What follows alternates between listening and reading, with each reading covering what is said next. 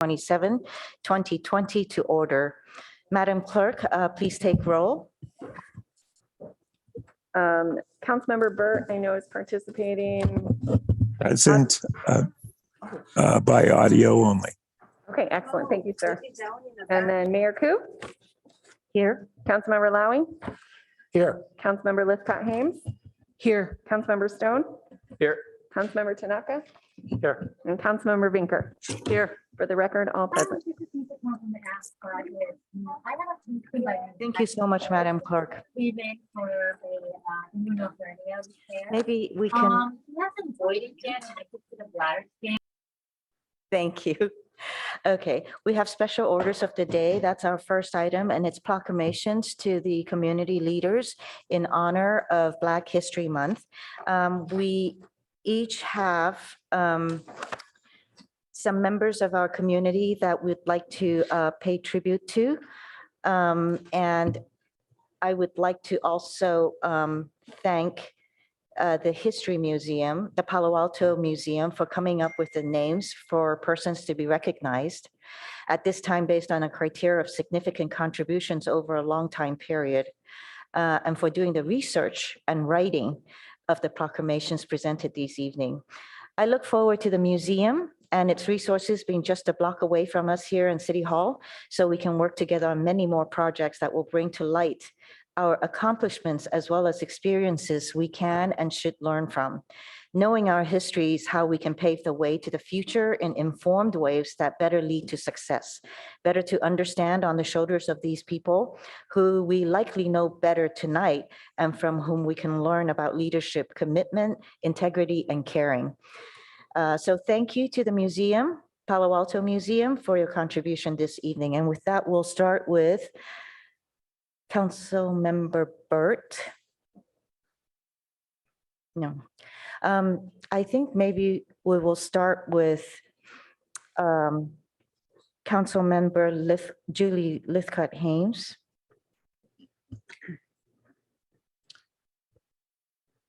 I'm speaking about Sam McDonald.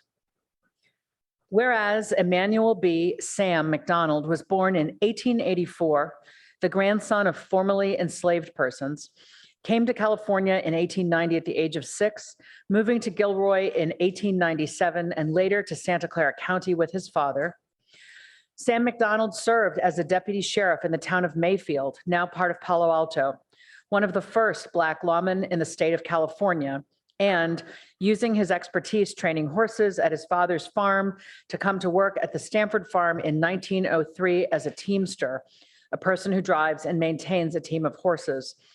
McDonald rose to become the superintendent of Stanford University's athletic buildings and grounds. He was the first Black administrator at a major university. Legendary were his charisma, good nature, and altruism. Sam McDonald became nationally recognized for his innovative athletic field maintenance techniques, still visible today in the signature crisscross pattern mowed into football fields. Sam was a central figure for 3 generations of Stanford students, including a former president and Stanford graduate, Herbert Hoover. Beginning in 1920, McDonald began his generous support for the Stanford Home for Convalescent Children, most notably volunteering and running the huge barbecues on the Con Home Days, the annual Stanford Student Body Work Day to benefit the Stanford Convalescent Hospital, which would become known as Sam McDonald Day. Sam McDonald saved and invested his money wisely and hosted large gatherings of friends at his cabin in the Redwood Groves near La Honda, the land he later donated and which now make up San Mateo County's Sam McDonald Park. While he led a life of accomplishments, some say his true legacy is that of breaking barriers. Thank you, Councilmember Lithcott-Hames. Vice Mayor Stone. Thank you, Madam Mayor. I'll be reading on behalf of for Roy Clay. Whereas Roy Clay Sr., known as the godfather of Silicon Valley, was not only one of the first pioneers in the world of computer software during the late 50s, but a pioneer for African Americans breaking into the tech field. He was the first African-American to graduate from St. Louis University in 1951 with a Bachelor of Science degree in mathematics when there was no such subject as computer science. He struggled to find a job and became interested in computing. In 1958, he was hired at the Lawrence Radiation Laboratory, where he wrote software for the U.S. Department of Energy to demonstrate how radiation particles would spread after a nuclear explosion. Word of Clay's work got back to David Packard, and in 1965, Packard recruited Clay to set up Hewlett-Packard's computer development business. Clay was vital to the rise of HP in the world of technology. He wrote the software for, and in 1966, brought to market the HP 2116A, the first computer to be sold by HP. He established the HP software development facility, managed the computer division, and guided the company's emergence as a computer company. In 1977, Roy Clay formed his own company, Rod-L Electronics, to manufacture electrical safety test equipment.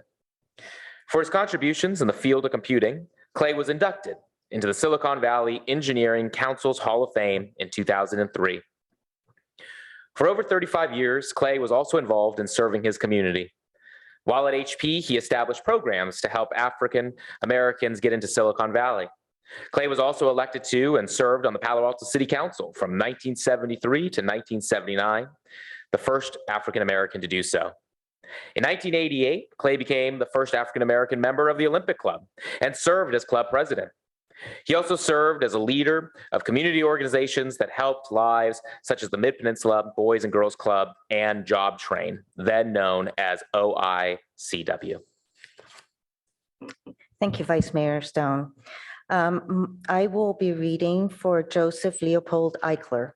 Whereas Joseph Eichler, born to German Jewish immigrants, was a 20th century post-war American real estate developer inspired by a Usonian-style home in Hillsborough bought by Frank Lloyd Wright that he rented in 1943. Eichler became a residential real estate developer of distinctive modernist housing tracts, which architecture had become known as California Modern. Between 1949 and 1966, Joseph Eichler's company, Eichler Homes, built over 11,000 homes in California. Eichler used well-known and respected architects such as the Los Angeles firms of Jones and Emmons, A. Quincy Jones, and Raphael Sorianoto to design both the site plans and the homes themselves. Later, other firms worked with Eichler's company to build similar homes. Together, they all came to be known as Eichlers. During this combined period, Eichler became both one of the nation's most influential advocates of bringing modern architecture to the general public and builders of modern homes. Joseph Eichler was a social visionary who commissioned designs primarily for middle-class Americans. One of his stated aims was to construct inclusive and diverse planned communities, ideally featuring integrated parks and community centers such as Green Meadow and the Swim and Tennis Club on Lewis Road. Eichler established a non-discrimination policy and offered homes for sale to any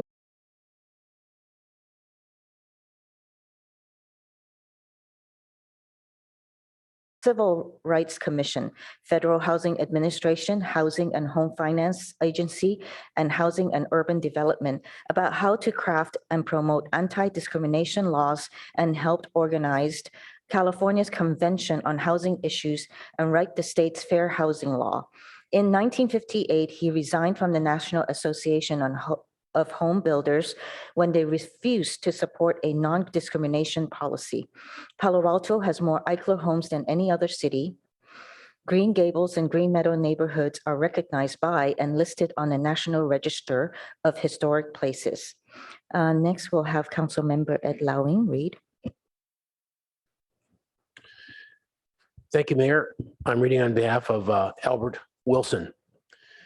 Whereas Albert Wilson was born in San Francisco, where he was living in an orphanage at the time of the 1906 earthquake, when someone tossed him out of a window to safety.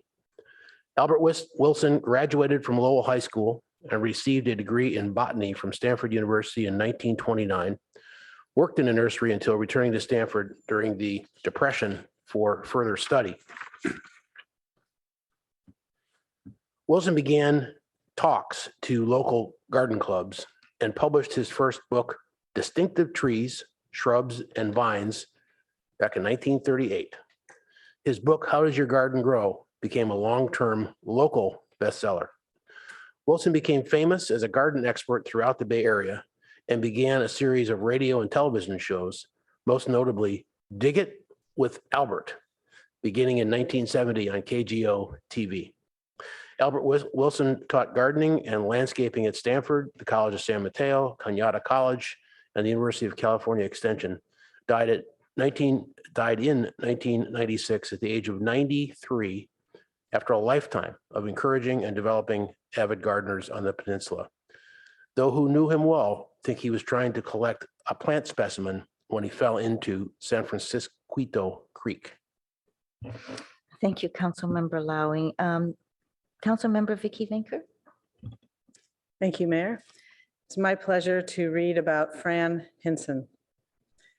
Whereas Fran Hinson was a popular Palo Alto shop owner for 36 years, quote, known by thousands of Peninsula residents and had hundreds of friends, unquote, according to his obituary in the Peninsula Times Tribune.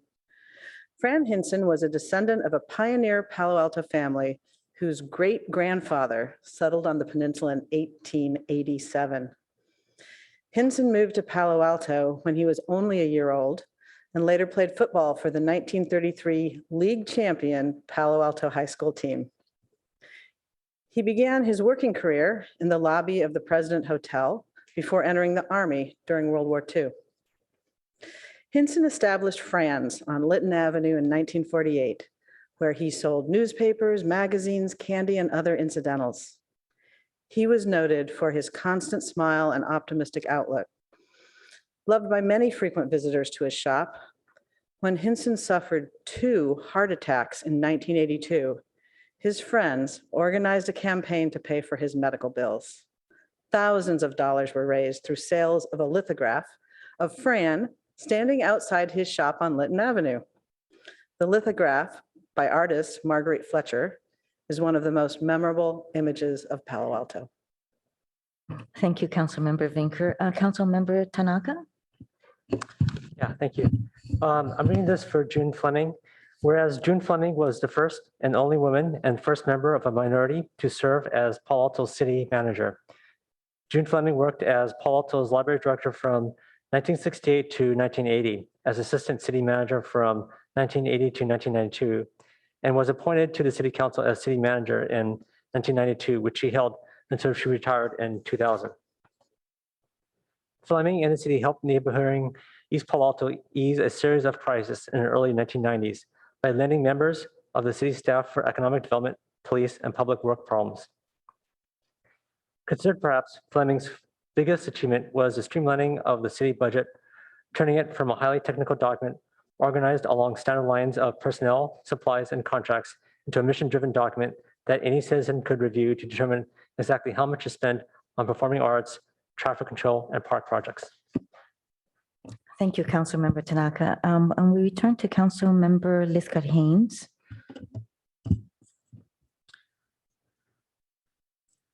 This is about Doris and Cole Richmond. Whereas Cole and Doris Richmond first met in Los Angeles during World War II, when Cole was on leave from the Navy and Doris was working on an assembly line for North American Aviation. Doris and Cole married in 1947 and soon relocated to Palo Alto, where Doris remarked, "This is it. This is my home." They lived with friends until they could buy a lot on Chestnut Avenue and build their home. They were founders of the Chestnut Wilton Homeowners Association, which later merged into the Ventura Neighborhood Association. Doris Richmond began working at the old Carnegie Library, where City Hall is today, before moving to the main, now Rinconada Library on Newell Road. When she retired in 1991, she was honored for her long service and was treasured by both library staff and longtime users of the library for her extensive knowledge of the collection. Cole Richmond served on Palo Alto's first Human Relations Commission and as president of the Palo Alto Stanford NAACP chapter in the early 1970s. The Richmonds were prominent members of the University AME Zion Church for more than 50 years. Thank you, Councilmember Lithcott Hames. And then now we'll go to Vicky Vinker for a proclamation. You want to stay up here or go? Well, it is my sincere honor and privilege to read tonight's proclamation honoring Judge Ladoris Cordell. And those of you who are familiar with her many accomplishments know that this is not a short proclamation. Whereas Ladoris Hazard Cordell received her BA degree from Antioch College in 1971, is a 1974 graduate of Stanford Law School, and in 1976 opened the first private law practice in East Palo Alto. And whereas Ladoris Cordell directed a tutoring program for Black school children in the Mississippi Delta in 1967, and worked for a year as an attorney with the NAACP Legal Defense and Education Fund in San Francisco. And whereas in 1975, Ladoris Cordell was the first person in the Western United States to serve as the Earl Warren intern at the NAACP Legal Defense and Education Fund.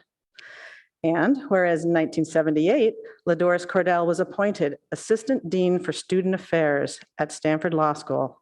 And during that four-year tenure, Ladoris Cordell implemented a minority admissions program, resulting in the emergence of Stanford Law School as a national leader in enrollment of students of color. And whereas in 1982, Governor Jerry Brown appointed Ladoris Cordell to the Municipal Court of Santa Clara County, making her the first African-American woman judge in all of Northern California. During her tenure in the municipal court, she served as the presiding judge and as a justice pro tem on the State Court of Appeal, where she was the first judge in the state to order convicted drunk drivers to install breath devices in their vehicles, making it impossible for those individuals to drink and drive. And whereas in 1988, Judge Cordell overwhelmingly won election to the Superior Court of Santa Clara County, making her the first African-American Superior Court judge in the county's history, and the first African-American woman to sit on the Superior Court in Northern California. And whereas during her tenure on the Superior Court, Judge Cordell implemented many innovative programs, including utilizing community volunteers to assist the courts in monitoring children who have been placed in guardianships.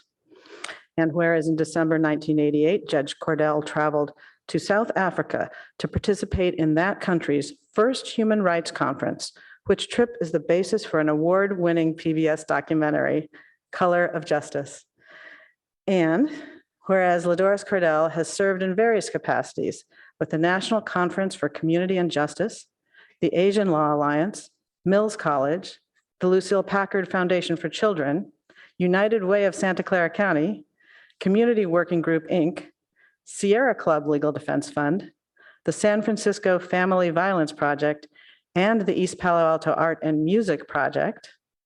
And whereas Ladoris Cordell served as Stanford University's Vice Provost and Special Counselor to the President for Campus Relations from 2001 to 2009, where she supervised the Office for Campus Relations.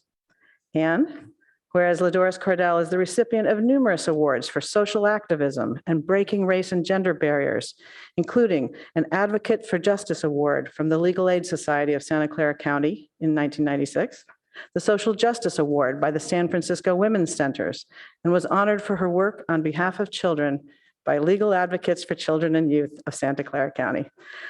The Hidden Villas Josephine and Frank Duveneck Humanitarian Award in 1998, being named Judge of the Year by the Santa Clara County Trial Lawyers Association in 2001, was the recipient of the Rose Bird Memorial Award by the California Women Lawyers Association, and the Rosa Parks Ordinary People Award from the NAACP in 2004. Is the recipient of the Santa Clara County's Woman of Achievement Award, and was given an award of special recognition by the Human Relations Commission of Santa Clara County. And whereas in November 2003, Judge Cordell was elected to the Palo Alto City Council, where she served for 4 years. And whereas after a national search, the city of San Jose, California, chose Judge Cordell to be the city's independent police auditor. Under her leadership, from 2010 to 2015, the IPA office gained national recognition for its groundbreaking work in civilian oversight of the police. And whereas in partnership with the National Conference of Christians and Jews, Ladores Cardell established the first formal restitution program for crime victims in Santa Clara County. And whereas Ladores Cardell is an accomplished pianist and music has always been an important part of her life, in 2014, she co-founded the African American Composer Initiative, AACI, an organization whose mission is to bring the music of these composers to the world. And whereas Ladores Cardell's memoir, Her Honor, My Life on the Bench, What Works, What's Broken, and How to Change It, published in 2021, is a provocative look into the hearts and minds of judges and a behind-the-scenes look into chambers. And whereas as part of the Recognizing the Historic Contributions of Santa Clara County Women Project, Ladores Cardell is one of 25 women leaders in the South Bay honored with banners and murals painted by 13 women artists. Now, therefore, I, Lydia Koo, Mayor of the City of Palo Alto, on behalf of the entire City Council, do hereby record and express sincere thanks and appreciation to Ladores Cardell for her meritorious service rendered and numerous contributions made during her many years of professional and public service.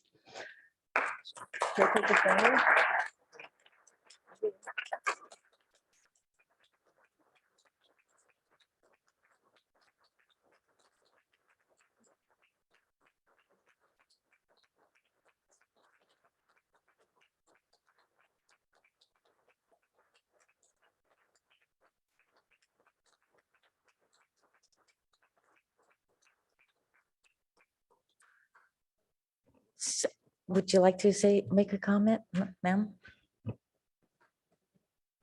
Promise it'll be under 3 minutes.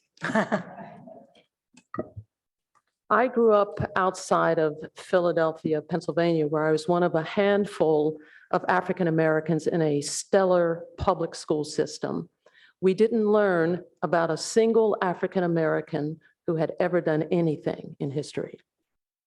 Then beginning in the late 1960s and into the 1970s, the teaching of African American history and culture eventually became a part of the curricula of public and private schools, elementary through college. And now in 2023, here we are having to push that agenda again against those who want to suppress the teaching of African American history and culture.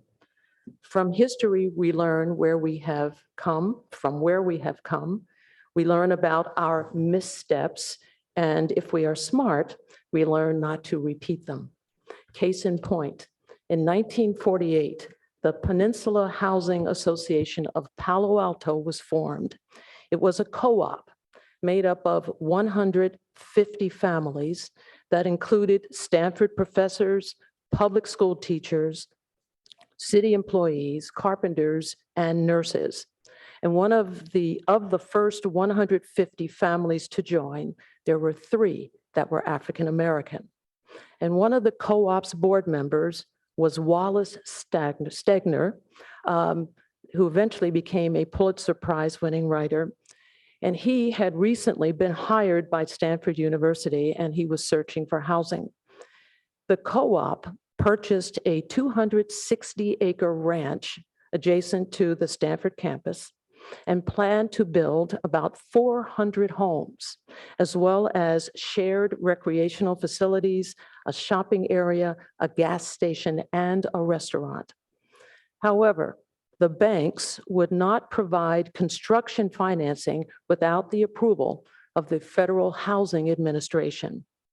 The FHA, a governmental agency, refused to insure the loans to the co-op because it had included African American members. In protest, Wallace Stegner and other board members eventually resigned, after which the co-op was forced to disband. In 1950, the co-op sold its land to a private developer who agreed with the FHA not to sell any properties to African Americans. The builder went on to construct individual homes for sale to whites only in Ladera, a subdivision that still adjoins the campus. Black history is American history, is California history, is Palo Alto history. We have made progress in the city, but we should all bear in mind that progress is measured not by how far we have come, but how far we have yet to go. I thank Mayor Lydia Koo for devoting this time to recognize African Americans who have contributed to Palo Alto's rich and interesting history. I think what you have done is a first for this city. And I thank former council member Karen Holman for doing the work to make this moment happen. And while I do appreciate this recognition, I want all of us to never forget that we all stand on the shoulders of Palo Altans of all colors and creed who, like that co-op board that refused to give in to racism, stood up for equality and justice. Now, under the leadership of this city council, let all Palo Altans learn from our history and be courageous upstanders for justice. Thank you. Thank you, Judge Cordell. We'll move to Councilmember Ed Lowing.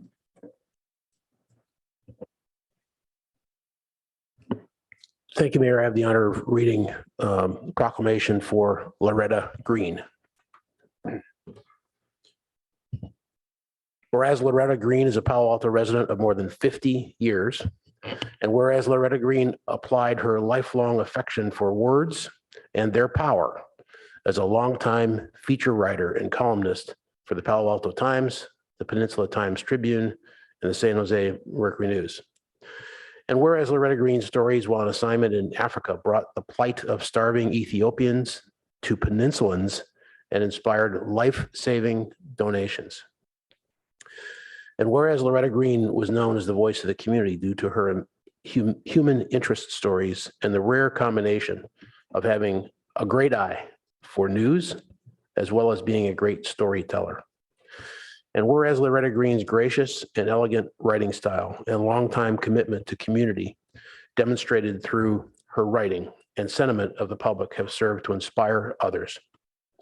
Whereas Loretta Green has won many professional awards, including recognition from the Associated Press, the Peninsula Press Club, the Association of California Newspaper Editors, the Society of Professional Journalists, has been inducted into the Black Legend Hall of Fame Award of Silicon Valley in the news and documentary category, an award that bears her name.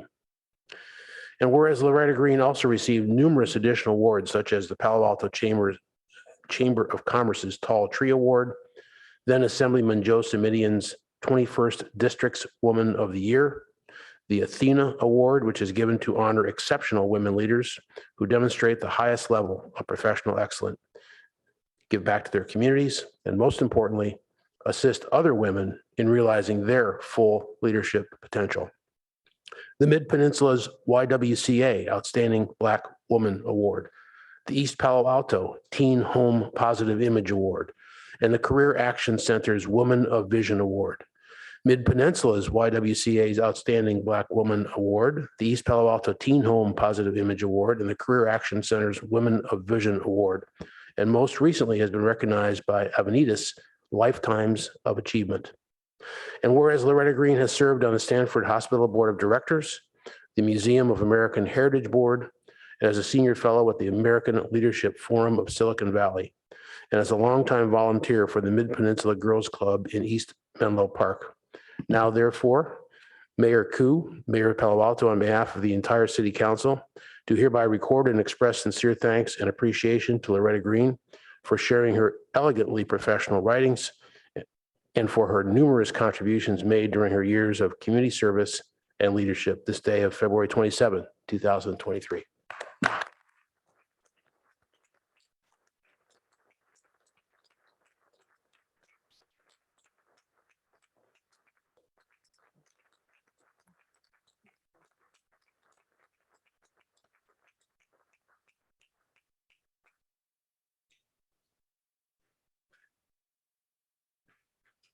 Had the incredible bad timing of having lip surgery today, so my remarks will be very brief. But I just want to say thank you so much. This is an incredible honor. It's really amazing and surprising when you do things that you really love and then someone praises you for it. I'm delighted that the council has chosen to honor my people during this month. I thought about the words in our song, our Negro National Anthem. We sang it Sunday at a church that Jeannie Lithcott and I actually belong to. And a part of it is stony the road we've trod, bitter the chastening rod. We have had a stormy history, but we've made a lot of progress. And efforts like yours continue to bring attention to the progress that we've made. And I want to thank you. This is an incredible honor. Thank you, Ms. Green.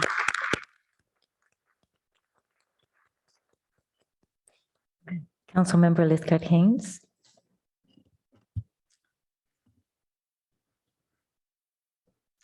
Two of the honorees tonight are former colleagues, and I'm incredibly moved to have the opportunity to celebrate you both, as well as Loretta Green. As the current African-American member of the City Council, I am deeply aware of the shoulders on which I stand. And I thank the mayor for putting this together. I have the honor of reading the proclamation for my friend, Claiborne Carson. Whereas Dr. Claiborne Carson is the Martin Luther King Jr. Centennial Professor of History Emeritus, Freeman Spogli Institute for International Studies at Stanford University, has devoted his professional life to the study of Martin Luther King Jr. and the human rights movements inspired by Coretta and Martin King, Mohandas K. Gandhi, and other visionaries. And whereas Dr. Carson has lived in Palo Alto for many years and has been a professor at Stanford University for more than 40 years, where he has taught US history and African American history. And whereas in 1963, at the age of 19, Dr. Carson met Stokely Carmichael at a national student conference where Carmichael convinced him to attend the March on Washington for Jobs and Freedom as a member of the Student Nonviolent Coordinating Committee. And whereas in 1964, Dr. Carson transferred to UCLA and became active in what he calls the, quote, northern version of the Southern struggle, unquote, and changed his field of study from computer programming to American history, earning his BA and MA and his PhD, writing his doctoral dissertation on Stokely Carmichael and SNCC. And whereas Dr. Carson was involved in the 1960s anti-Vietnam War protests, which he has written about, highlighting the importance of grassroots political activity within the African-American freedom struggle. And whereas Dr. Carson is author of many books and whose award-winning first book, In Struggle, SNCC and the Black Awakening of the 1960s, published in 1981, continues as the definitive study of the courageous activists and organizers who challenged strongholds of segregation. And whereas in 1985, Mrs. Coretta Scott King invited Dr. Carson to direct a long-term project to edit and publish an authoritative edition of her late husband's speeches, sermons, correspondence, publications, and unpublished writings, resulting in Dr. Carson's published The Autobiography of Martin Luther King Jr., a compilation of MLK papers.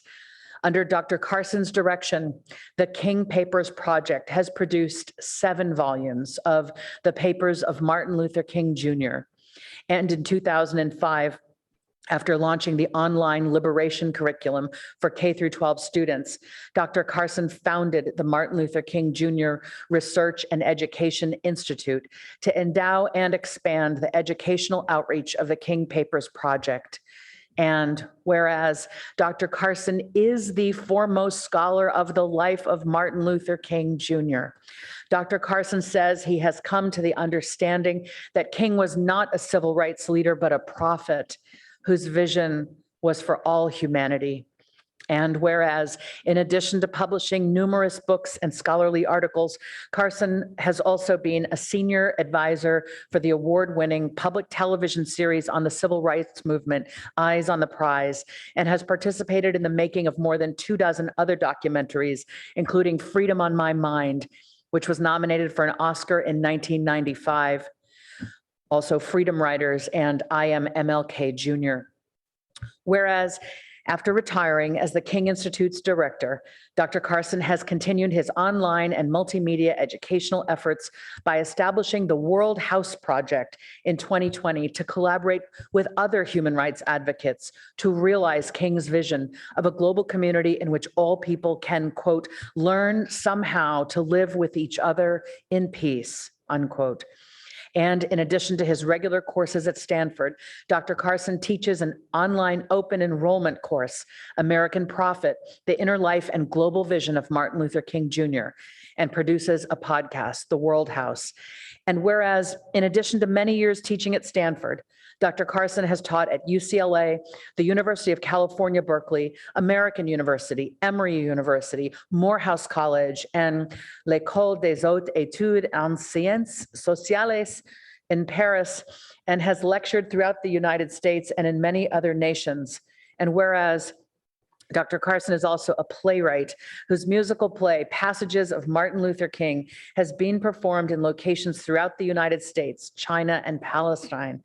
And whereas Dr. Carson helped design the MLK Jr. National Memorial in Washington, D.C., and whereas Dr. Carson has received numerous awards and honors, a mere sampling includes Andrew Mellon Fellowship, Frederick Jackson Turner Award of the Organization of American Historians for In Struggle, SNCC, and the Black Awakening of the 1960s, Rosa Parks Distinguished Citizen Award, Martin Luther King Jr. Association of Santa Clara Valley, honorary doctorates from Morehouse College and Westminster, a commendation resolution by California Legislative Black Caucus of the California State Assembly, Tikkun Award from the Network of Spiritual Progressives, Community Leader Award from Peninsula Bay Chapter of the Links, Jamanal Bajaj Foundation Award for promoting Gandhian values outside India, and is an elected member of the Society of American Historians Center for Advanced Study in Behavioral Sciences Fellowship.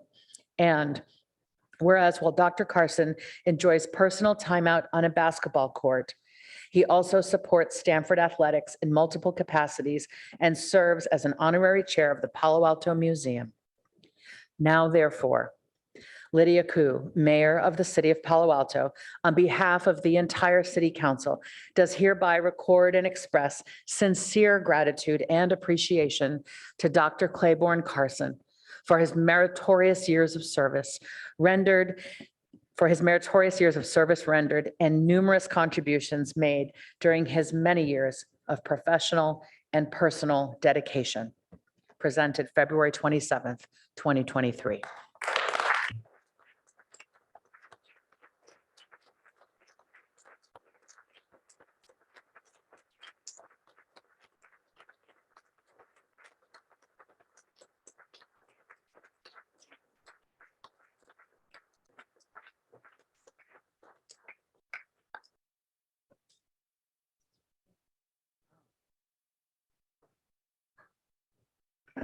Would you like to say a few words, Dr. Carson?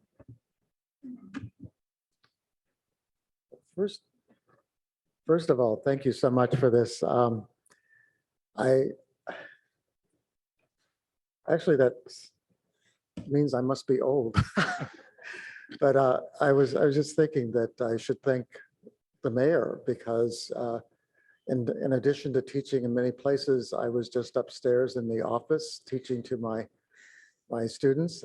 We have a class every Monday at 4 o'clock and it goes to 5 o'clock. So that's where I was making good use of the facility up there. Thank you so much for that. I think the other thought that comes to mind immediately is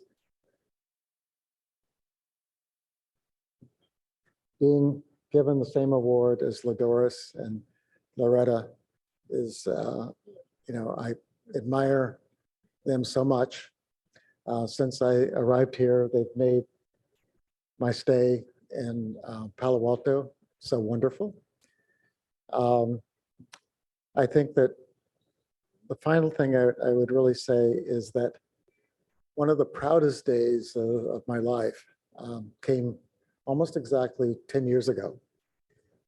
And some of you might remember that City Hall was the center of a celebration of Martin Luther King and the March on Washington's, the 50th anniversary of it.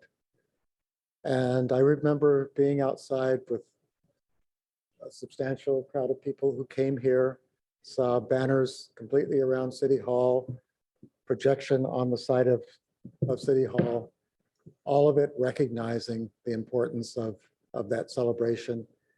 And that was, to me, one of the proudest days I've had in Palo Alto and my career at Stanford. So I do want to thank those of you who thought of doing this. This was a surprise to me. And obviously, since I scheduled my classes on Monday mornings, on Monday afternoons. But thank you so much. And thank you so much for everything that you've done. Appreciate it. Thank you.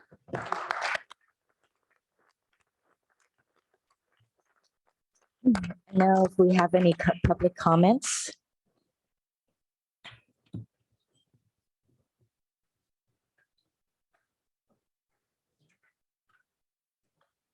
One second.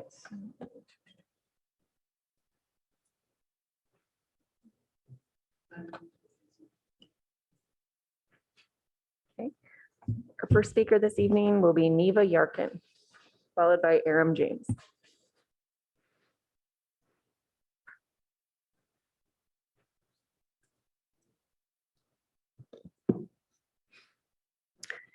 Good evening, Mayor and City Council. My name is Neva Yarkin, and I live on Churchill Avenue. My family has owned this property for 60 years. Electric outages last week occurred all over the Bay Area. Before Palo Alto decides to change from gas to electricity, it is important to think about electric outages, overloading the electric grid, updating older houses, and other problems that Ms. may Yarkin? arise. Are you speaking on the proclamations or are you speaking on general public comment?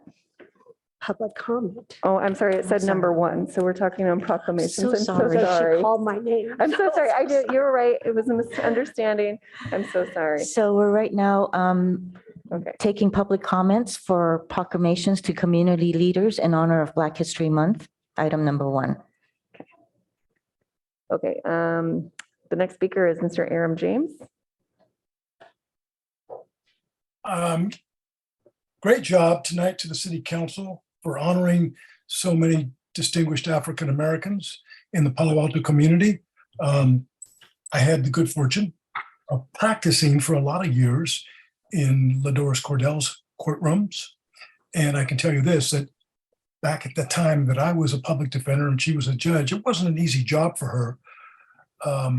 There was a horrible bias by many of the white male judges at the time to try to silence her and to chill her extraordinary abilities on the bench, but it didn't work. Did not work. It was also a safe haven for public defenders to go to, where we knew if we were sent to other judges, it was going to be often a very, very hard job to obtain even a minimal amount of justice for our clients. When we went to Judge Cordell to advocate for our Black and brown and poor clients, and I spent approximately 25 years as a public defender, so it wasn't often where we had a safe haven, and Judge Cordell provided that for our clients. She listened, she ruled carefully, she took in the consideration the race and the poverty of our clients. I remember when, and somebody, Judge Cordell can correct me if I'm wrong, but I thought it was a brilliant job where 2 young white males were convicted of planting a burning cross on an African-American home. I don't remember what city it was in, Judge Cordell could have easily justified a jail sentence. But what did she do? She took it upon herself to sentence those young men to have to complete, and I thought it was brilliant, an African American studies class and write essays on the subject. So then rather than being punitive that she could have easily have been, she turned it into a stellar moment, a stellar moment. On the sad side, I saw Ladoris struggle on the city council and wasn't honored with being either the vice mayor or the mayor, when certainly she could have done an extraordinary job in those positions. Either was Hillary Freeman, who was also an extraordinary Black woman on the city council. And even Roy Clay, who you honored tonight, only made it twice to the position of vice mayor. We've yet to have a Black mayor in this city. So as Ladoris and as Loretta Green and Claiborne Carson have all said, we've gone a distance and we have a whole lot further to go. And that includes this City of Palo Alto Council. Thank you so very much. Thank you. And our next speaker is Karen Holman. I know you want to get to photos, so I've got just, I think, 2 sentences to say. I sincerely thank the council and the staff for setting aside this time to honor these really remarkable people, their accomplishments and commitment to fairness and justice. My larger hope is that we as a people and as a community will evolve such that we will be celebrating and rejoicing in each other simply because we are. So I think you want to do some photos.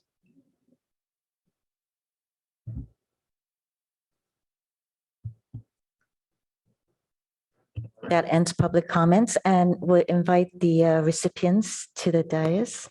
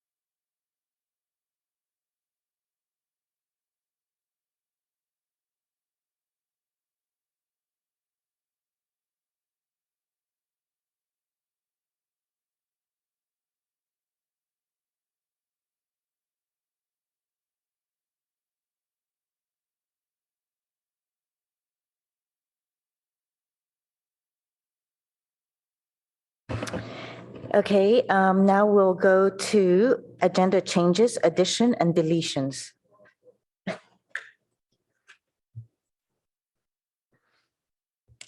I don't believe we have any. We have no changes. Very good, thank you. Now we go to public comments on items not on the agenda. Thank you. Madam Clerk?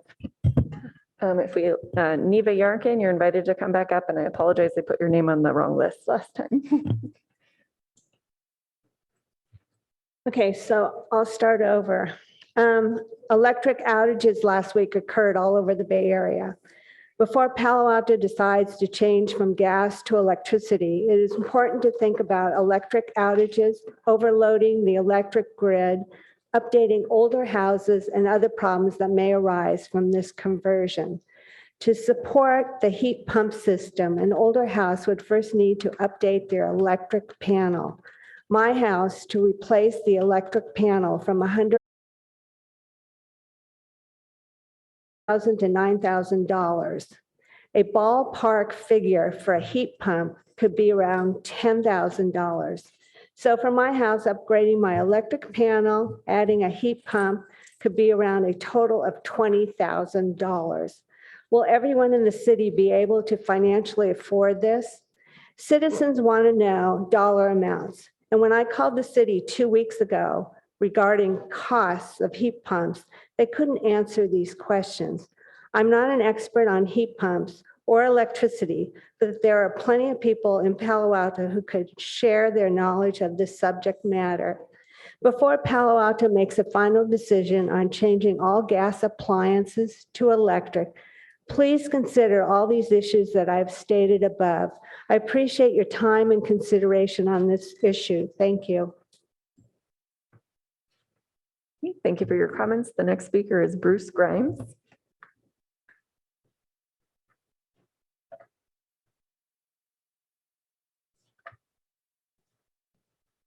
By the way, just so you know, you might want to change it online. It still says 5 minutes. So if you go online and look at the council, but anyway, that's cool. What I want to talk about is the weather and how that impacts a lot of people, not just the people who, like all of us, have higher utility bills, but the people that are unhoused, are on the streets, that are freezing, they're getting wet and getting ill. I think, if I can go back to my notes here, the subtitle of Ladoris's book, What Works, What's Broken, and How to Fix It. That's what I'm here to find out. Not necessarily tonight, because I only got about, what, probably 2.5 minutes left. But I'd like to find out from you, any one of you, who to speak with, who is on board, who is in charge, hopefully, of letting all of us in Palo Alto, both in houses and outside of houses, know what sort of plan you may have, which I hope that you've put together to deal with the people that are unhoused. To me, in the 40 years that I've lived here, I've seen this issue passed on from council to council to council, from person to person. And when I read that a man named Gene, who I don't know, posted on Nextdoor, which I hope some of you, one of you at least, has seen in the past 5-7 days, that police have rousted homeless people. I don't know. I'll believe it. He seemed like a very rational gentleman, and did not escort them in some fashion or give them options as to where they could go from where they were. I have to believe that Palo Alto is a really humane community. I know when I worked on saving the Varsity Theater, 25-30 years ago with a group of other people, making sure it wouldn't be torn down, making sure it would become a historical landmark, and that one of our major developers in this town wouldn't get his way, but the community would win out. I think this community can too. And we have to keep in mind, I'm not sure how much time I have. Oh, good. A little anecdote that just happened a couple of days ago. We have a picture in our mind of those that don't have housing. I had one, at least I do. And I was in a community center in Los Altos. And 5 of us were in the meeting, and a woman walked in the room, looked very well dressed, looked like somebody, to be totally frank, that could be working at Bloomingdale's in cosmetics, except wearing a green top instead of a white top over black. Very soft-spoken, and she looked at each of us and said, "Does anybody have a car I can sleep in tonight?" Still shakes me up when I hear that. And if you'd seen this person who didn't fit the stereotype that every one of you and every one of us has of the homeless, it would have shaken you up too. So before I leave, or you have my email, let me know who I can talk to try to help solve this huge problem. Thank you. Our next speaker is Roker Smith. Did I spell that? I'm sorry if I spelled that incorrectly. My printing is very bad. It's Roger Okay, Smith. thank you. I'm a 60-year for your hard work and really appreciate it. And welcome to the 3 new members to the council. I'm so pleased to see the new organization chart for the city with the residents on the top. And I think that is just a great way to think about what we're doing. The city prides itself on trying to provide great service. I have an idea to give better service and reduce city staff time. I was at Foothill Preserve last Sunday, a true jewel of our community. It took a while to enter the gate with 8 cars waiting to pay the fee. My idea, reduce the entrance fee from $6 to $5. The advantage for the staff would be they don't have to deal with $1 bills. They don't have to find them, get them, store them, and deal with them. The advantage for the clients, the customers, the visitors, is that pay with cash wouldn't have to get a lot of $1 bills, giving them a better experience, better customer service, and with less wait time to get into the park.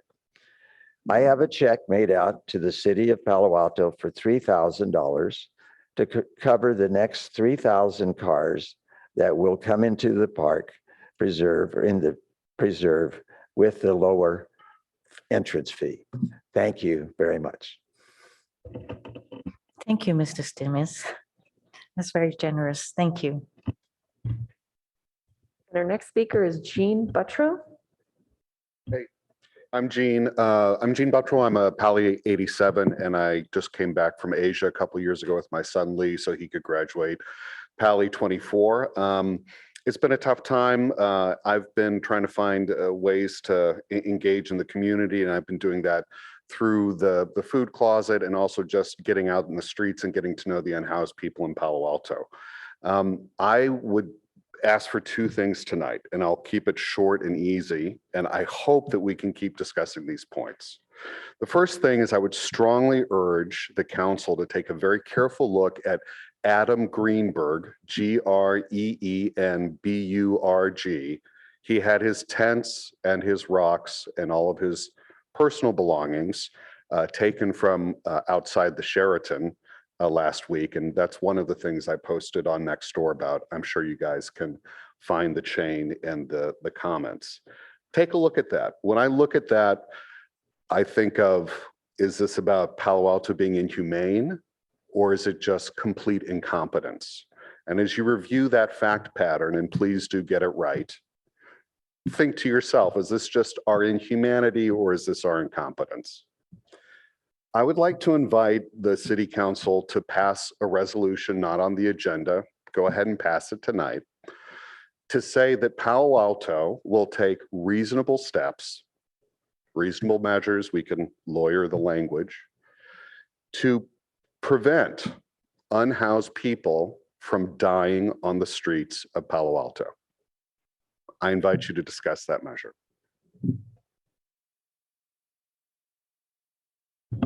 Okay, thank you for your comments. Our next speaker is Aram James, followed by Jennifer Landesman.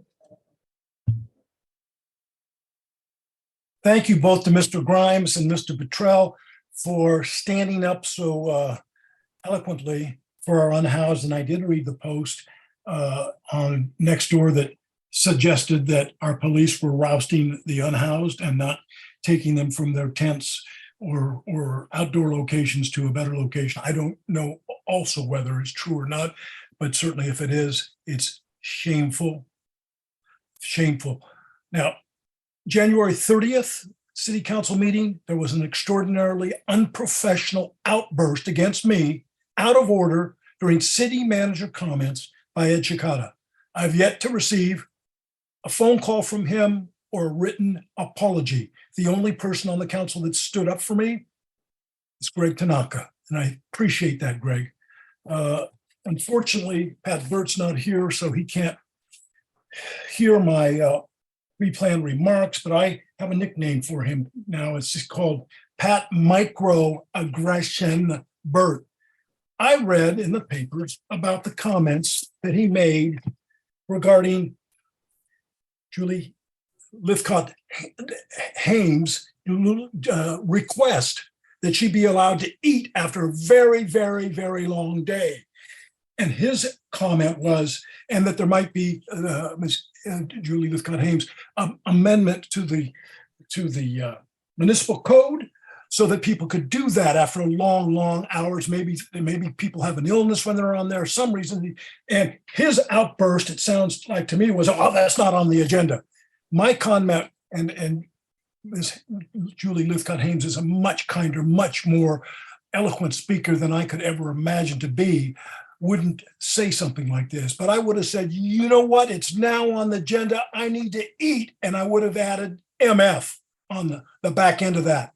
I think it's a microaggression. I think he wants to beat down Julie Lithcott Hames in whatever way he can so she won't be the next female mayor in this city.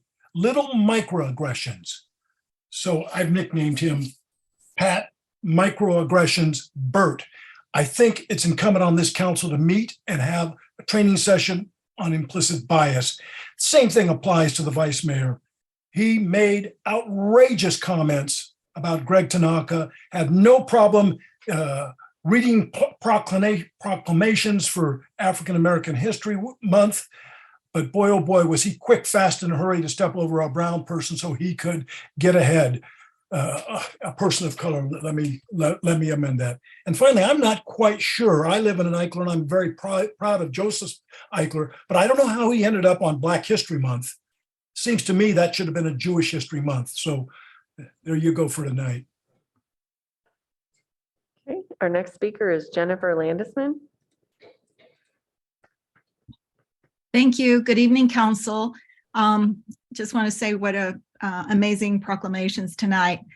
My comment is the following. At your priorities retreat, you decided that you were going to vote on specific objectives for the 4 priorities that you continued from 2022. On the 6th, you voted to instead decide on staff work plans. I think everyone can agree that an objective is something like what one of my neighbors suggested in an email to you: reduce the risk of flooding from SF Creek by 50% in 12 months and 100% in 24 months.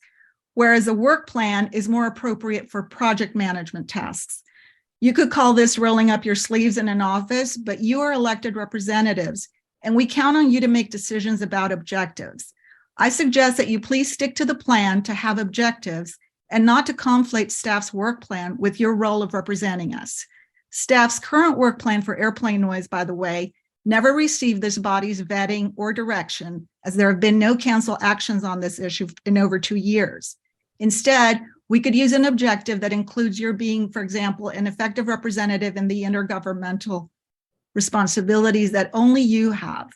These are not nice to haves, but responsibilities that you may not even be aware that this body has already voted on, and it's up to you to exert council's privilege.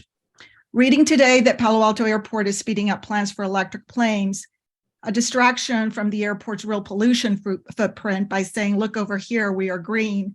It seems like staff runs the public agenda more than council or residents, because without having to fill out any surveys or show up at meetings, the city's airport venture is in the papers today and on the agenda next week. Cutting in line is a priority while, excuse me, SFO and next gen noise is being neglected.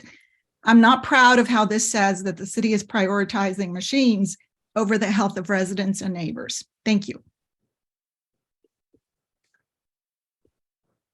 Okay, and our final speaker is Rebecca Ward. Good evening. The city has as a 2023 priority community health and safety, which was carried over from 2022. Councilmember Ed Lowing called health and safety an extremely high priority, a fundamental obligation of the local government. The first issue I'd like to bring up is safety. Last week, my catalytic converter was stolen on a well-lit neighborhood street in Palo Alto. My husband's catalytic converter was stolen last year in Palo Alto, also on a well-lit neighborhood street. A UPS box was broken into in broad daylight in front of the post office on Cambridge Ave. My package was among those stolen. According to reported statistics, a Palo Alto resident's chances of becoming a victim of a property crime is well above the median for California and substantially above the national median.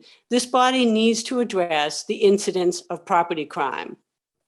The second issue I would like to address is related to health. As I have brought to the attention of the council numerous times, airplane noise has serious health consequences. I don't think this body understands the health impact of 3 routes of concentrated SFO traffic converging low over large parts of the city. This traffic includes 747 cargo planes cutting low across Palo Alto in the middle of the night. The data on health impact is clear. Multiple studies have demonstrated the adverse effects of exposure to aircraft noise on health, such as annoyance, sleep disturbance, cardiovascular diseases, and alteration of cognitive performances among children. Furthermore, the fuel burning technology that has made jet aircraft more fuel efficient in recent years also produces smaller particles than before. Aircraft engine emissions are a significant source of ultrafine particles. Aircraft emission studies have shown that these particles are particularly dangerous because they can cross biological boundaries, entering the circulatory system due to their extremely small size. Jet noise and pollution are not inconvenience. They are serious health issues that the city and council have failed to address. In 2023, the council needs to apply resources to neglected community health and safety priorities, a fundamental obligation of the local government. Thank you. And that's our last request to speak. Thank you. We'll move to our consent calendar. Is there any public comments?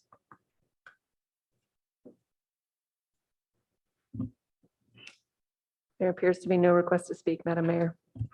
Thank you. And I don't see any lights from any council members. So can I get a motion to move the consent calendar? Oh, Councilmember Tanaka, is that for Yeah, consent, no on 3. no on 3? Okay. Can I get a motion now? So moved. Second. A second. Oh, Councilmember Julie Livcat Haynes seconded.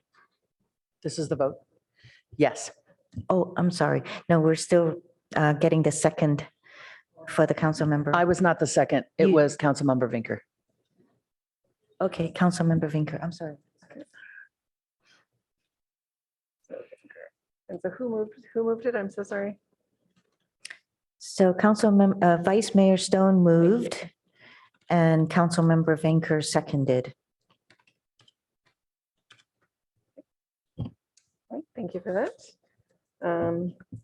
Councilmember Lithcott Haynes, Yes. Councilmember Tanaka, Yes. Councilmember Lowing, Yes. Councilmember Burt, are you there? Nope, he's just listening. Yes. Oh, yes, thank you, sir. Councilmember Vinker, Yes. Mayor Ku, Yes. and Vice Mayor Stone. Yes. Motion carries unanimously on 2, 4, and 5, and 6-1 on item 3. Thank you. And 3? Yes, thank you.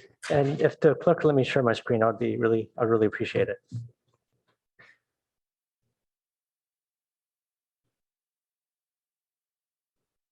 Okay, hopefully you guys can see my screen soon.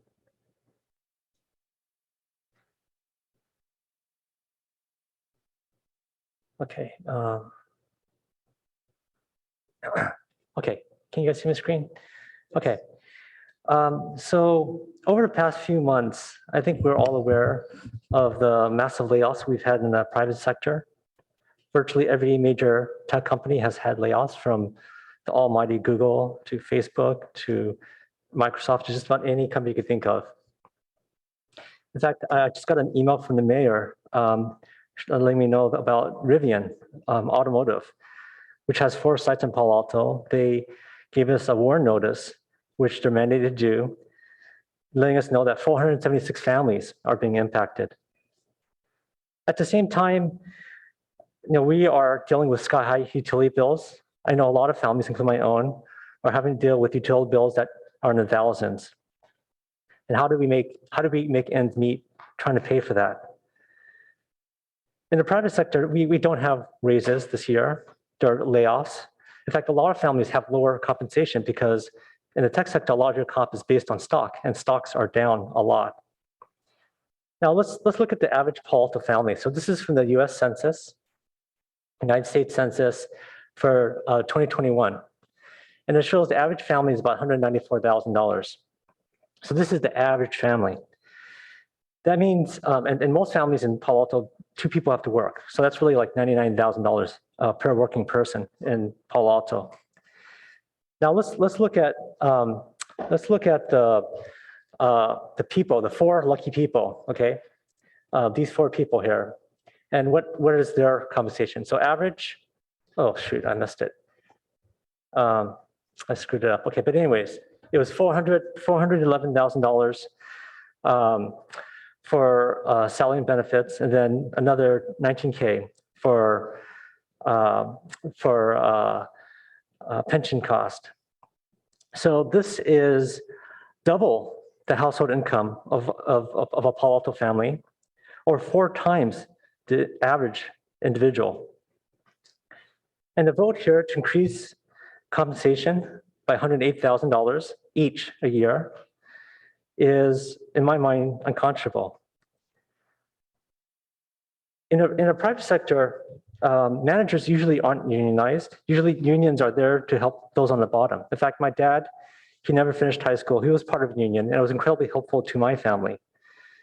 And it's usually targeted for those that need the help the most.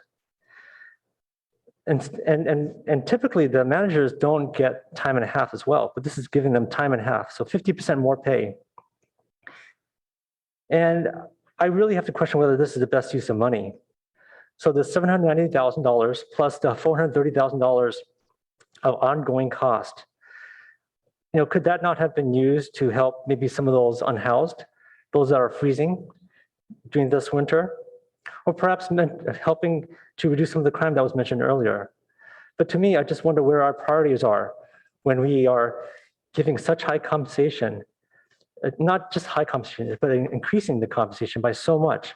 Right? If you take 108K divided by 430K, that's like over 20%, like 25, 26%.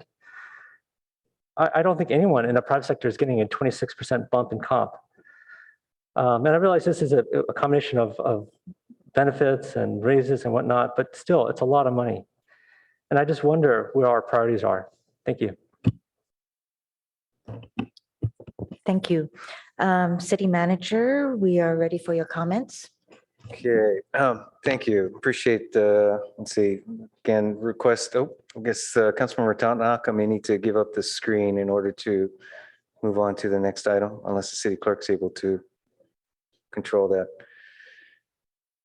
Yeah, again, with respect to Councilmember Tanaka's comments, I would just note for the public's awareness, the council's aware of this, that the action just included in the consent calendar is really pursuant to the city's imperative to continue to provide effective recruitment and retention, in particular for key positions such as these battalion chiefs, which are responsible for 24/7, 365 command of our fire and EMS response teams throughout the city, and that the compensation changes requested and just approved by the council are really specifically intended to address that need.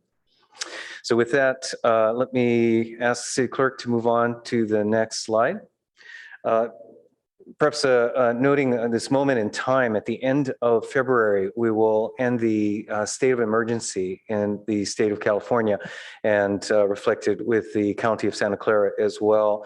As such, the mass vaccination and testing locations are currently in the process of closing down, and that from this point forward, COVID-19 issues will be addressed through ongoing health providers for individuals, as well as through the County of Santa Clara for those who'd like to use the services of the county. And just simply here noting, it's been 3 years, pretty remarkable to think about that at this particular moment in time. And again, moving to what we had always somewhat conceptually thought of as the new normal and living with COVID. So here we are. And really want to thank all community members, the City Council in particular, for your leadership over the last several years in responding to this state of emergency. And we move forward. So with that, we've got a few related notes in the upcoming slides. So next slide, please. Part of our recovery and moving into a new day of public transport here in Palo Alto.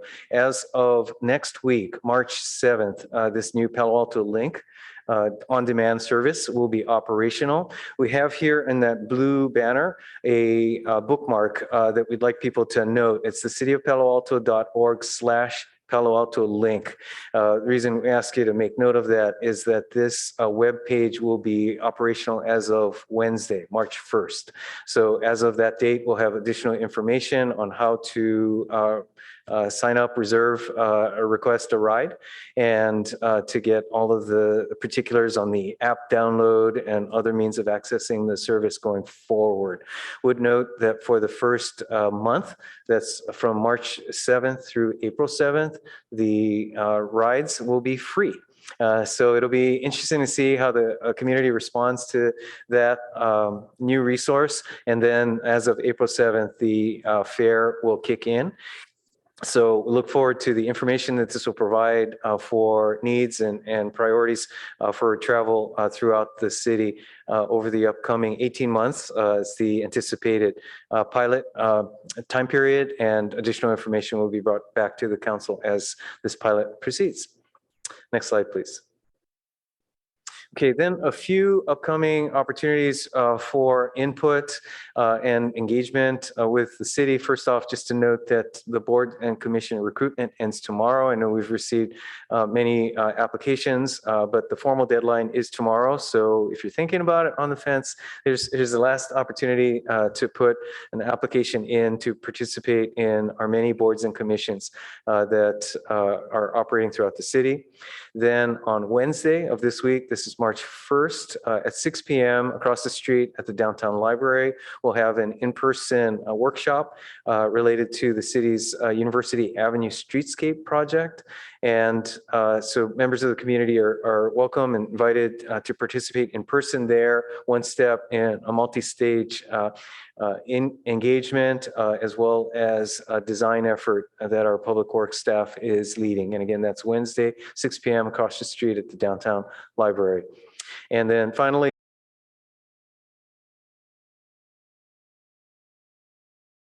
Center, also known as the gym. That meeting and workshop will happen on next Tuesday on March 7th at 6:30 p.m. at the Mitchell Park Community Center. Information on all of these are available on our homepage, as well as some specific web pages shown here. Next slide, please. Then coming up this weekend, the annual Palo Alto Arts Center Family Day. And this one will use the theme of both Arbor Day and the current ongoing exhibit Underwater. I think it is expected to rain and continue to rain this week, so hopefully not too far underwater, but good opportunity for some indoor activities at Palo Alto Arts Center from 2 to 4:30 p.m. on Sunday, March 5th, with a variety of age-appropriate activities and art-related activities and engagement with environmental nonprofits as well. So sounds like a great way to spend a perhaps rainy Sunday afternoon. Next slide, please.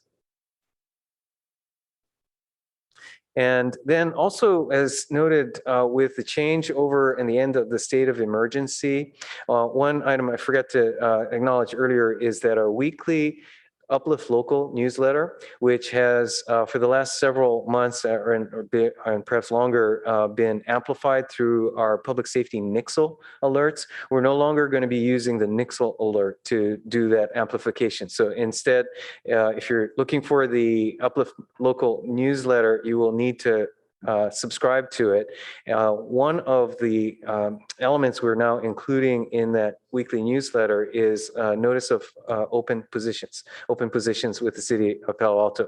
So that's one of the channels that we want to ensure that Palo Alto residents are aware of open positions as they come up, including ongoing recruitments for summer camp counselors for anyone who might be interested in that, to engineers, accountants, and a variety of other career paths. So we've got many ways to access those positions, the postings of the positions, Uplift Local being one of them, but also our city website, cityofpaloalto.org/careers.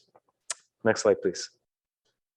And then finally, just to reiterate some upcoming agendas, we wanted to provide a little detail on the next 3 meetings, and then just to highlight that more information will be coming as we get closer on further out dates.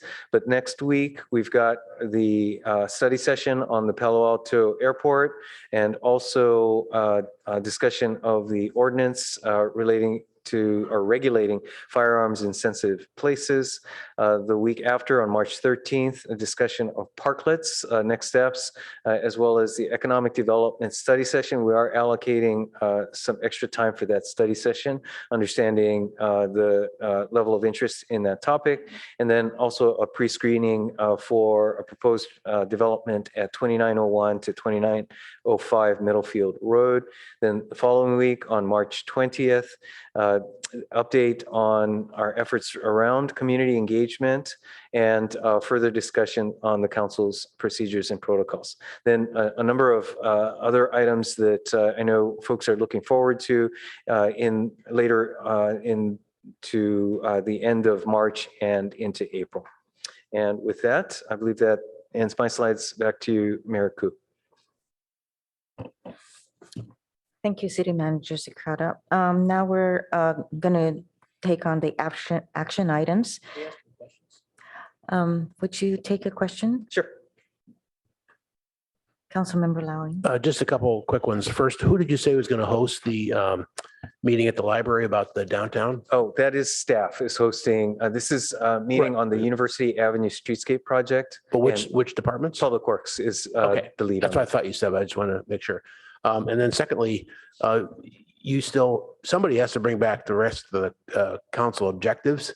Yes. Get that finished up. That is, I think that's on your plate as opposed to our policy and services. So, but I'd like to know. That is correct. We have not yet set a date on that. So we'll be getting back to you with that detail. Okay. Thank you. Okay, with that, we're going to go to action items, and we're going to start with item 6, which is a public hearing, objections to weed abatement and adoption of a resolution ordering weed nuisance abated. Does staff have a presentation? Yeah, let me have our staff just make sure we're in the correct positions. Good to go.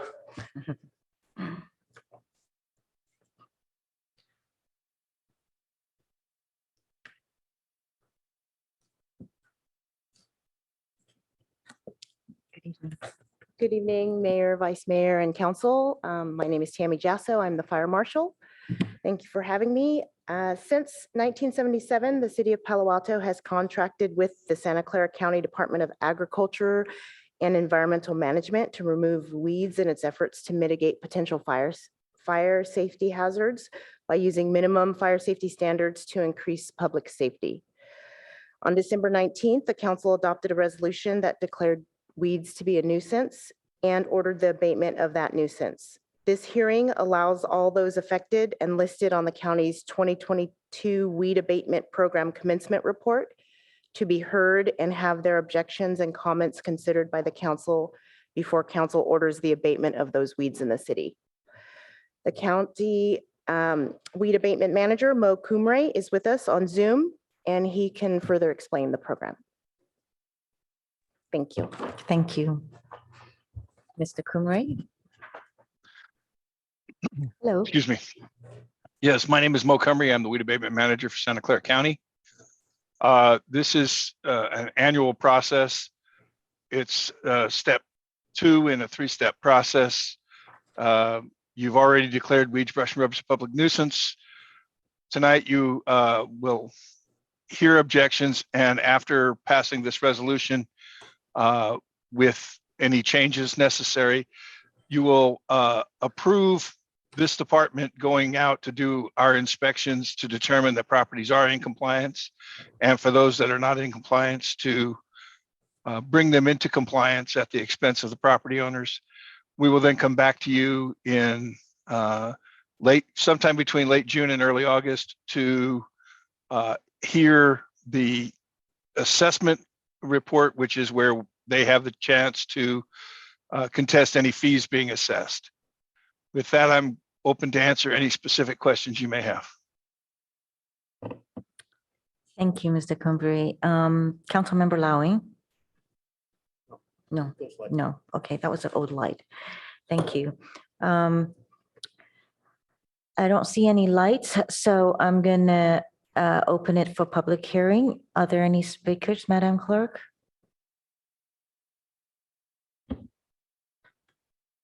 Yes, as mayor, we have one speaker. No, just one. Mr. Arthur Lieberman, if you'd like to make your comments. Oh, so I'm sorry, that's item 7, not item 6. You have no speakers for this item. And just for the record, he just put his hand down. Okay, 1 second. We do have one speaker. Mr. Aram James, you can unmute and make your comments. I thought item number 5 was also a action item. Am I wrong on that? Item number 5 was on the consent agenda. Thank you. That's all I have. Okay, thank you. All right, so, and for the record, Madam Mayor, we did not receive any written communication or protest regarding the item. Thank you. And with that, public hearing is closed. So is there a motion to adopt the resolution? So moved. Thank you. I need a second. Second. Thank you, Vice Mayor.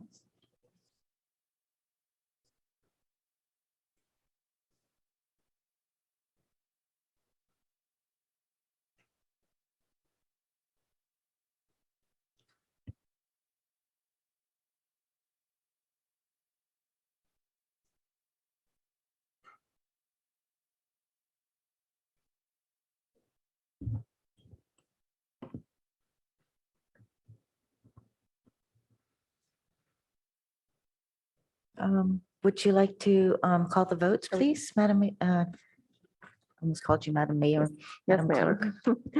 Councilmember Lowing, Yes. Mayor Coop, Yes. Councilmember Burt. Yes.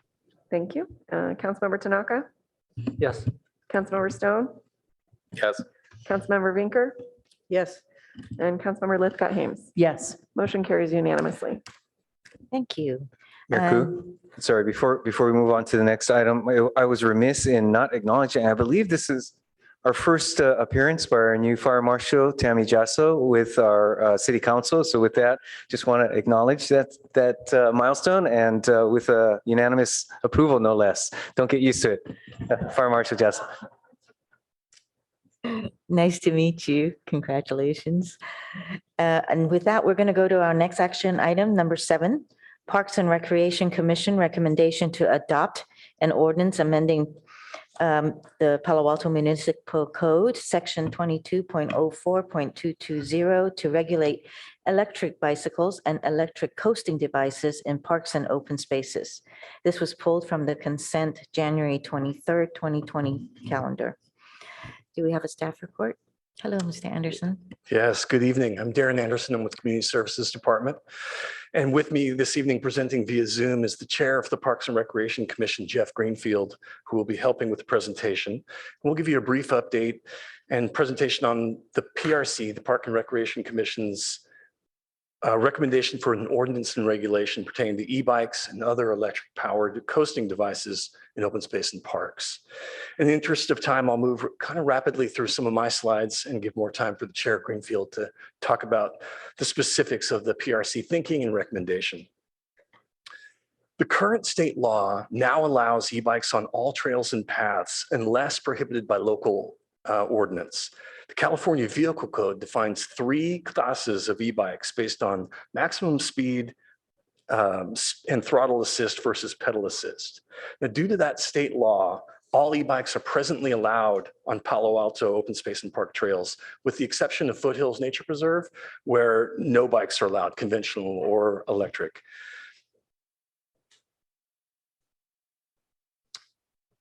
Developing an e-bike and electric conveyances policy was added to the PRC work plan because of the growing popularity of e-bikes and other electric-powered coasting devices, the lack of a city policy to address their use, and the change in state e-bike laws that changed the city's regulation that had previously prohibited their use. And starting in March of 2022, the PRC ad hoc committee began working on the recommendation for an e-bike policy.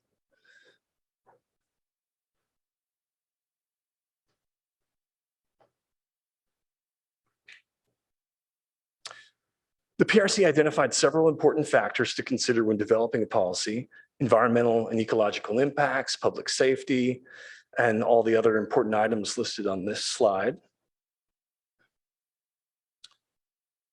The PRC attempted to create a policy that was easy to understand, compatible with regional policies, consistent with the city's sustainability goals, and strikes a balance between accessibility and environmental protection and stewardship.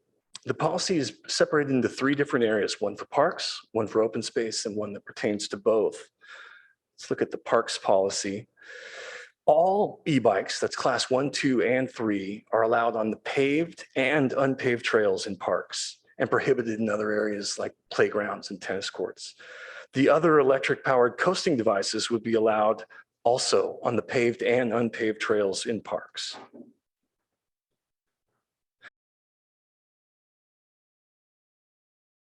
Three would be allowed on the paved roads and trails, but not allowed in the unpaved sections.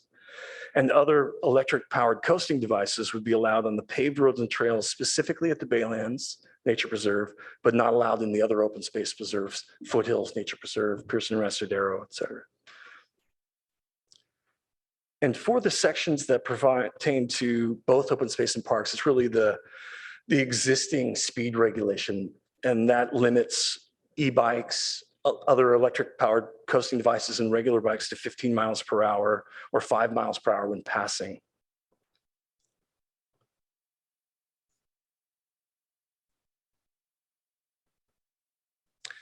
The PRC researched e-bike policies from several neighboring agencies. Locally, there's mixed support for e-bike use with varying restrictions. One of the local agencies that has done a significant amount of work on their e-bike policy is Mid-Peninsula Regional Open Space District. And part of the Mid-Pen analysis included various surveys and studies related to a 1-year pilot program of Class 1 and Class 2 e-bikes on improved multi-use trails in Rancho San Antonio and Ravenswood preserves.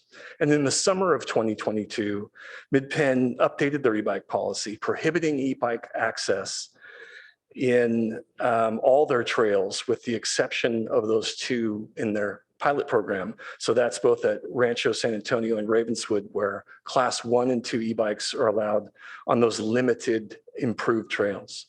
And in making this decision, the Mid-Pen board had cited their mission as part of the reason: preserve, protect, restore, and enjoy. And they highlighted a few reasons that really resonated with the PRC ad hoc.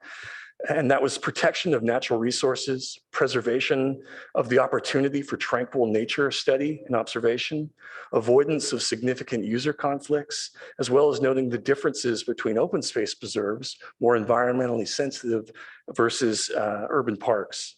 The board also pointed out the e-bikes differ from conventional bikes in that some bat species may be impacted by the noise from e-bikes, and that e-bikes allow riders to go farther into preserves.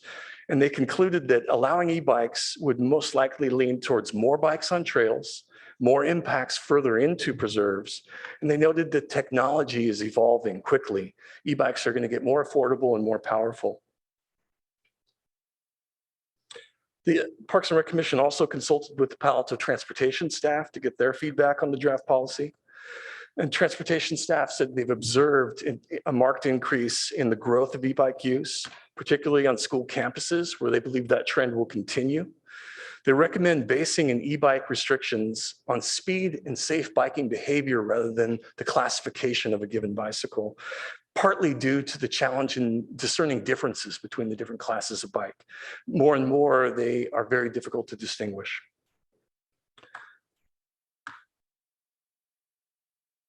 They also highlighted the importance of allowing e-bike use on park trails to support students and parents using e-bikes to get to school.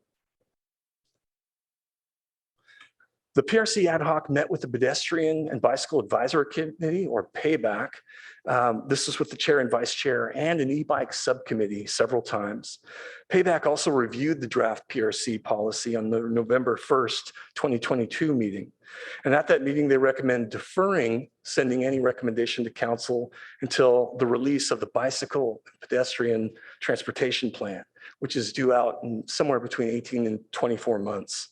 They passed a motion saying they did not approve of the draft policy, and they formed an e-bike subcommittee to continue to work on this issue with the Parks and Rec Commission ad hoc.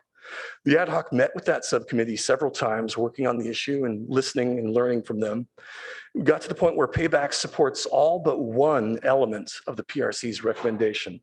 The exception is that Payback supports allowing e-bikes on the wide, unpaved trails at the Baylands Nature Preserve. Payback agrees that e-bikes shouldn't be allowed at foothills or Pearson Rastradero, but feels that Baylands should be treated differently because many of the trails are very wide and flat, like the Adobe Creek Loop Trail. This is a map of the Baylands Nature Preserve trail map, and on the white lines, those are the paved sections, and then the dotted white lines are the unpaved trails. And this next map makes it pop out just a little greater. So in this one, it's the blue lines represent the paved sections where e-bikes would be allowed in Baylands, and the red, the unpaved sections of trails where e-bikes would be excluded. And there is a connection between the red lines and our slightly more environmentally sensitive areas of the Baylands. This next map, this is the Bay Trail map. And the dark green line is the paved trails and the light green lines are the unpaved trails. Most of the bicycle commuting has been observed to be on the paved section of Bay Trail, and the PRC noted that the e-bikes could travel on the paved section of Bay Trail from the Friendship Bridge, which is up and to the left part of the map, all the way down Embarcadero, around East Bay Shore Road, and eventually connecting with Mountain View Shoreline Park. And with that, I will turn the presentation over to PRC Chair Jeff Greenfield.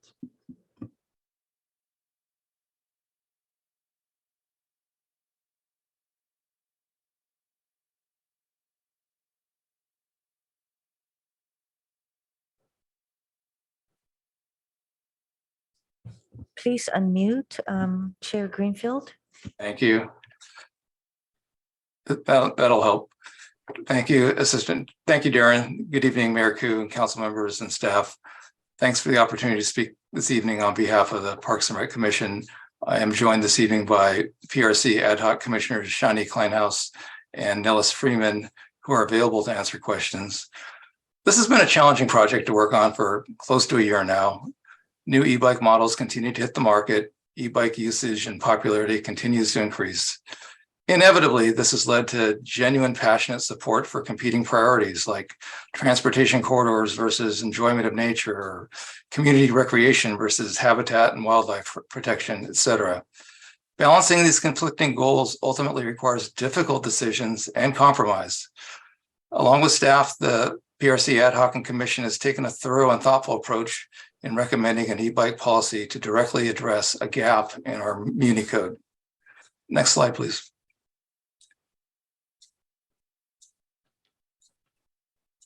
I want to thank community members for your valuable feedback during this process, and a special thanks goes to staff, Payback, and MidPen for their advice and collaboration. I want to go over key goals and findings that serve as the basis for the Commission recommendation. Starting off, keep the policy uncomplicated and easy to understand. This is important for staff to be able to communicate, educate, and enforce. and important for cyclists and pedestrians to understand and to encourage community compliance and support. A policy with carve-outs for different e-bike classes is neither practical nor enforceable. A lot of this has just been a learning process as we've gone along. Uniform policies for all paved and unpaved trails at parks and also at our preserves helps keep things unambiguous. We've got to be realistic about what can be asked of current staff resources, especially our open space rangers and staff. We've got to recognize our current lack of sufficient education and communication about the speed limits and general etiquette at our preserves, both for e-bikes and bicycles. This can be improved with updates to our web pages, kiosks, and signage. And we've discussed this with Pacc and look forward to their help in addressing this gap. The commission opted to prioritize recreation and connectivity at our parks. This is a compromise from the direction we had been heading, emphasizing safe commute routes to schools and providing local places for kids to ride e-bikes. E-bikes must have access to the Bay Trail Regional Commuter Corridor without question. And natural environment stewardship is prioritized at our open space preserves. This is consistent with the fundamental philosophy of a preserve and with the regional e-bike policy that MidPen adopted. It's important to understand that our existing e-bike policy is a significant change from the de facto policy of just a few months ago when e-bikes were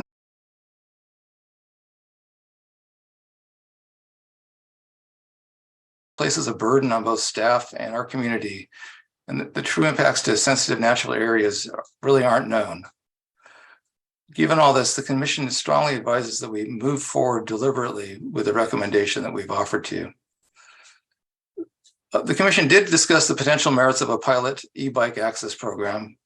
And after considerable discussion, this was not recommended due to the lack of clarity and the complexity of impact measurement and the success criteria for a pilot. Other significant factors included limited staff resources and the reality that taking away e-bike access after it's allowed is very difficult. We considered allowing e-bike access on the unpaved Baylands Adobe Creek Loop Trail. This was not recommended for a variety of reasons. Allowing e-bikes on one unpaved path, but not other adjacent unpaved paths, complicates community understanding and enforcement. And the gap in the community education that I mentioned about bike rules and etiquette is a factor here. And finally, unlike our neighbors, Palo Alto has a long history of supporting its baylands. At this point, benefit of the doubt is given to preserving this true city treasure. Next slide, please. So what's next? This section can be thought of as a recommendation on what to task the PRC with in its next work plan. We need to continue to monitor and assess the use of new e-bike and other electric device technologies and their use, and track the policy updates of neighboring cities and jurisdictions. We need to continue to gather experiential data and track our neighbors' experiences. Adding intercept surveys to interview visitors would be very valuable, but is going to require resources, as does monitoring impacts to even a greater extent. Further analysis could include considering what's required to support e-bikes on some, but not all unpaved trails, recognizing that this would also likely lead to reconsidering access for all bicycles to some unpaved trails where it currently may not be appropriate. Next slide. Finally, again, we appreciate the contributions from community stakeholders and look forward to continuing this collaborative effort. Next slide. Here's the commission's recommendation to City Council. We provided an overview of the details, which are in your packet. We're happy to go over this again in further detail. We hope you'll agree that the PRC recommendation is the right thing to do right now and adopt this policy. We look forward to your questions and comments. Thank you.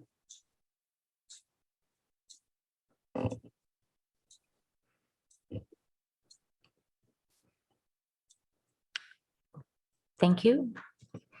So this is staff report. Thank you, Chair Greenfield and Mr. Anderson. And let's go to public comments, please.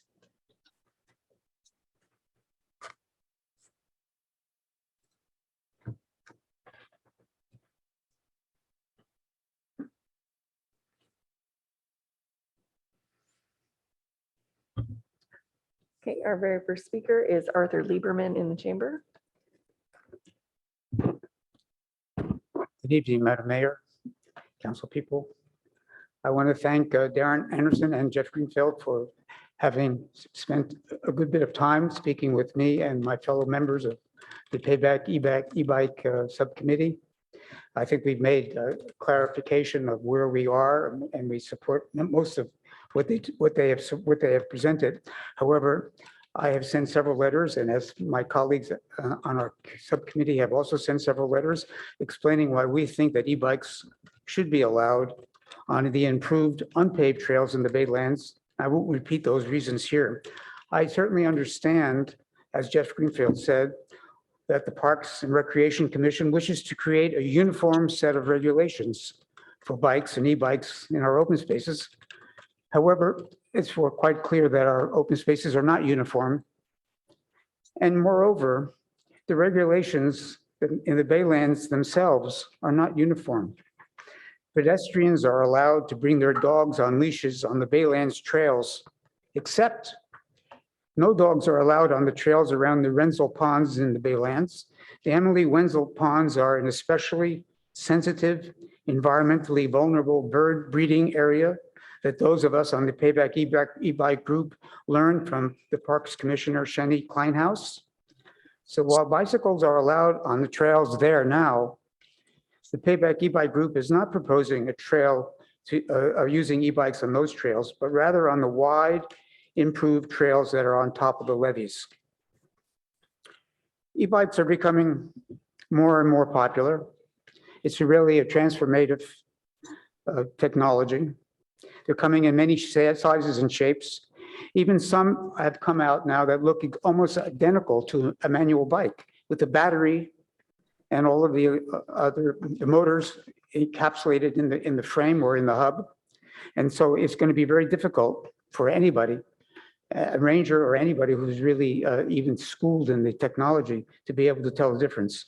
So this means that enforcement of regulations of e-bikes is going to be very difficult. And what we've tried to emphasize is that these kind of regulations that you're proposing, and the Parks and Recreation Commission is proposing, will rely on the good sense and the good intention of riders, of people, and people who will want to take care and be respectful of the environmental issues and of the fragile environmental conditions. Can be reinforced in doing so by the signs at the trailheads and other reminding signs that are put along the way. I think that's an important issue that needs to be discussed fully. Thank you very much. Thank you. Our next speaker is Aram James, and we'll be cutting off speakers after them, speaker names after Mr. James.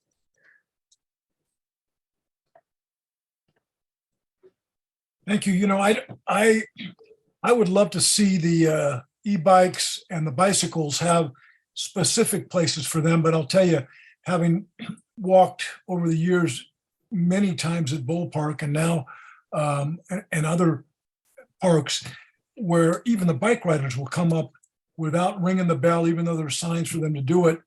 And being a senior now, with less mobility than I'd like, it's really frightening. And I just don't think that the bicycles and the electric devices, there are some people that are extremely conscientious, but I found that about 70% are not. I know if you were to speak to Molly Stump, you would find out that there's actually been a lot of lawsuits where bicyclists have ran into to hikers and walkers in our local parks.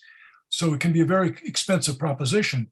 I have no opposition as a general proposition to bike riders or electric bicycles, but I don't think that they can coexist with walkers. I just think there's just there's too many times that I've seen them near accidents. So I would highly recommend that we have parks and trails that are specifically designed for e-bikes and bicyclists, and others for pedestrians. I remember years ago being in Venice Beach where they just had a center divider sort of between where bike riders and skaters could go and where walkers could go. And it made tremendous sense to me. So I think we can figure out a way in which to balance the needs for exercise of both types of transportation, pedestrians and bike riders and e-bike riders, without putting people at risk and the city at risk of many, many lawsuits. Thank you. Our next speaker is Connie.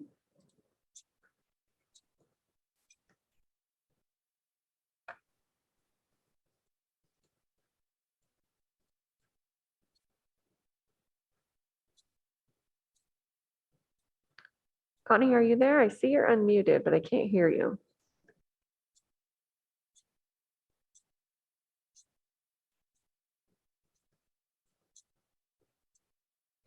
Connie, I think we're going to have to come back to you. I'll try you again after Kira. Okay, our next speaker is Kira. You can unmute and speak on the item.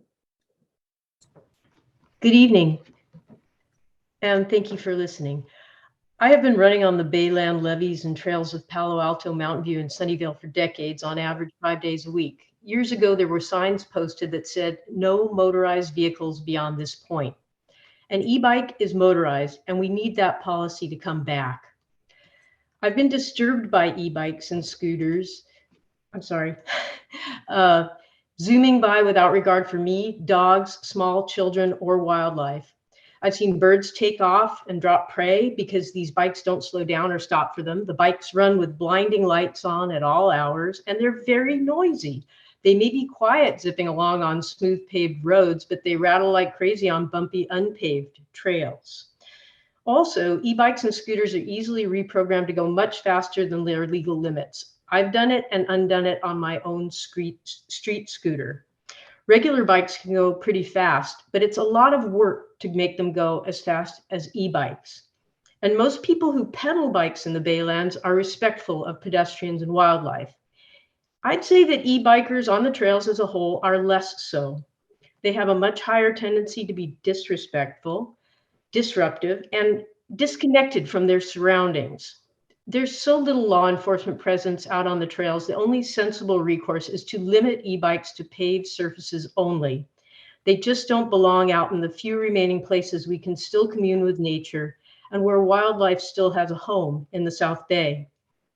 Accessing nature in natural ways does something special. It slows people down and promotes civility, a vital but endangered resource in our community. Please support Park and Rec's recommendation to prohibit e-bikes on unpaved roads and trails, all of them. Thank you. Thank you for your comments. Connie, you can go ahead and try to unmute. I see you're unmuted, but I still can't hear you. I apologize. We'll try you one more time at the end. Okay, our next speaker is Matthew Daughter.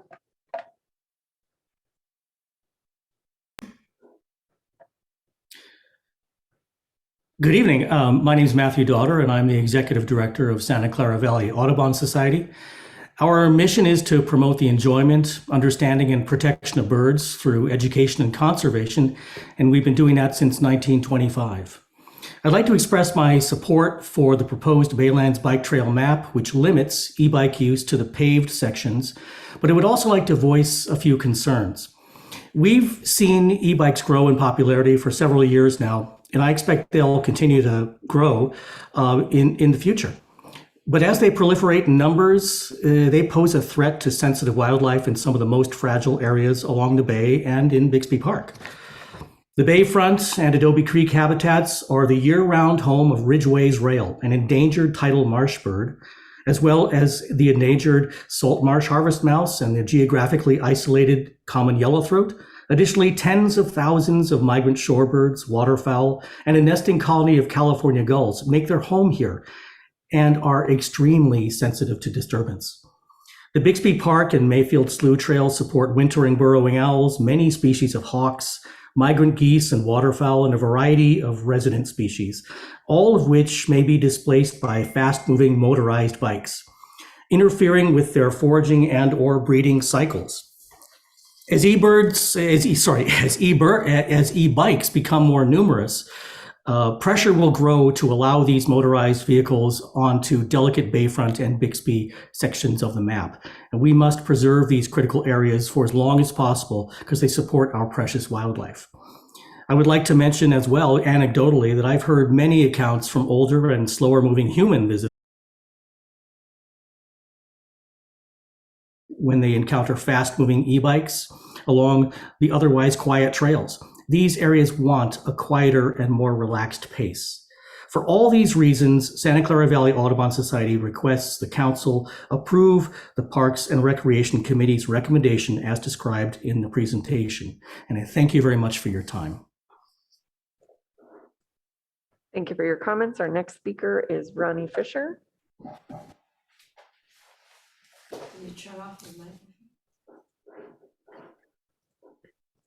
Good evening, Mayor Koo and council members. I am Ronnie Fisher, also from the Santa Clara Valley Audubon Society.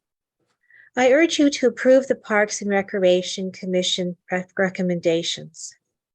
Palo Alto is unique among cities on the Bay, as this is the only city on the peninsula that preserved bay wetlands for nature. Other cities developed their baylands or allowed them to be used for salt production or water treatment infrastructure. The cost to birds and wildlife has been tremendous, and our society is investing hundreds of millions of dollars to restore wetlands and habitat along the bay and make our bay edge more resilient to sea level rise. The Palo Alto Baylands provide the largest tract of undisturbed marshland remaining in the South San Francisco Bay. This is the result of luminaries working to protect these fragile ecosystems. Lucy Evans, Harriet Mundy, Emily Renzel, Florence LaRiviere, and other luminaries understood the value of preservation and balance. The PRC recommendations are sound and that they balance access and recreation with the protection of fragile ecosystems, endangered species, and the enjoyment of nature by the community. Habitat needs protection. However, e-bikes and other assisted mobility devices increase environmental harm in ways that may not be obvious to humans. Migratory birds may lose precious feeding time flying away from perceived threats and spending time on vigilance instead of feeding and resting. Birds may not nest in areas where they perceive threats, or birds fly away from their nests, exposing eggs and their young to predation and overexposure to the sun's heat. Faster moving objects, such as e-bikes, are more threatening to birds than slower threats, such as pedestrians. Furthermore, many of our senior members cannot safely share the trails with assisted mobility devices. Please prohibit electronic bikes and assisted mobility devices on all unpaved trails, including the Baylands, and provide opportunities for ecologically sensitive public enjoyment and education. Thank you. Thank you. And our next speaker is Penny Elson. Good evening. Can you hear me okay? Yes, we can. Thank you. I'm Penny Elson, a Payback member and a Bay Trails hiker. I thank the Parks and Recreation Commission for eliminating their original proposal to ban e-bikes from in-town park trails that serve as off-road school routes for families. There is remaining disagreement regarding e-bike use on the Bay Trails. The proposed ban of e-bikes from unpaved bay trails seems excessive, as it's unclear that a ban is necessary. Environmental studies offered as evidence of possible harm are not conclusive. The studied hilly environs and bird bat varieties are very different from the Bay Trails scenario. Please read the studies and consider how sound was measured, where, and why. These details matter. Current policy allows bikes and e-bikes on the Bay Trails. The ban would be a significant change. Some of the unpaved bay trails are essentially roads for motorized vehicles, heavy motorized vehicles, trucks.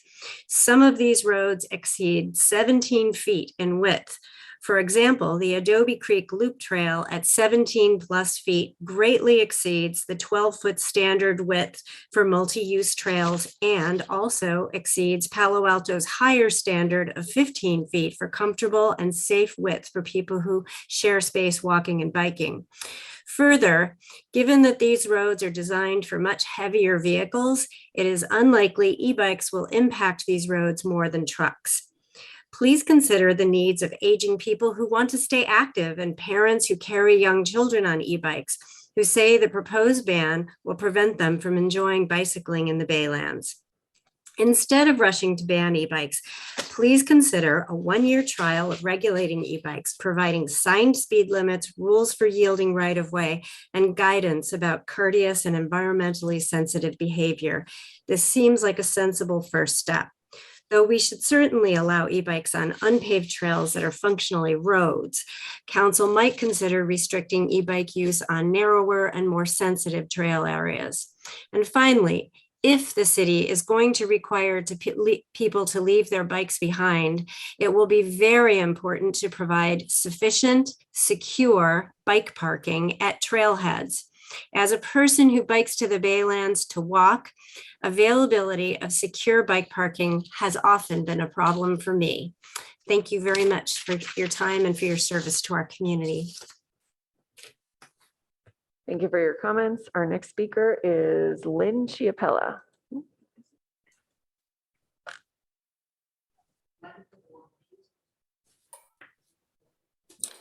I'd like to give a little bit different perspective.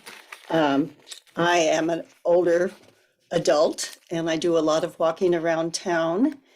And I've noticed that bike riding on city sidewalks is becoming more and more common as our roads become more crowded. And frequently young people getting out of school are on these sidewalks and they are riding faster in terms of getting home sooner. And I don't think they realize how frightening it is to come flying by as I'm walking down the street. And I think that if you allowed the e-bikes onto the trails, young people get excited and would want to speed. And I think that it's a very problematic situation unless you're going to hire a lot of rangers to supervise, and that would be a daily occurrence.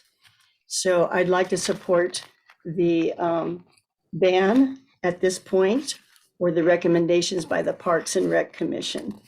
Thank you so much. Thank you. And our next speaker is Eileen McLaughlin.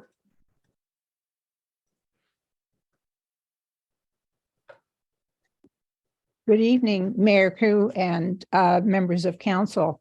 I'm Eileen McLaughlin. I represent the Citizens Committee to Complete the Refuge. I believe each of you, I know I sent by email to each of you a copy of a letter which did not show up in the packet, but was sent directly to you as an attachment. The Citizens Committee wanted to bring up a number of points. And first of all, I want to thank the Parks and Rec Commission and the staff for the work they did in preparing the recommendation that is here tonight. We support that recommendation and we appreciate all of the work that went into preparing it. So I thank you all. I want to speak to something that Penny Elson referred to. One of the things that we mentioned in our letter was that SFEI had done a study for Mid-Peninsula Open Space District for e-bikes and had drawn the conclusion that there was really very scant literature that measures the impacts of e-bikes at all, the most being in urban areas, but certainly the minimum being in any open space environments. So that is for the science is that we just don't have all the data yet. And the other point is in the matter of noise, which Penny referred to, that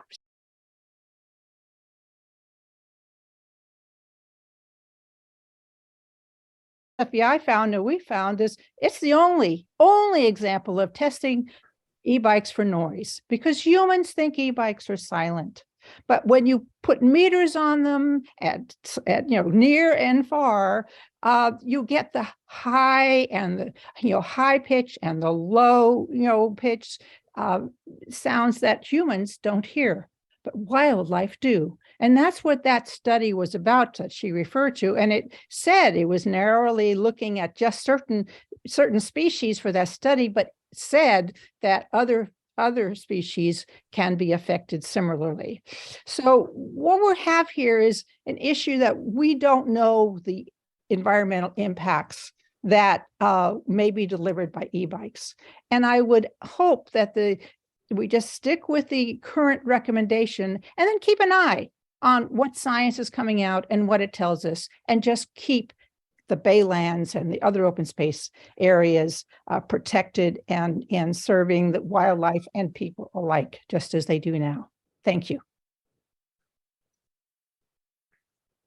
Thank you. And our next speaker is Mark Scholl. Thank you. I wasn't aware this was on the agenda, so I haven't well prepared, but I've tried to cover a couple of points. I don't think the Mid-Peninsula study was a good study. And one of the things that I think I would criticize it is that if you look at how the EU has regulated e-bikes, which is surprising that nobody has looked at, given they have much more experience, they basically regulate them based on whether it's a throttle or it's pedal activated. If it's a throttle, it's considered an electric motorcycle. If it's pedal activated, there's class 1 and class 2. For marketing reasons, in the US, we have class 1, class 2, class 3, class 4, and they don't mean anything at all. So I think the class focus didn't really make any sense. The difference is, if it's an electric scooter, it may have pedals, but if it has a throttle, which is easy for an enforcement person to understand, it's quite a different thing than if it's pedal activated, which people use for commuting. In my case, I'm 67. I used to ride my bike up to Skyline. I can't do that anymore because of my knees, but I can ride my e-bike up. And I used to be able to then ride down Montebello on the Fire Road down to the quarry and back. So as of a couple of years ago, we're not allowed to do that anymore. And so I don't really understand it. I'd be happy to provide my e-bike so people could do sound measurements at various, high frequency, low frequency. It's not very noisy. I don't do it because I'm not allowed to, but it does seem strange that you would encourage people to put a bike on the back of an SUV, drive it up there with all the pollution that creates, and then you're allowed to ride that bike, or you can bring your horses up there on the Fire Road, but you're not allowed to ride an e-bike. It does seem,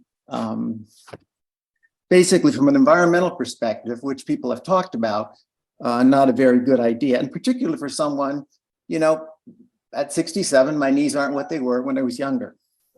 I also think that the bigger picture is a lot of us are trying to use e-bikes instead of cars. And I think that this city should support that. And yes, people do use some of the trails for commuting for good reason, because there's no alternative. If you ride a bike on the road and have been knocked down, as I have, you understand why you don't ride in the sidewalk, of course, but try to find, off-road trails if they're possible. Thank you. Okay, thank you for your comments. Our next speaker is Michael Ferreira.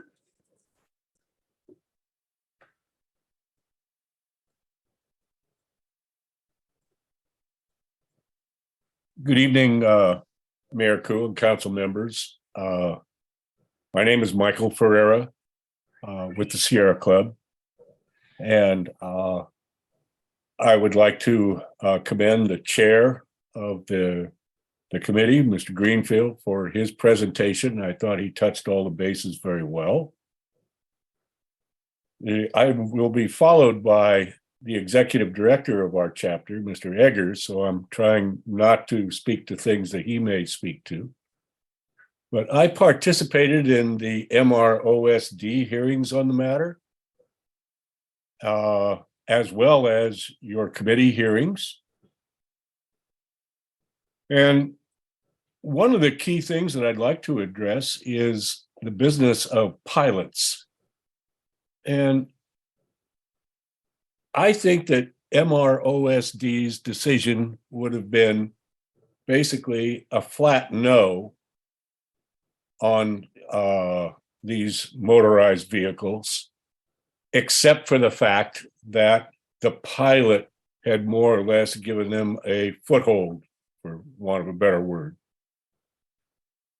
The directors of MROSD rightly understood their role in terms of preservation.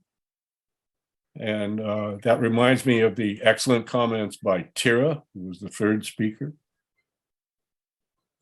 And their final decision was probably, all things considered, the best they could do. Pilots are to be avoided because they more or less grant a certain foothold. I will just say that in the Sierra Club, we've had difficulties with bicycles on trails, especially nature trails. We do understand that bicycles and electric bicycles, which really are very close to electric motorcycles, they are good transportation alternatives. They don't pollute. They can get people around. They take up less space, et cetera, et cetera. But on nature trails, they really don't belong, especially given the conflicts with pedestrians. And I've seen it here on the coast. I see a lot of electric bikes accessing the paved coastal trail, and I have yet to see one that is just coasting along, experiencing the coastline. They're going pretty close to the maximum speed they can get it up to. Thank you very much for listening. All right, our next speaker is James Eggers.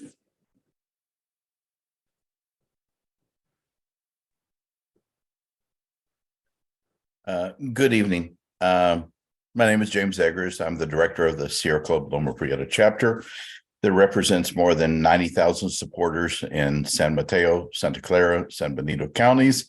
And I'm proud that the Sierra Club's greatest concentration is actually in Palo Alto.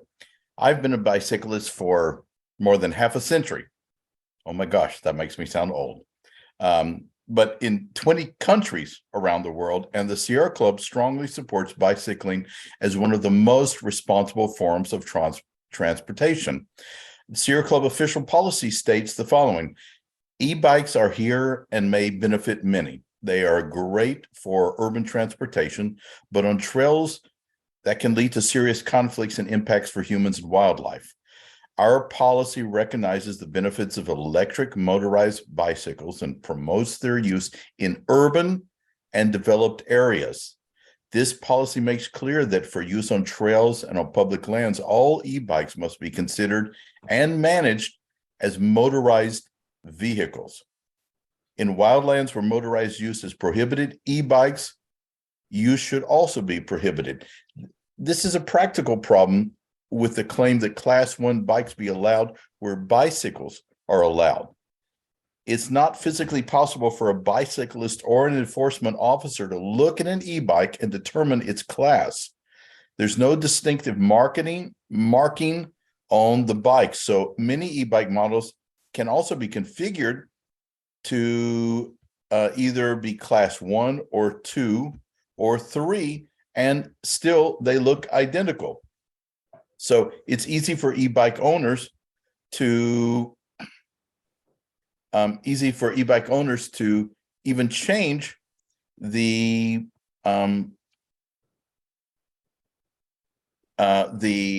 classification or to modify their bikes to increase power and speed. So the artificial e-bike classification system is an e-bike industry legislative lobbying ploy aiming to expand the use of electric motorized bicycles. The distinction is unenforceable by a land manager. And so if allowed, would open any non-motorized trail to any motorized bike. During 2020, I hiked more than 400 miles in local parks and recorded 42 e-bikes, found less than 15% were mobility impaired users, and more than 80% of users were in their 20s and 30s. That increased intrusion also showed clear evidence of increased litter, illegal fishing, vandalism, and fire. Thank you. Thank you for your comments. Our next speaker is Jose Garcia Franco.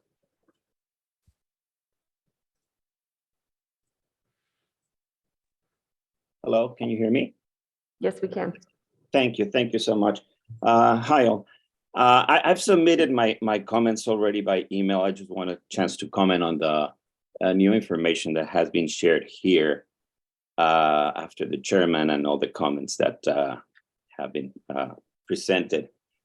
You know, I'm against the ban of the bikes. I don't think we're solving for any problem, guys. It's kind of crazy that we are thinking of excluding access for groups of people where there's really no problem to solve. Right now, we have access. We're in a pilot period right now by default because that's the law right now, and people have access.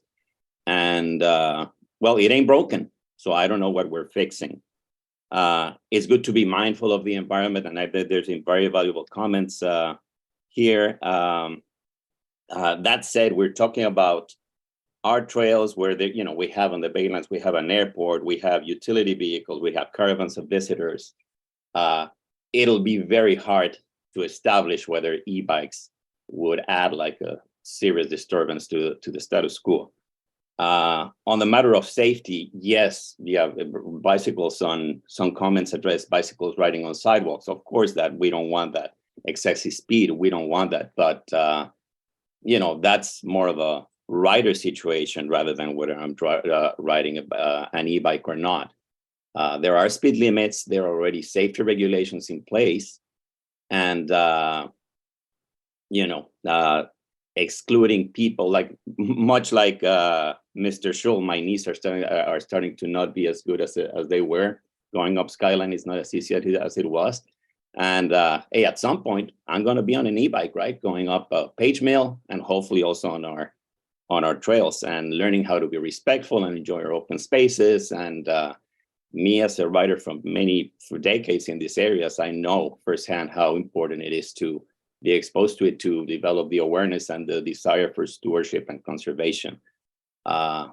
It seems that we just want to limit the amount of people that we have on our trails, and that's understandable, but I think that's naive at best. As the chairman himself said, they couldn't establish a pilot because there's no criteria for evaluation. They couldn't come up with one. It seems kind of crazy to just go ahead and ban it on the grounds of everything that has been presented. We have to work on education and etiquette and allowing all riders to respect the rules of the road, even those on e-bikes, of course. Thank you. Thanks so much. Thank you for your comments. Our next speaker is Keith Wandry.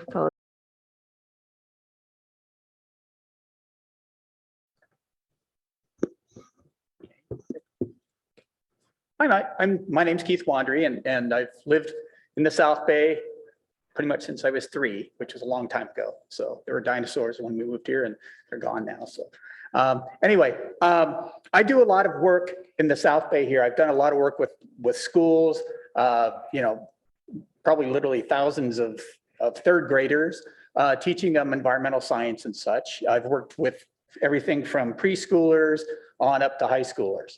And the value of the habitat that you have out there is incredible, right? There's for watching birds, for watching wildlife, it's an up close, real experience when the kids get out there and such, and it's very important. I understand e-bikes. We do have, there are paved trails out there, and then there's unpaved, right? And the unpaved ones tend to be out more in the environmentally sensitive areas, right? So I do know from having run into some e-bikers on trails and had bad experiences with them because their speed is very easy on those. And and it's always super disturbing if someone comes along and there is a group of kids, right? Because they just right, and it's hard to keep track of. But the biggest thing I think is important, if they have, you have a super thing out there, the opportunity for the kids to get outside and see just these amazing things. And I know from experience here, when I was a kid, we moved here when I was 3, which was way back in '62. And my dad didn't know anything about nature, but he took us out to the creeks and stuff. And seeing all those things that were wondrous things, he didn't know what they were, but what he did they would give us a book at Christmas or something that had them, right? And I can tell you now, when I'm 62 years old or 63 years old soon, that those things are valuable when you're a kid. When you see those, when you go along and you see a butterfly that you saw, a swallowtail butterfly fly by that you saw when you were a kid, right? It's like seeing an old friend. And that's the most important thing. That value you have out there, coming different times of year, seeing those birds, right? If they continue to see those birds, they'll care about them. And then down the line for them, they're going to have the best, and they're going to care about that, right? Bikes, you can ride them anywhere, right? There's trails, and put them on the paved trails. Leave them alone out there. There's not a lot of, I don't see a big need for, being out on the dirt with them, right? Because it just brings you back to the paved trail, right? So, it's something out there. Be wise in your decision stuff. It's super valuable for kids. Okay. Thank you very much. Take care. Thank you. Thank you for your comments. And our final speaker is Connie.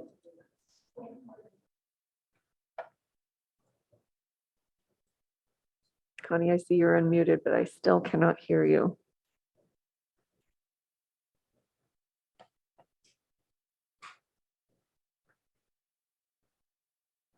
I'm sorry, Connie, we just can't hear you. You might want to submit your comments via email to city.council@cityofpaloalto.org. Sorry. Okay. All right, Ms. Mayor, that is the last request to speak. Thank you so much. We'll bring it back to council. Is there any comments or questions? Councilmember Lizcott Haynes and then Councilmember Byrd. Thank you, Madam Mayor. I do have a technical question, which was the reason I was supportive of us pulling this. There seemed to be such disagreement, not only in the community, but in our own city entities between the PRC and the Department of Transportation's Payback Committee.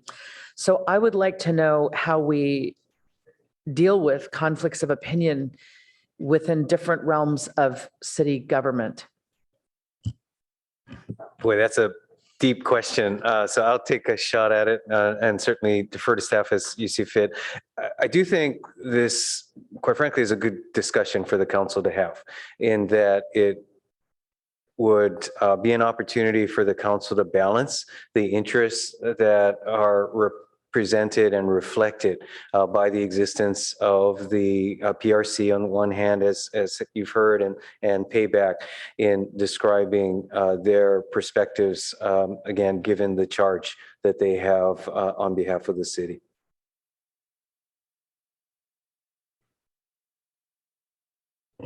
Councilmember Byrd. Thank you. Thank you. And so first I have a few questions and before or later going into discussion. Do we currently have any bike speed limits where we have e-bikes in the Baylands or Rastradero Preserve? Yeah, thank you, Councilmember Burt. That 15-mile-per-hour speed limit pertains to those bikes. I'm sorry, say that again? Yes, there's a 15-mile-per-hour speed limit existing on the regulations. And yeah, at all our preserves and parks. And I don't recall signage that is widespread on speed limit, whether it's, the current limit or prospectively a lower speed limit. Yeah, one of the things that came out of our discussions, both with the Parks and Rec Commission and Payback, was the need for more signage, something we intend to work with Payback on, both trail etiquette, signage, and any new rules that come from the council's decision this evening. And from my experience up at Arastradero Preserve, we have concerns, there are problems with speeding bikes, principally going downhill. Has staff looked at to what extent those problems are all bikes versus e-bikes? My pretty extensive experience there is that I have a concern with the speed of downhill bikes there, regardless of whether they're pedal powered without being e-bikes or e-bikes. Yeah, thank you for that. I think you're right. I think regardless of the type, it's a concern for all types of bikes. The Rangers haven't reported any significant difference in terms of issues with e-bikes versus standard coming fast down hills. And are bikes in general currently allowed at, in the Baylands, we don't tend to have what we'd call single track trails, narrow trails that are single use, but at Arastradero Preserve, we have a mixture of essentially unpaved roads, which might be called multi-use trails in some circumstances, and then single track hiking trails. Do we restrict bikes in general and horses on the single track trails currently? Bikes are still allowed on those single track trails. And I believe horses are as well. And was there any discussion at Parks and Rec about looking at, the issues of speed and which trails are appropriate to allow bikes or horses versus the issue of e-bikes versus conventional bikes? So if I can answer that, Darren. So our current focus and work plan is regarding e-bikes and electric devices. Certainly, we've considered throughout this process that there are trails that may not be appropriate for bicycles. That's what I was alluding to in the comment, that as we look to consider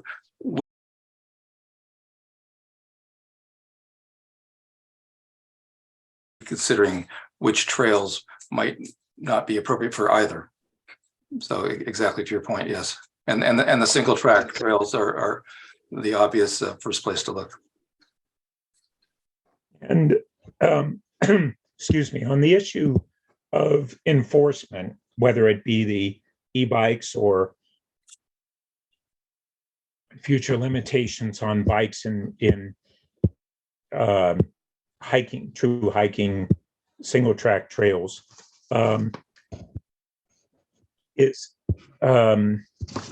is there any plan to increase enforcement in general, whether the restriction is on speed or form of bike? Because I heard the comment that there wouldn't be an ability to enforce e-bikes or the class of e-bikes, but I haven't observed enforcement one way or another. It seems that we rely on general compliance with our rules, even if we can't have strict enforced compliance from park rangers being on those trails to do so. Is that correct? It is correct. It's predominantly either complaint driven or when the rangers happen to be out in the field and observe something like that. But by and large, they're not. And it's incumbent on the user to follow the rules. Thank you. And if I could add, that's a factor the commission considered in terms of the gap that we have with the signage and with the general education to the community, that if we're going to look at allowing e-bikes on unpaved trails, we need to get better at the education and communication of what the rules are. And just like you said, that the speed limits are not widely publicized at all. well, wouldn't that apply to bikes in general? Yes, it does apply to bikes in general, but adding e-bikes exacerbates the problem. And lastly, we had the different inputs from Payback and the Parks and Rec Commission, but we also had, speakers who really spoke about kind of a equity access issue of elderly and folks that are less able for various reasons to be able to use conventional bikes in both the Baylands, and less discussion at Arrastradero. But was there any consideration to the Human Relations Commission having input on that? We did not discuss that with the Human Relations. It was a topic addressed both by Payback and the PRC, however, and it was certainly germane to all the thoughts on this balancing situation of providing access, especially for people with special needs, and at the same time guarding and protecting our very special resources, our habitat and wildlife. We tried to strike that balance at the Baylands, where you've got about 50% of it in that blue highlighted ink that you could see where there are paved trails, and then in those more remote areas, it would be inaccessible for those e-bikes. However, the ADA policy, Americans with Disabilities Act, overrides all our policies. And if someone needed extra exemptions to policies or regulations, they can request that on an individual basis. Okay, I'll be interested in that individual basis versus whether or a program that is not so onerous. Thank you. Councilmember Vinker. Thank you, Mayor Ku.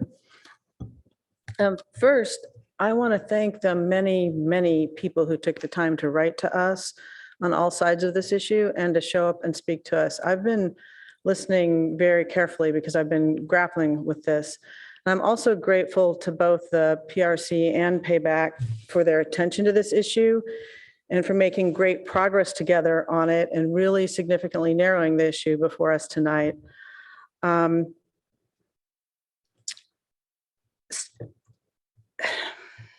After listening to all the public comment, initially I was inclined to suggest that we go with the PRC policy, except to have to allow access for e-bikes on unpaved roads in the Baylands only that are at least 15 feet wide and routinely used by motorized service vehicles. But safety concerns with walkers, dogs, and e-bikes on the same path makes me nervous. So then I thought, well, how about we suggest that we direct the PRC to look into dividing the roads. We've talked a lot about that, about European style in cities where we have cars and bikes and pedestrians on different levels. So if you took those same roads that were motorized service vehicles use and are wide, look into, could we provide a lane for e-bikes that have a speedometer? But I believe it's unlikely that motorized e-bikes that are capable of going 20, 28, or 30 miles per hour will stay within that 15 mile per hour or less speed limit. And I just think that while it's unenforceable, we discussed the difficulties of enforcing the different classes of e-bikes. I think it's even more difficult to enforce speed limits. I just don't see how that would go. So I've really been listening hard to the comments tonight and grappling with this. And on Saturday, my husband and I actually took an extended walk out at Bixby Park and thought about, what it would be like with e-bikes on the path with us.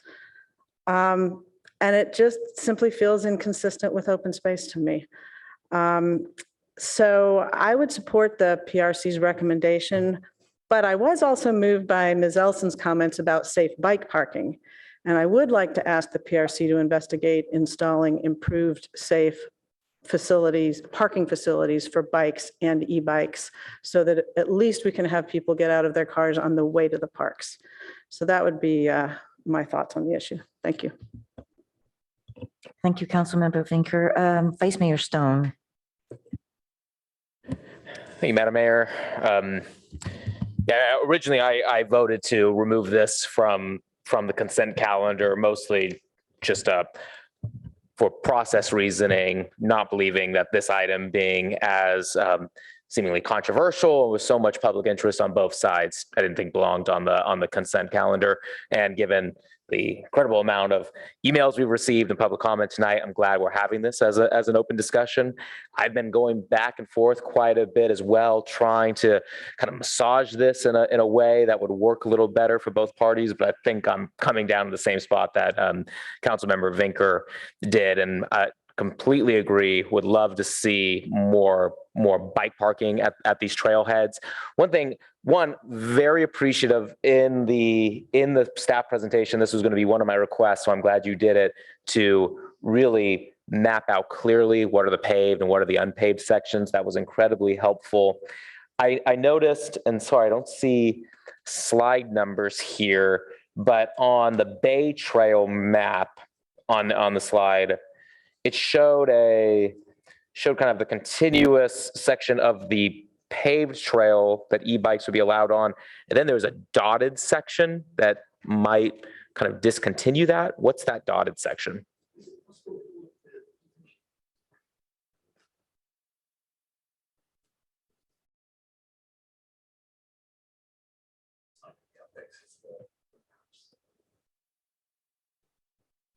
But even without seeing it, I'm almost certain there's a section that was dotted on the Bay Trail one where they didn't put in Faber Place. So it's a road that vehicles, bikes, anyone could go on. And let me just. Sorry, not that slide. I think it's the 2 slides after that. Yeah. One more. There we go.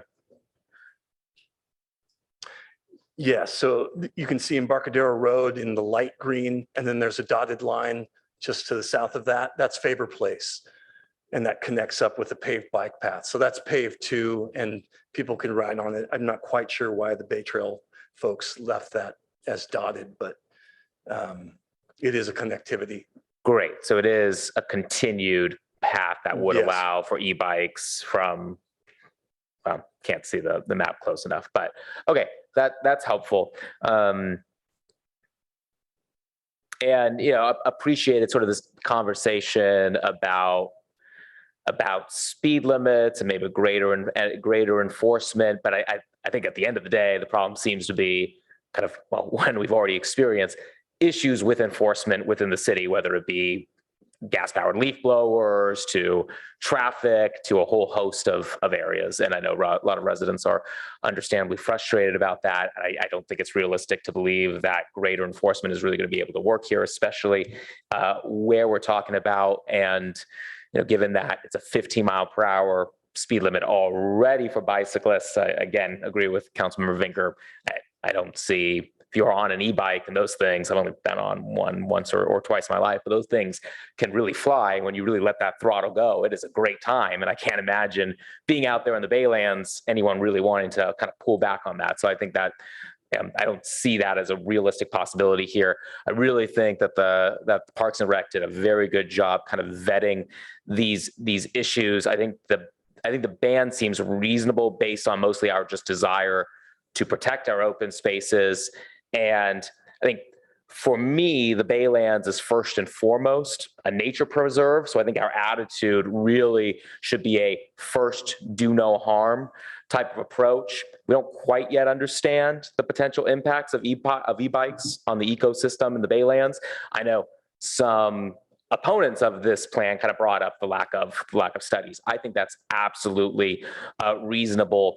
I think really what makes most sense for me is for us to kind of go slow and cautious here, banning e-bikes, and then being able to study it further over the next couple of years. So that way, when we get to the bike and pedestrian transportation plan over the next 18 to 24 months, if this ban is not working, or if it doesn't make sense, or if additional studies come out, or maybe more conversations can be made with Payback, then then let's address it at that time. But I do think the Parks and Recreation Commission did a very good job here, kind of balancing the interests of both kind of nature goers, the delicate ecosystem there, but also providing access into the Baylands and other nature preserves. So I really appreciate their work and really think this was another good example. I think we're getting more good examples of this in this community, of where we have different community groups working together to better what was an original proposal. So I think this was, obviously not perfect, and understandably, and I understand frustrations on both sides. I think this makes sense, and sorry, one more. Oh, and then I do agree with Councilmember Burt. Would be curious to understand the process a little more and see if we can kind of really place it into policy to make sure that those who do need that additional access, whether through the ADA or maybe other reasons, can be able to access that. I don't know if you're prepared to talk about that tonight, if that's something that needs to go back to Parks and Rec, or is that something that staff is able to just kind of do on your own, or do you already have? Largely what I had mentioned, that's on an individual basis. This was a concern of the PRCs and Payback. I asked the city attorney's office, how should we do this? Should we come out with our standalone policy that addresses it? And the guidance I received was it should be done on an individual case-by-case basis, because everyone's got something different special needs. So that's what the guidance was. Ask these people to contact the city, we'll evaluate it and make determinations. And do we know how onerous that process is? I mean, what would be the typical timeline for something like that? So there isn't a typical timeline. What the Americans with Disabilities Act and the California statute that is similar require is consideration of individual circumstances. So that law applies, and council doesn't need to adopt something to codify that. And it is an interactive process that is personal to the individual. All of our rec programs, our library services, all city programs really have this aspect. In fact, attendance at these meetings, your clerk has a notice on the agenda saying that if individuals need assistance in order to participate in this public process, they can contact the clerk and have a discussion about what's needed. Great, thank you. Councilmember Lowy. Yeah, thanks very much. First, I really want to salute the, again, superior work of the PRC and Assistant Director Anderson. Just first-rate work, and consistent with the Vice Mayor. I love how they involved other folks. There was nothing done in a silo there. Reached out to the transportation staff and to the Payback, and a lot of different ways to get the full picture. And I think they did get the full picture. This is kind of the normal and appreciated process we've come to expect from PRC. They put all the pluses and minuses on the table about both classes and paths. They covered that in the analysis. For simplicity, they're recommending, we discussed this as did the public, a similar policy for all e-bike classifications. They gave us some alternatives that they considered and rejected. I think we should listen to that very, very well too. They stated on packet page 241 that they're trying to get balance, as was discussed by a number of folks. And I really appreciated that as an important goal. And after, I guess, almost a year of research, according to the chair, and work and outreach, they voted unanimously 7-0 to go with this policy. Second, I just want to comment on input from the public. We've gotten a lot of input. I always love that. And preferably before 5 o'clock on Mondays, because there's still some coming in I saw between agenda items. But by 3 o'clock this afternoon, the votes from the public that wrote to our council member email was 88% in support of the PRC proposal, 42-6. So at least those people that wrote in, there's a data point there. There obviously were support, and we've heard some comments tonight in support of e-bikes on paved trails now. I'm sorry, unpaved trails now at Baylands, citing that there's not definitive scientific proof that e-bikes disrupt nature, so we should just go ahead and do that. Only small studies have been done, has been noted by the excellent letter we got from Citizens Committee to Complete the Refuge. That was really helpful. And that's all true, except even the small studies have shown that, with respect to birds and bats, which all had covered, it interfered with their maternity roosting of bats. So to me, this is precisely the point, which is that we don't have enough data. So we don't have enough scientific data to prove anything. So I take the reverse approach. We shouldn't just go ahead and say, what the heck, let's just put bikes out there. I say, what the heck, let's just go ahead and have critters out there and people out there, and let's just do some more study. Obviously, Green Foothills supports that. Audubon Society supports that, as does the Sierra Club. Those are important groups that are weighing in that we need to wait. Is there's a big difference between preserves and parks. In parks, there's a lot more recreation. In preserves, there's a lot more exploration. And PRC made this distinction. Why do we go to open space? Why do we go to the Baylands or a Rastradero? We go for a mental break. We want to get out of fast-paced real life and away from computers and vehicles and sometimes even other people, and actually slow down, as one of the other public comments said. Enjoy the views and enjoy the critters. And sometimes hikers like myself stop and focus on a bird or a snake or a bug, and my nose is down in the weeds. Somebody comes through on a big heavy bike, that's going to disrupt everything. Maybe the critter runs away. Maybe I run away because I'm getting out of the way of the bike. So any bike zooming by disrupts this kind of fundamental reason for being out there for people, quite apart from what it does to the critters. So I'm talking about the people here in this point I'm making. So I just don't see why right now we should, take the risk of having faster, heavier, probably more high-speed bikes, interrupting the main goal of peace and tranquility, which is the goal of being in open space. So, and then the thing that we seem to be focusing on most tonight is what's not there, which is paved trails in the Baylands. And that in and of itself doesn't seem like the single reason to not accept the PRC recommendation. There are a lot of trails out there in nature that you can get to on an e-bike. There are benefits, by the way, to I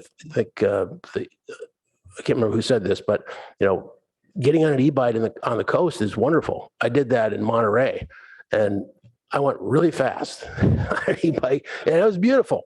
But I wouldn't want to do that in the Baylands, and I wouldn't be tempted to do that in the Baylands. But you can do. We got another wonderful letter from someone. Let's see, Sherry Listgarden, who says, there's all kinds of great paved roads along Embarcadero all the way down to Shoreline. That's just wonderful. You could be on both sides. You've got nature. So I just don't think that what's being, quote, given up here is super material that we should be rushing into this. And we've already talked about the ability to have ADA be into effect. So I think the report is very strong, and we should follow that report.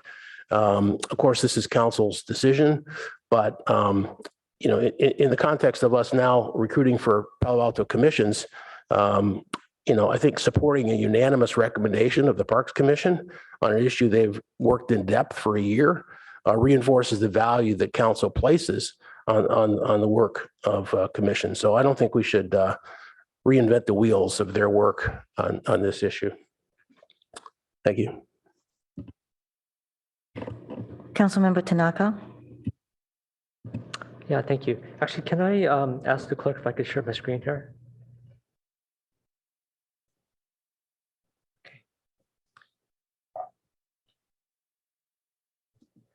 Okay, first, as this thing is getting started, just wanted to thank everyone for coming out to speak, either by Zoom or in person.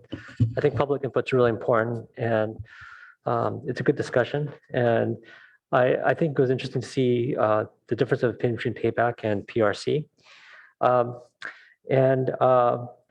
think e-bikes is actually a really important to our community because we have this goal of trying to reduce our greenhouse gas. And the biggest cause of greenhouse gas is really people driving. And the nice thing about e-bikes is that this can enable people to, instead of driving, to actually bike. And I think that's a really, really neat thing. And we should support that. And, Paulsville is relatively flat. We have relatively good weather. And so that's something we want to support. And so I've actually taken that to heart. I took my old junior high school bicycle and I put an electric motor on there. I used a kit, and so now I'm almost exclusively biking, rain or shine, to just about everywhere. Even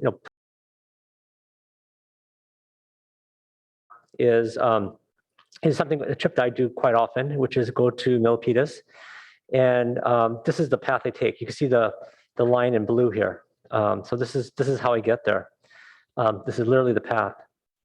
So kind of go along the Bay Trail and go through and that's how I get to Milpitas. Or sometimes I have to visit some of the buildings at Google, and that's also a nice way of getting there as well. And alternatively, if you to look at and this is a little bit hard to see, but if you look at the gray line, okay, the gray line it's actually worse than this. The map's not drawing quite right.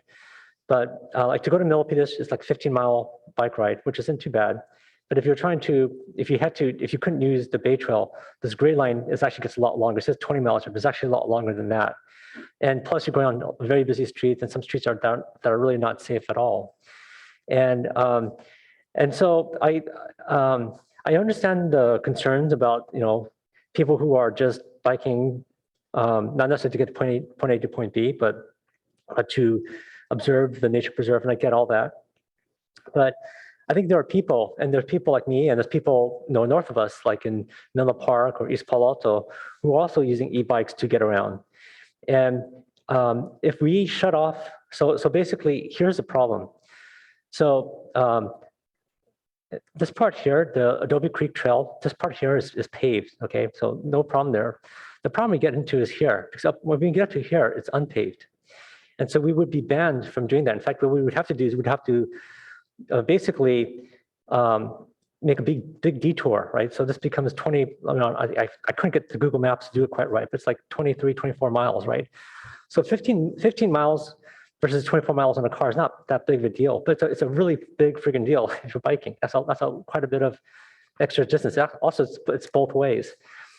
And so I find this problematic because we as a city want to meet our sustainability goals, and one of the big ways we're going to do that is actually getting people to bike. But by shutting this off, what's going to happen is it's going to cause a lot more people to drive because you have no choice unless you want to bike an extra 5 to 9 miles, right? And or if you count it both ways, like it's like 10 to 18 miles, right? Which is considerable, right? For those of you that don't bike, driving is no big deal, but for biking, that's a big deal. So I really want to caution my colleagues here just to think about, I think, it's one thing if you're going to Foothills Park, that's not really cutting off any commute corridors. But by doing this, you're cutting off people who may be biking from Milpitas. And there are people that do that, right? They do the reverse commute to me, or people who are biking from other areas that are to the east of us. And what we're doing is going to create more traffic in our streets, more parking problems, more greenhouse gas. And so I just think we have to think about this carefully. And I'm not saying we have to do it for all trails. Like There's some trails that probably, no one's going to be commuting on that, like maybe the one up here. Probably no one's going to be commuting up here. But down here, this is actually kind of a key bike corridor, at least for transportation, from going point A to point B. And you shut that off to e-bikes, basically you're going to be pushing people into cars. And I don't think that's what we want. That goes very counter to our goal of reducing our carbon footprint, trying to get more people to bike. So I want to really encourage my colleagues to think about this carefully, especially for that part of the trail, which really I looked on here because I couldn't find any other way to do this. I mean, a sort of like, I guess you could try riding a 101, but I think that is illegal. So, I think we want to be careful here in terms of what we block off and the implications it has. Thank you.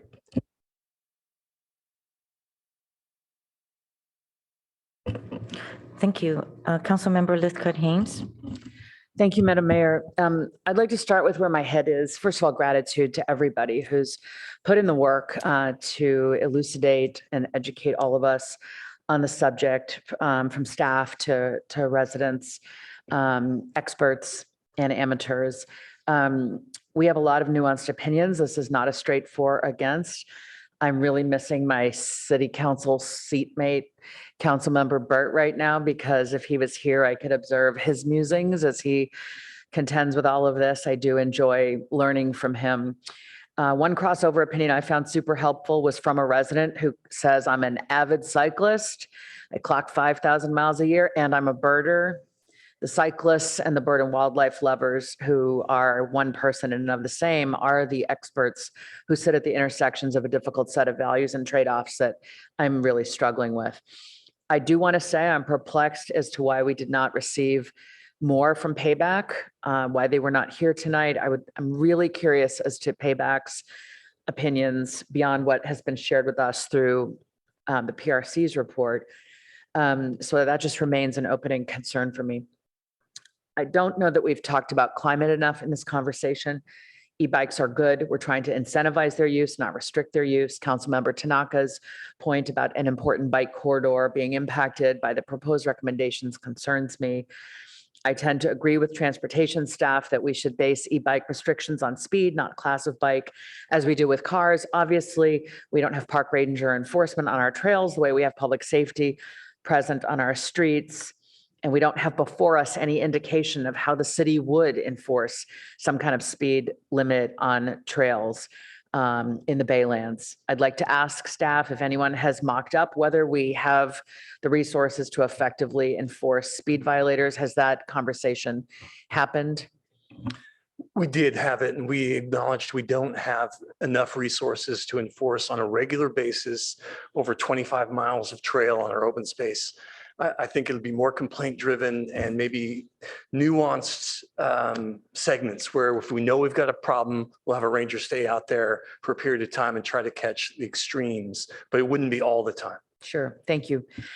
I am worried about the ADA exception, a person having to apply for what? A permit to use an e-bike? Do they then get a placard or a sticker? How do they prove to the inevitable passerby who makes a snide remark that you're not supposed to be on that bike? How do they prove that they have the right to be there? I worry about a person having to disclose a disability or health issue that is really no one's business. Do we have staff ready to explore these exceptions? And have we mocked up what it would cost? We have to assume there's going to be a tremendous increase in people seeking an ADA exemption. So again, this is an interactive process and it really is based on the individual and the service that's being sought. And I would imagine that the number of requests would be modest based on disability as is defined in the law, and that many times things can be worked out.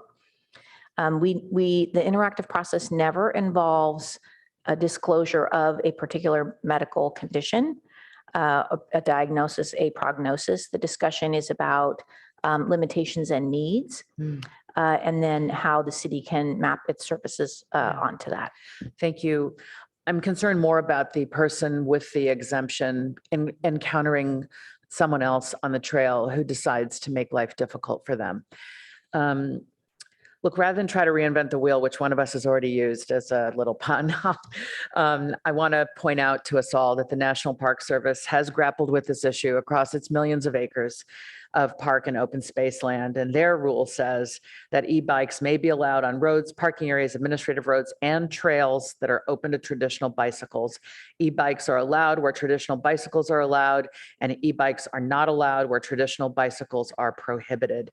And their rationale includes the following: to increase recreational opportunities for all Americans, especially those with physical limitations, and to encourage the enjoyment of lands and waters managed by the Department of the Interior. The order emphasizes the potential for e-bikes to reduce the physical demands of operating a bicycle and therefore expand access to recreational opportunities, particularly for those with limitations stemming from age, illness, disability, or fitness, and in more challenging environments such as high altitudes or hilly terrain.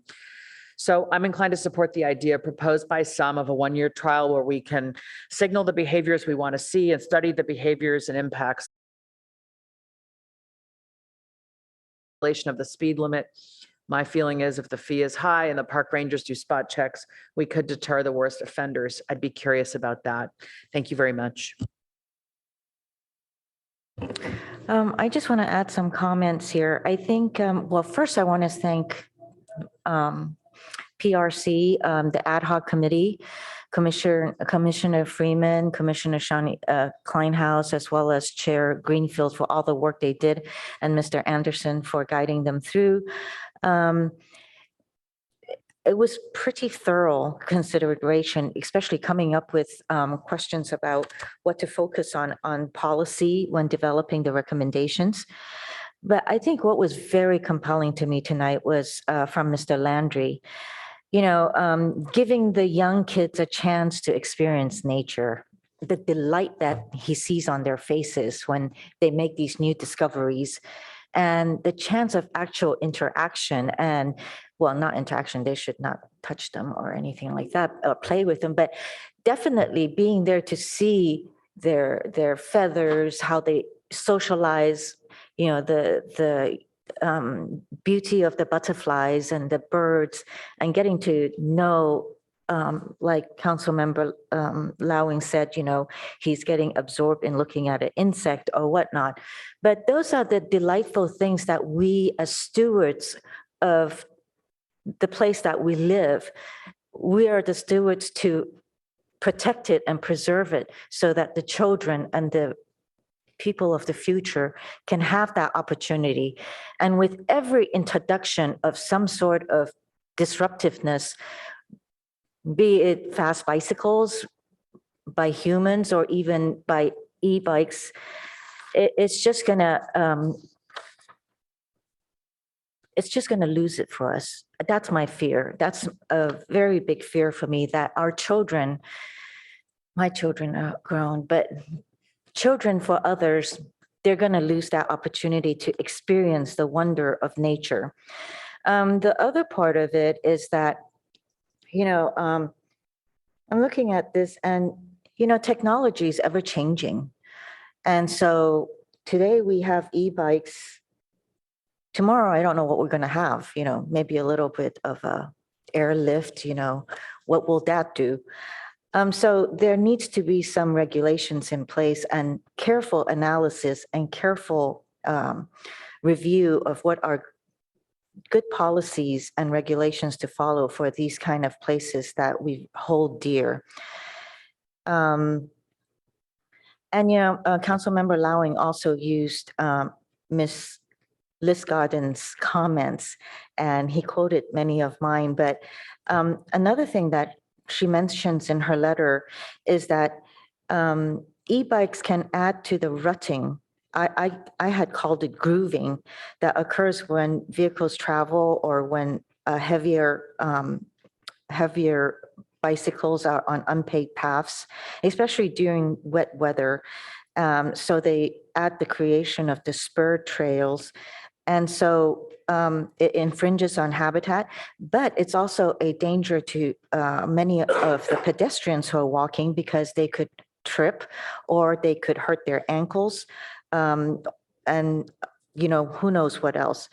But mostly, I also think that, as humans, we should be kinder to this natural species that live among us. And I think I just go back to what the gentleman said about the delight in the children's faces when they experience this sort of nature. So I think that's, I think also it reminds me of what former Mayor Karen Holman said, do no harm. Whenever you're considering something, do no harm. And in the open space preserve, the policy recommends prioritizing environmental and ecological protection over the recreational desires of the community. I understand we want connectivity for bicycles and pedestrians. But this is also through our nature preserves. When Councilmember Tanaka brought up his map of the route, I couldn't quite look at it very carefully because it was moving around too much and I can't focus. But I was wondering, that portion where it is unpaved, is that Palo Alto or Mountain View? Yeah, that portion actually is paved. It is paved. Yeah, there's some of it's very old asphalt and it's hard to see. And on either side of it, there is compacted base rock that makes it look like it's unpaved. But you can make a consecutive journey from Friendship Bridge all the way to Shoreline. And that little route around what's called Coast Casey 4 Bay, there's asphalt there. It does join up. It's the nexus point where we join with City of Mountain View, and their trail continues on paved.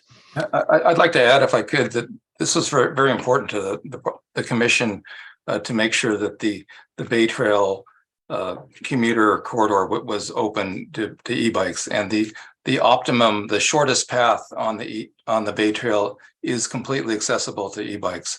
The Adobe Creek Loop Trail is part of the Bay Trail as well, but it's more of an excursion. It's a longer path. It's on unpaved trail, so it's the less efficient path for commuters, and we believe it's a far less common path for commuters to take. Thank you. So again, I just want to repeat, I really appreciated your comments about children and nature. Thank you. Ms. Vinker, Councilmember Vinker. Thank you, Mayor Koo. Actually, I had the same question you did because I'm a big supporter of e-bikes generally and getting out of cars and commuting with them. And I wanted to clarify whether Mr. Tanaka, sorry, Councilmember Tanaka, his route. So thank you. Councilmember Lowing. I would like to move the PRC recommendation to adopt ordinance section 2204-220 to regulate electric bikes and electric coasting devices in parks and open spaces. I'll second.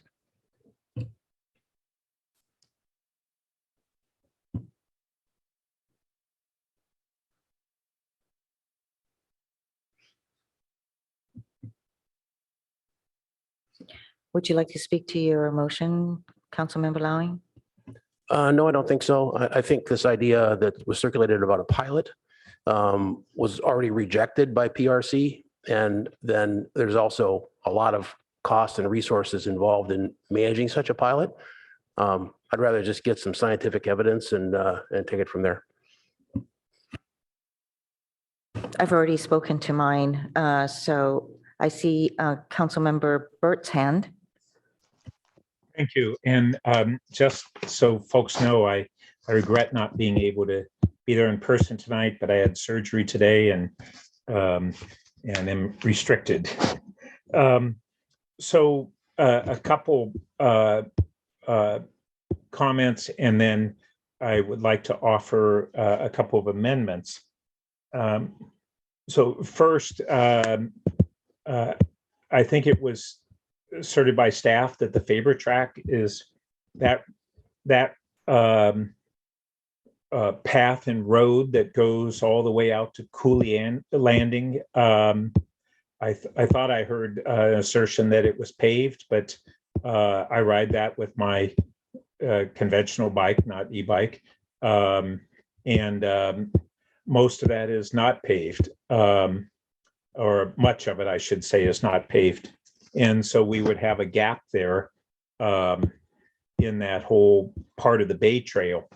And then I do have real concerns, and that we have a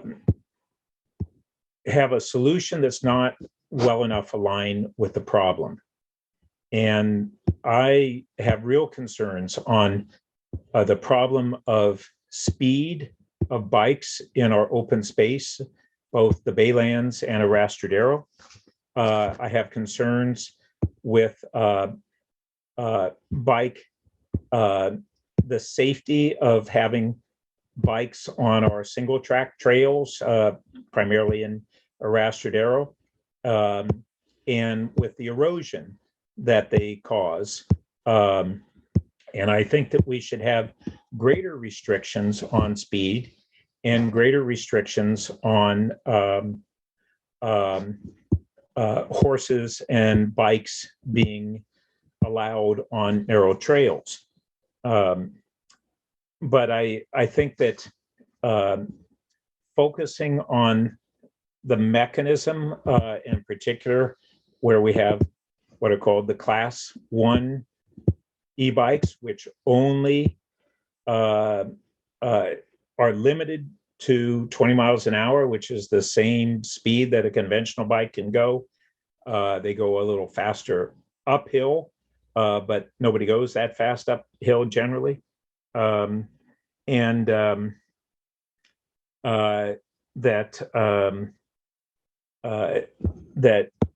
the Class 1 bikes don't have these throttles that people keep referring to. That was clarified in the staff report. The Class 3 bikes can go up to 28 miles an hour. Class 2 can go 20, but with a throttle and not require pedaling. Class 1 requires pedaling just like a regular bike, but it limits that speed to the same speed as a regular bike. And I think 20 miles an hour is too fast for any bike that we have in these open space areas. So here are a couple of proposed amendments. We heard that we currently have a 15-mile-an-hour speed limit in those areas. I think that should be reduced to 10 miles an hour for all bikes. In this case, it'll be the conventional bike. So let me offer that one first and see if the maker and the second are receptive to that. Philosophically, I'm quite receptive. Is that capable of being added to this e-bike thing tonight relative to the agenda? Well, good point. And maybe it does. Let's ask the city attorney whether it needs to be a referral to Parks and Rec. Yeah, that's what I was asking, actually. So, right, we were just speaking here at the staff table about item B. So the city council does not adopt the Parks and Rec regulations. They're lengthy and detailed, and they need the flexibility to be adjusted at the staff level. So those are city manager items. So what we would suggest is that you change this word adopt in B to something like support. So you're indicating your support for what the staff has described as the PRC's regulation. You do need an ordinance, and that's A, and that will come back to you for a second reading, and it takes then roughly 45 days for that to go into effect. And then the regulations are done at the staff level. So what you're now describing about changing a speed limit, Mr. Anderson, I assume that the speed limit in the parks is set in the regulations also? I believe that's the case. Yes. Yes, so we're checking. So that probably also lives in the regulations, which would not be something that council would need to adopt, but you would support. So what I would suggest on that, if you wanted to pursue that, is to make a referral to staff to explore adjustment of the speed limit to reduce the speed limit for bicycles and I forget if you said horses. As an item C? Yes. But I totally support that. So if we say refer to staff, and staff may then choose to route it through the Parks and Rec Commission. Perfectly appropriate direction, yes. Okay, great. Second, we have bike racks at many of our trailheads in the open space, or where you enter the open space areas, but we have places where we do not. And so also refer to staff to add bike rack areas to trailheads in the open space where they are currently lacking. Definitely accepted. Yes. Okay, thank you. And then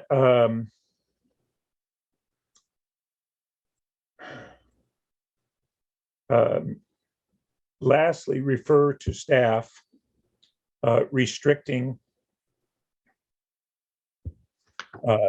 bicycle and horse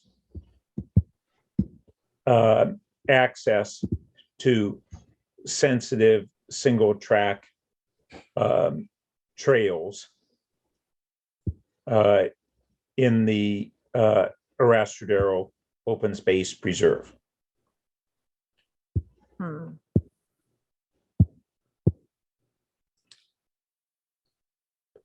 Looking at the city attorney, I'm willing to accept that.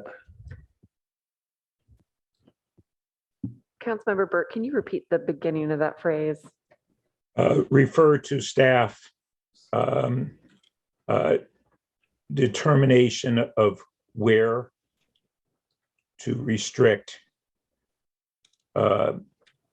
bicycles and horses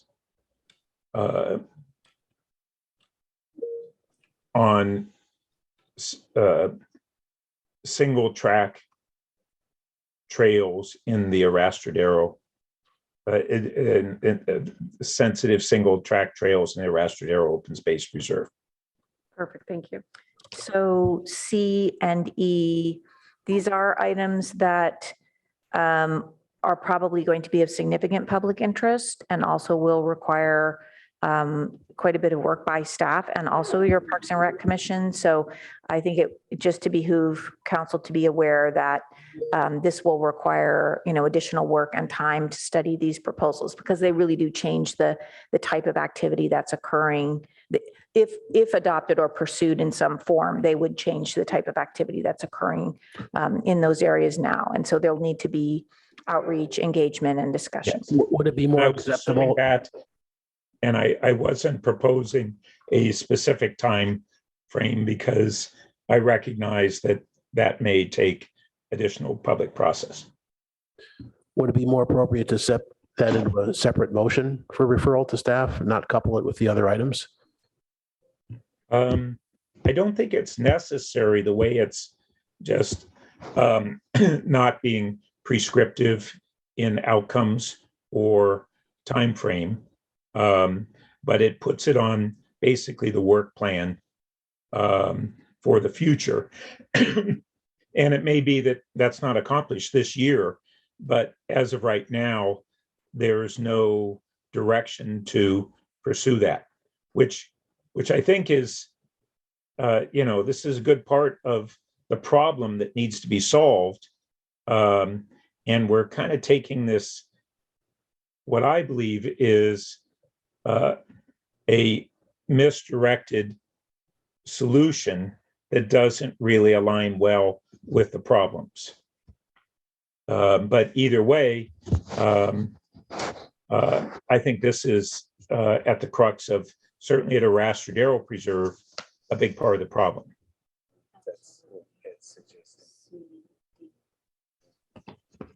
Is that all, Councilmember Burt? Okay. Yes, I don't know. Thank you. Oh, I'm sorry. I left off a key part. Lastly, to refer to staff development of a streamlined accessibility waiver for seniors and those with disabilities to be able to obtain a permit to utilize Class 1 bikes in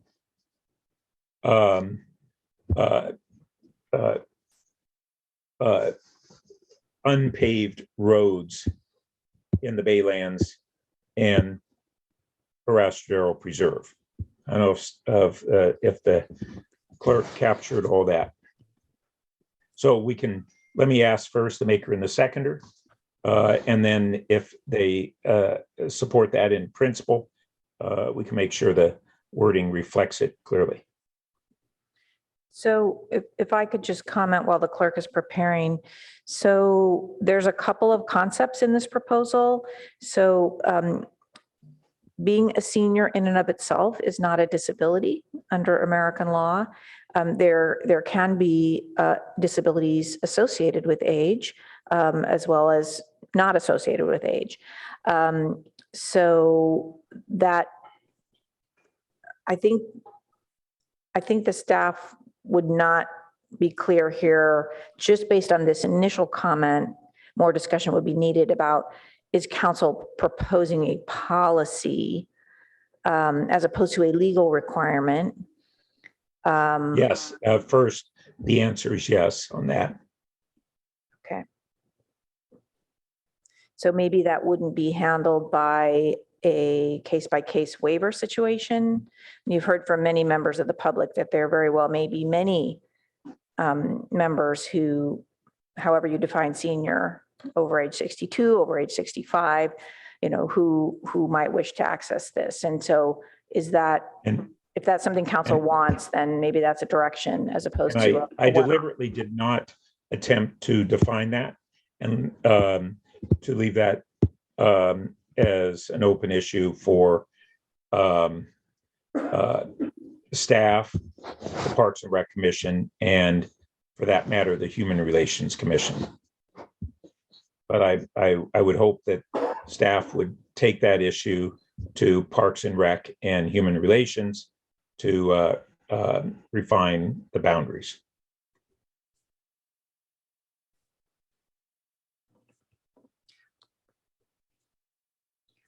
Well, are you gonna accept? Well, let's see. I think we're at the point of the maker and seconder determining whether to accept it, and should that go forward, I think staff would want to comment on. Yeah, so my concern on this new item, as well as the one about bikes and horses on single tracks, is if it's going to slow down the ordinance that was. So just to be clear, it would not interfere with the proposed ordinance. These areas of additional consideration, the ordinance could go forward as currently proposed, and these would be follow-ups.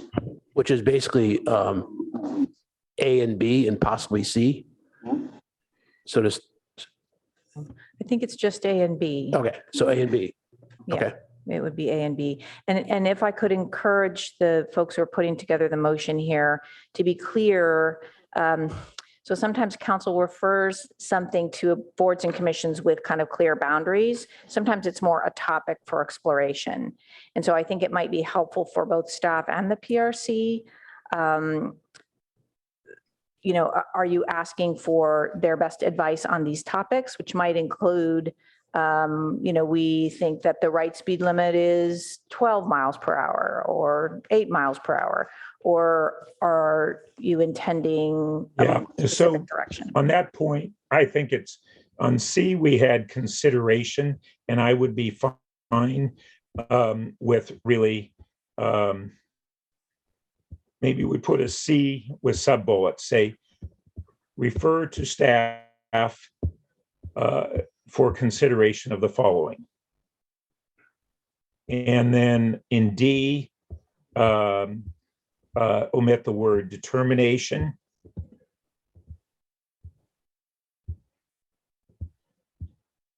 And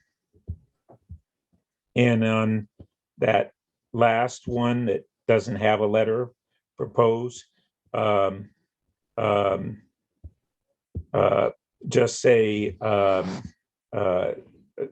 delete refer to staff development of, and it will just say refer for consideration development of a streamlined accessibility. Same thing, D would be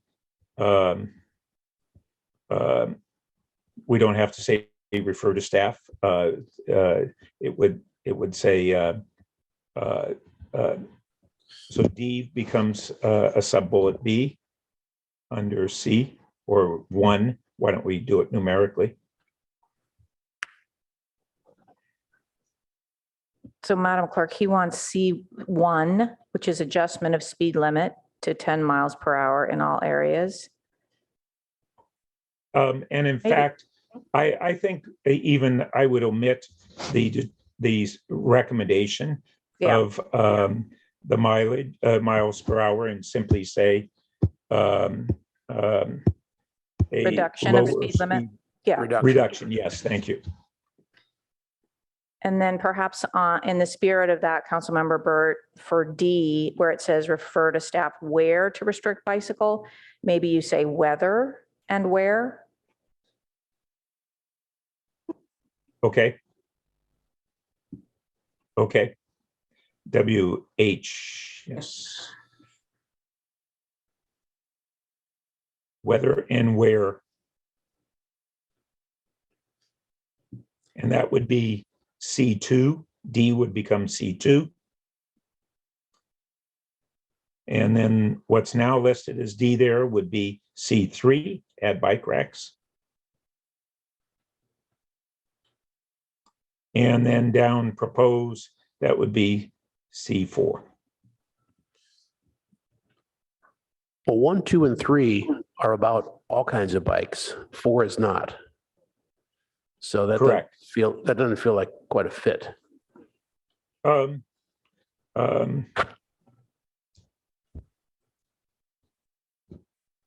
there are 4 referrals.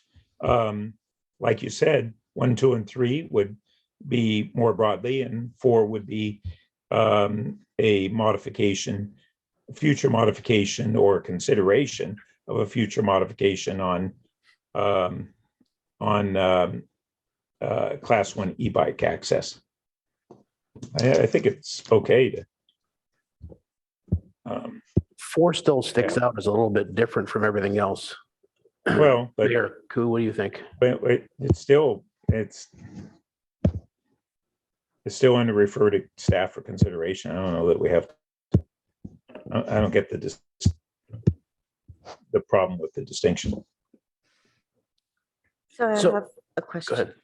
I was just going to say the reduction of speed limit and bicycle and horses, those 3 are all around all bikes. So I think we should make that clear. And the 4th one is not. So again, it just sticks out as maybe we could make that D as a referral. Okay. Because it's just about e-bikes. Okay. That'd be better, I think. Okay.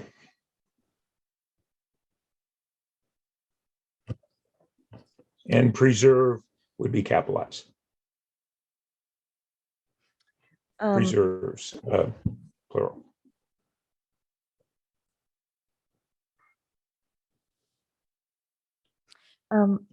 Madam Attorney, I wanted to ask about B.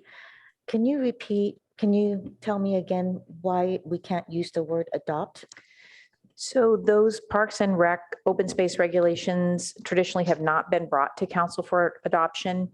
They're not council adopted. And if they were to be, then any change would require returning to council. So getting on your crowded calendar, writing a staff report. They are staff adopted. They're city manager approval, I believe. Yes. And that allows the staff to be more nimble. if some of the very minor regulations in there need to be adjusted for whatever reason, seasonal developments, a problem that suddenly crops up that doesn't merit council attention. So for that reason, I would encourage you not to mix and match there because it becomes very difficult to track. Once you adopt something, we don't change it without coming back to you. Okay, so if you were to adopt this particular set of regulations, we would have to somehow mark or remember those within this very large book of regulations and come back to council if there ever needs to be a change. And we do understand that this item is of great interest. So the staff is not going to go wild changing the rules on this. That's why this item is before you in the first place. So I wouldn't be worried about that, but I would encourage you to just simply support what the staff has said they would do to implement the Parks and Rec recommendation. Okay. Then on C2, is the word sensitive there necessary? Because all the trails and preserves are sensitive.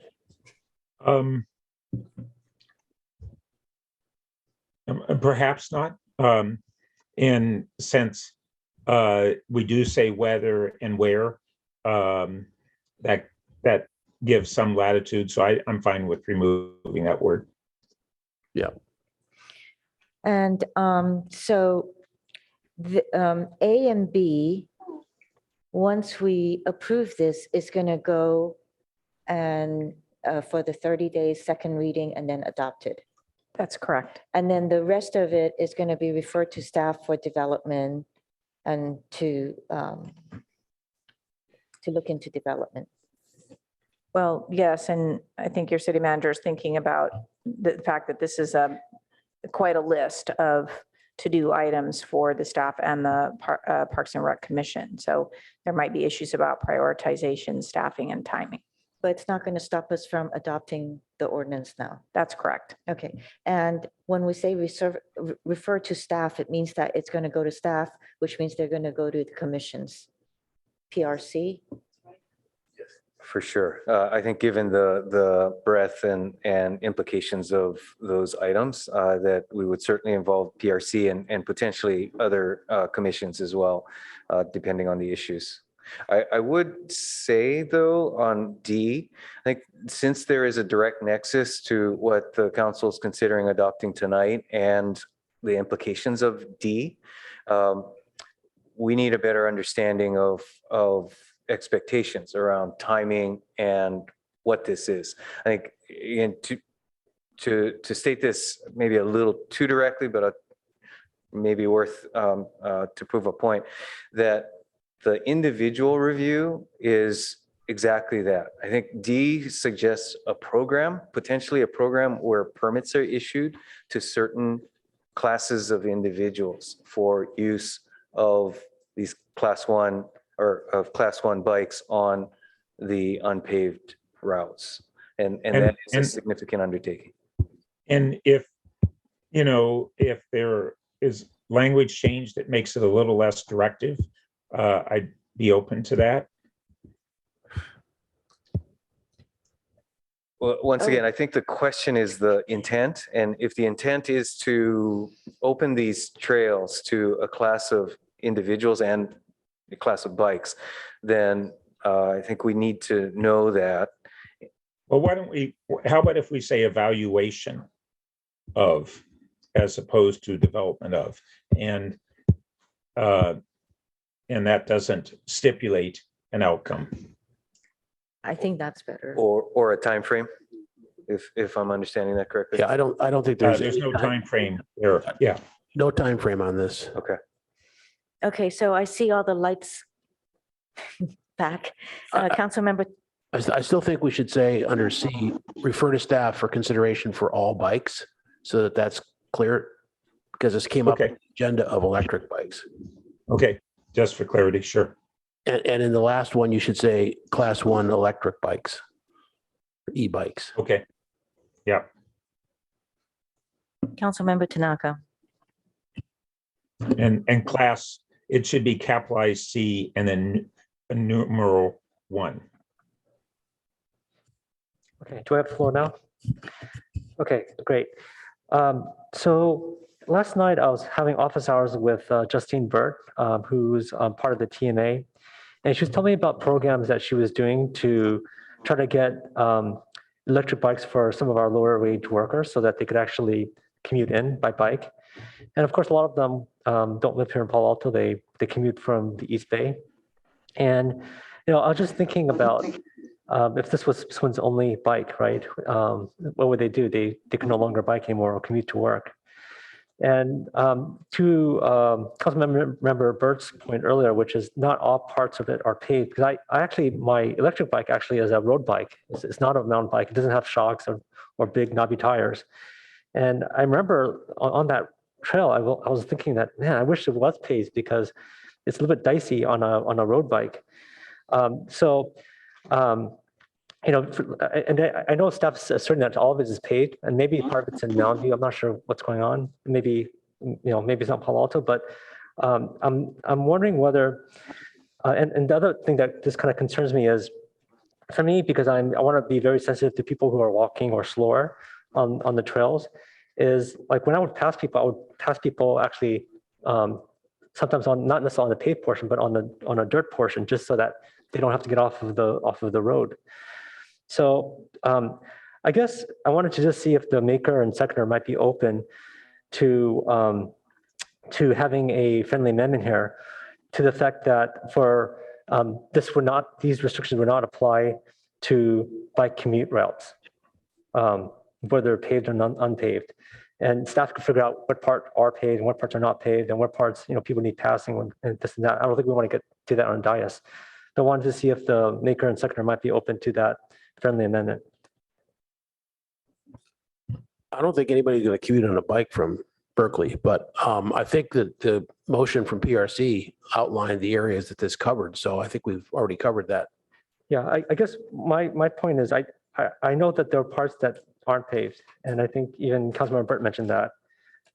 So for me, it would be helpful to have something in there, and maybe it is all paved, and staff is right, and we don't have to worry about it. But I'd like to have that assurance to make sure that we're not going to be cutting off a bike route.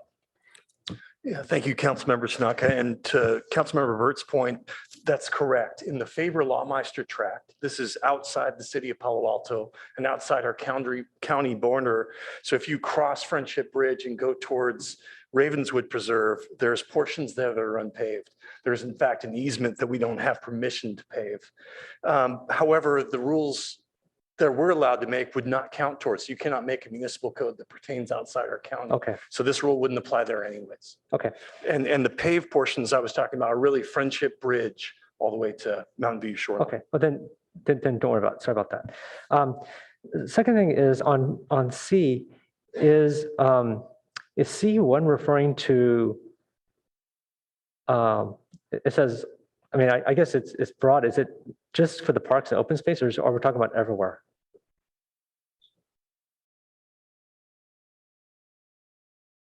Is parks and open space only, as opposed to streets throughout the city? Yeah, because I'm thinking like on Foothill Expressway, which I take quite often, cars are going 50 miles an hour, and you're saying that bike can only go 10 miles an hour would be a little bit off. So maybe we could add that. I think it is a valid point to just clarify what we all understand. But I would say a new winter storm that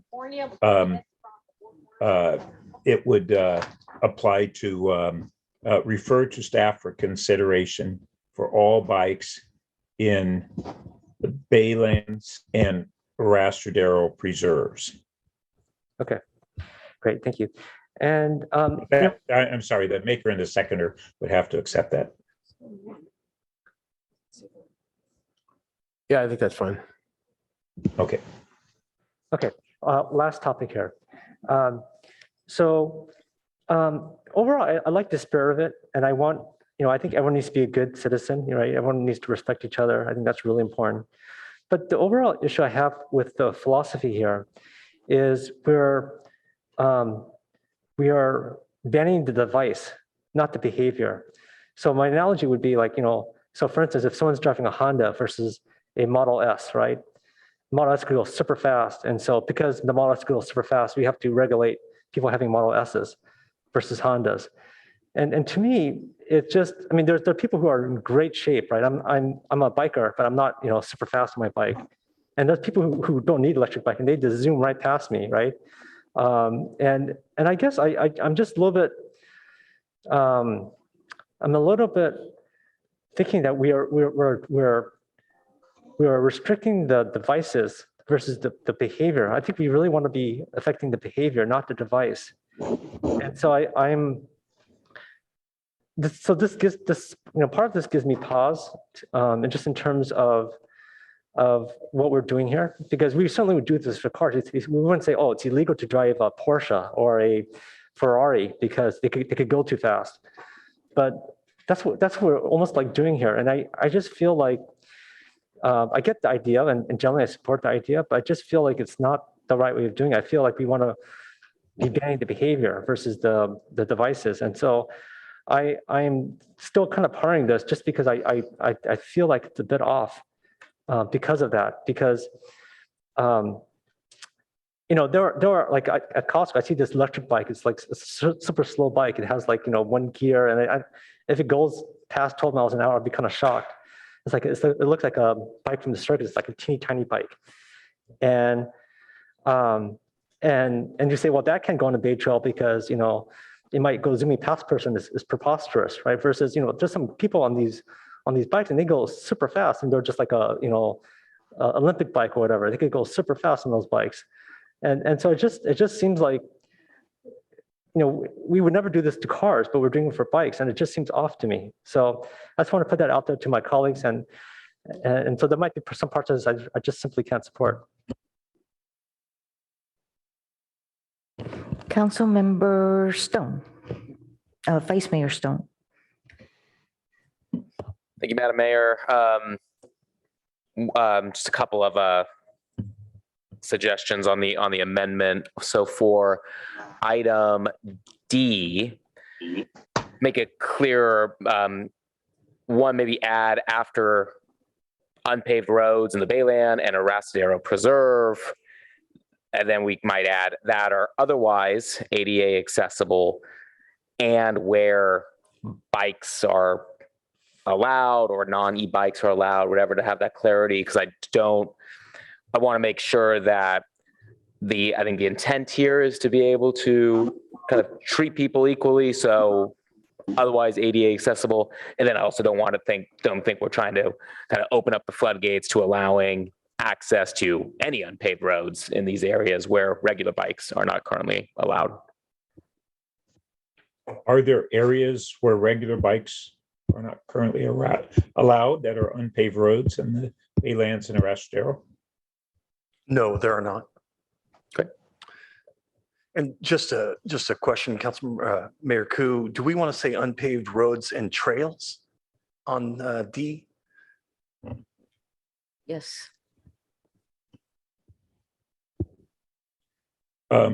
Still to get so this would be, I guess, for the maker and the seconder, on the otherwise ADA accessible. Oh, where's that? Where's that word? Can I say that at the end, when we use that term trails, we've, as a city, used that to describe roads in these areas have been getting described as trails. And I don't know the right, I hope that this would be clear enough. We could, but I don't want to imply that we would allow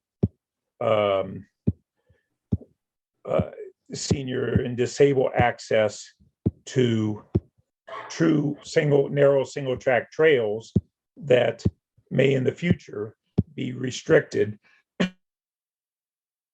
from use by any bikes. So that's my concern on adding that verbiage of trails. I think we kind of misuse trails as a term when we basically have multi-use trails that are in effect roads, unpaved roads. So I don't know.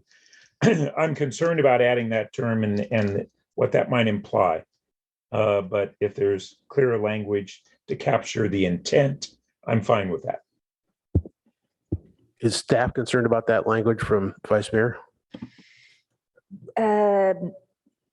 The reference to ADA accessible trail is problematic. I'm not sure what you're intending to mean by that. Yeah, maybe just as a point of context for that, I don't believe there are ADA standards applicable to trails, and as such, inherently, that term may not apply. Are you really only concerned about the issue of opening foot traffic only trails? You don't want that. But the staff has said that there is no foot traffic only, pedestrian only trails, Darren? That's correct for Baylands and the rest of our preserves, yeah. The bicycles are allowed where the pedestrians are. Okay, that's fine with that clarification. You know, perhaps I do need to make this comment. It's the struggling with the wording here, I think, does reflect what, from a staff perspective, I guess I have to say that this does appear to be a very sizable undertaking and may raise expectations that there will be greater access to what will be limited under A and B, and put some real time pressure on staff to turn this around in a manner that, quite frankly, is not very clear where the solution would lie. Sorry, and then one additional modification, C2. I would imagine that the intent is to leave out the Baylands. So to include Baylands in C2.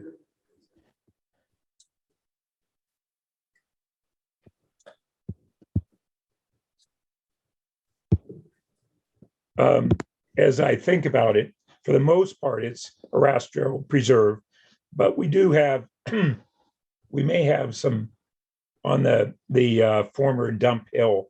I'm not sure whether we have anything that would be categorized as single track. So. Wonder if Chair Greenfield or can weigh in on single tracks in the Baylands. I can help answer that. Oh, go ahead, Chair. Thank you, Vice Mayor. Yes, there are single track trails at the Baylands. There's some single track alongside the Adobe Creek Loop Trail. There's also single track at Bixby Park. And actually, it might be worth considering taking the single track constraint out of this item so that consideration could be given towards not permitting bikes at the Renzel wetlands, which is a service road and not single track per se.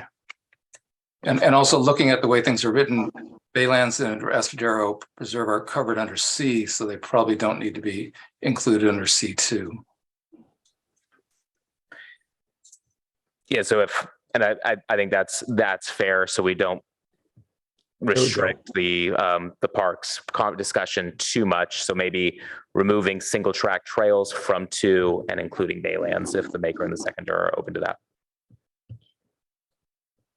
Yes. Yes. Okay. Councilmember Vinker. Thank you, Mayor Koo. Could you just define for me exactly what single track is, as opposed to just where it is? How narrow? Typically in the Baylands, for example, we've got some trails that are between 5 and 4 feet, depending on their gradual age. So I think those are the ones I would define as single track. Okay. So item D, evaluation of a streamlined accessibility waiver for seniors. If we just stop there, I'm not sure what that means, because I think what we're just saying is a streamlined application for access by seniors. And then they can use a class 1 e-bike on thin unpaved roads in the Baylands. And I don't support that. When I spoke earlier, I talked about when my husband and I were walking around on these thin trails, and the thought of a bike coming by is not something I'm comfortable with. So the initial thing I had gone to was, how about the roads? And I believe this is even where Payback was. How about the roads that are at least 15 feet wide, have the motorized service vehicles, all of that on them? And then we went away from that. So this is a serious loophole in that with respect to seniors. Now, those with disabilities, there's a whole ADA process, and streamlining that feels like a very different thing. Am I misunderstanding? Well, yes, but the law requires us to engage in the interactive process in good faith. And if it takes a long time, it takes a long time. Yeah. It's not, in other words, it's not really, it's a staff-driven process that we're all very familiar with, and you are, to your disadvantage tonight, are not. It does not help us to receive council direction to streamline the process. The process is as streamlined as it can be, which is sometimes not at all, but that's because it can't be. And when there's an easy answer, we get to it right away and resolve it. Okay, so there's two separate issues with D. The first is that streamlining accessibility waivers for those with disabilities is sort of a non-starter from a staff perspective, because you already are, to the extent that you can. And then I have a policy concern over allowing, I think, any seniors, because now we're not talking about disabilities. So any seniors to use a class 1 e-bikes, when the PRC had said they didn't want to distinguish between the different classes of e-bikes. And now we're talking not just the broader roads, which I actually was considering earlier. Now we're talking the narrower single track, now that I know that word. And there's quite a pitch to a lot of these in Bixby. I mean, they're significant inclines and declines. And so I'm troubled by D. And unless we were to amend. And trails from D. To remove, well, so what I would suggest, and I still have some concerns, but what I would suggest is to delete "and those with disabilities," because that seems like something hard to do, because we have to do that anyway. So it's not removing any of their rights, nor is it slowing anything down for them. And then for the seniors, it would be, instead of in unpaved roads and trails, you could say on unpaved roads that are at least 15 feet wide and routinely used by motorized service vehicles. I don't know that we need to Well, I think it's up to the maker and the seconder. Prescriptive at this time. And I would need to see it. Can you repeat Okay. it Yeah. for Madam Clerk? Because, yes.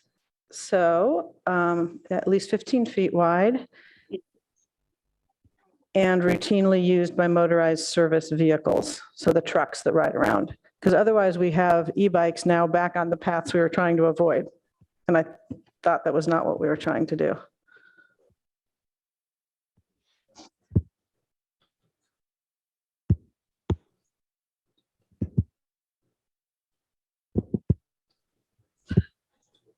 Can I comment on that? So evaluation of a streamlined accessibility waiver for seniors, I think we want to delete the word "and" there. So now staff can evaluate that. That's still a lot of work, but I think it's, yeah. So, okay, and so I think. So let's find So- out if the maker is. Yeah, so I like that edit. I'm least enthusiastic about point D overall, because I'm trying to focus on getting this ordinance done with some good ads from Councilmember Burt. And I think D is a constraint for staff, and, might be sort of making the motion less interesting, less readable. But I like that direction better than what we had before.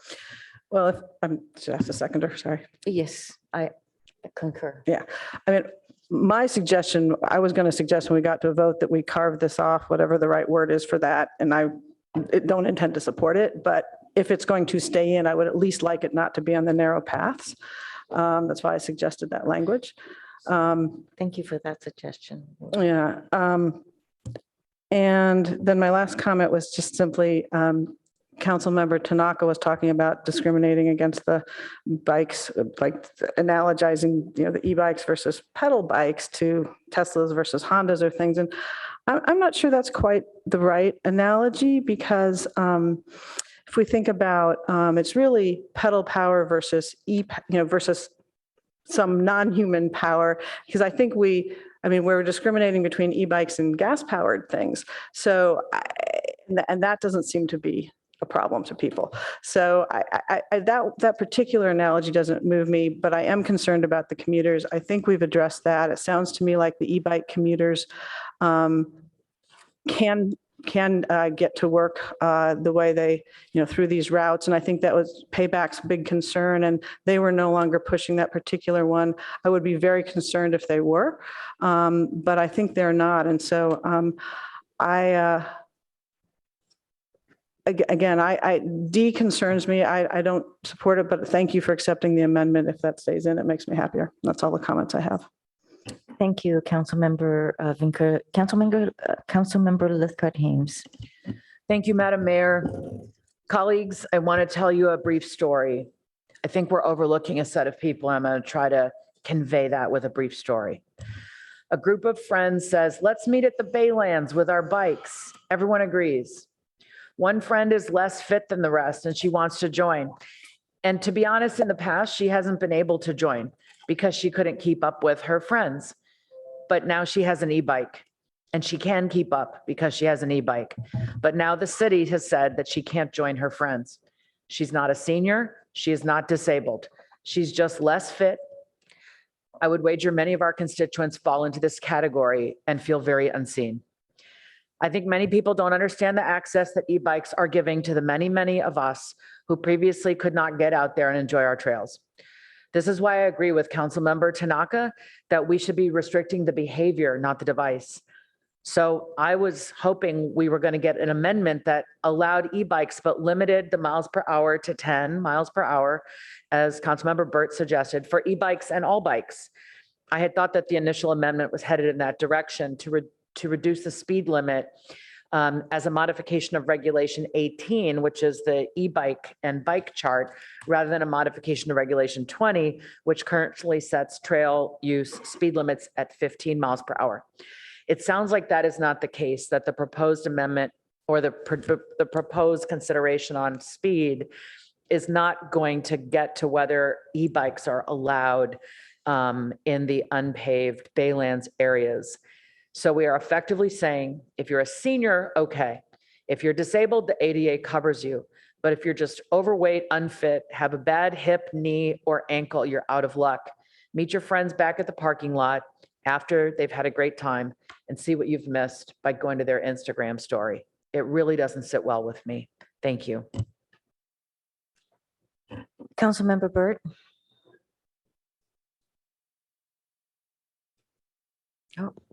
Thank you. Let me just address a couple of the concerns that were raised. So Class 1 e-bikes require pedaling. People may not everybody on the council may not understand that distinction, but it's pedal assisted, but you must pedal. Class 2 and Class 3 do not. That's a really important distinction. As far as 15 feet, this is where we have roads that in these areas that I believe are less than 15 feet, but they're called dual track. So you have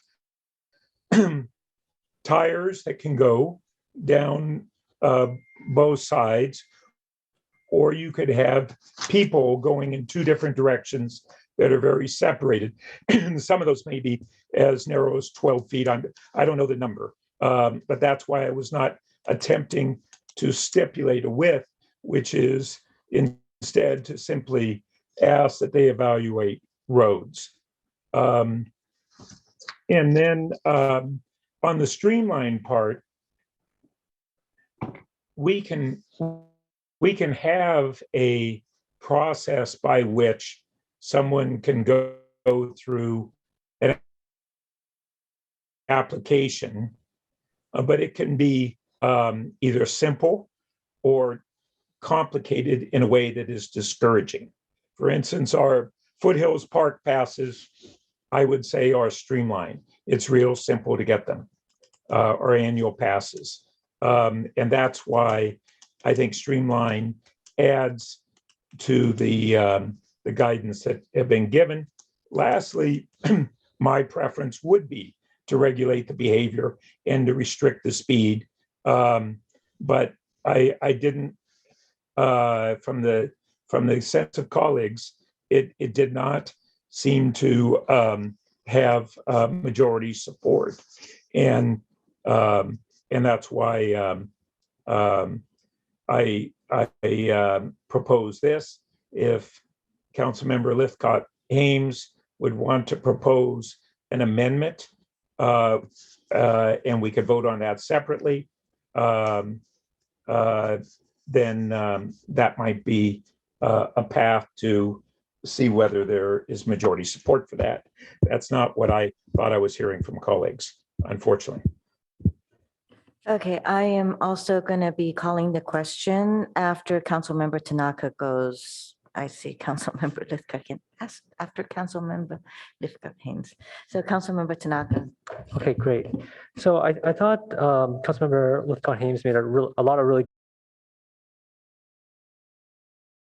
access to biking, as well as access to our open space and trails. And I really worried that because this is so focused on the device, it's electric, so it's evil, versus bad behavior, which is really what I think all of us are trying to do, is make sure that there's not bad behavior, that people aren't running people over or scaring people or making a nuisance of themselves. I think that's really what it is.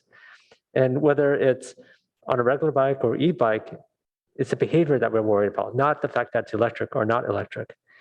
And so I think this is in the right spirit, but I think it's misguided. I also think that some of this is counter to our climate change goals. And so when the mayor does call the vote, I'm going to ask that we split this vote. Those parts I support. So I support C1, C3, and D. And the other ones, A, B, and C2, I don't support. So if you guys could do that, I'd really appreciate it.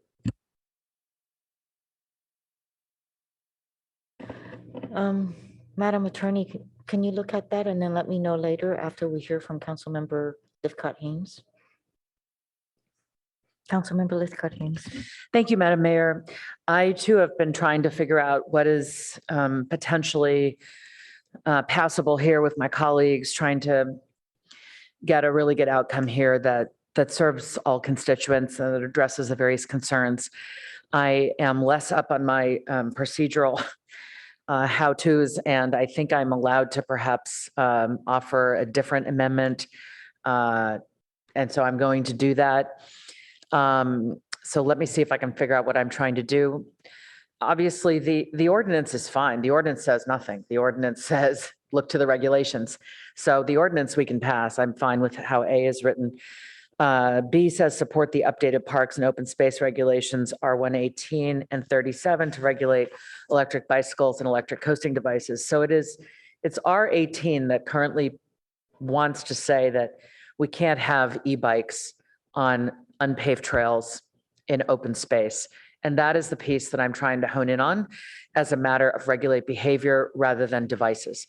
So I think what I want to do is keep on with A, B, and then C. My amendment would be, my amendment is refer to staff for consideration for all bikes in baylands and Arashidero preserves,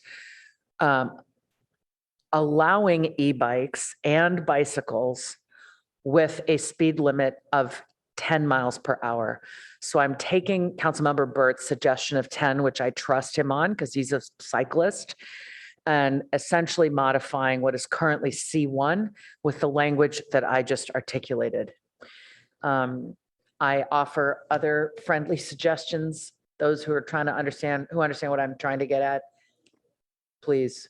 I think that there's enough difference in that, that I would suggest you characterize that as the clerk has, as a substitute motion. Okay. So that leaves everything intact, and we may return to that if the substitute motion does not pass.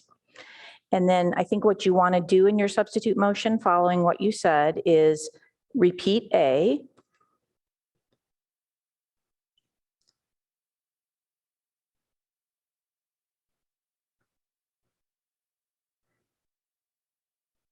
And then repeat B. Except that I don't think you want all of B, because it does not allow, based on what I heard you say, it does not allow the bicycles, the That's right. electric bikes in That's right. unpaved areas. So I think in lieu of B, you want to direct staff to update the parks and open space regulations to, and then whatever you said, allow electric bicycle, I'm making this up, you tell me if I heard it right, allow electric bicycles where bicycles are allowed with the speed limit for all bicycles and electric bicycles of no more than 10 miles per hour. That's what I was getting at. Thank you for that. I'll second it.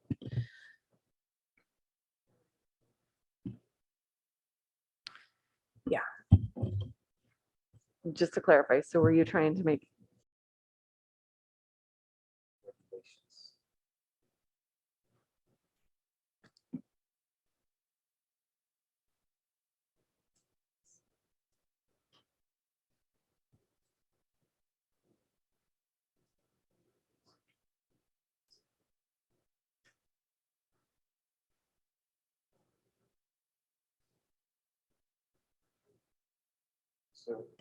Let's see, it might be worth, as the attorney and clerk are working through the language, Councilmember Lithcott-Hames, might I get some clarification? As stated, this suggests that e-bikes would be allowed on all trails. The payback and PRC discussion, I believe, was limited to was really ultimately limited on the wide trails at Baylands where e-bikes would be allowed. Maybe worth clarifying your intent. Yes, there. absolutely. I'm certainly not trying to expand beyond what was recommended by those advocating for e-bike access in these places.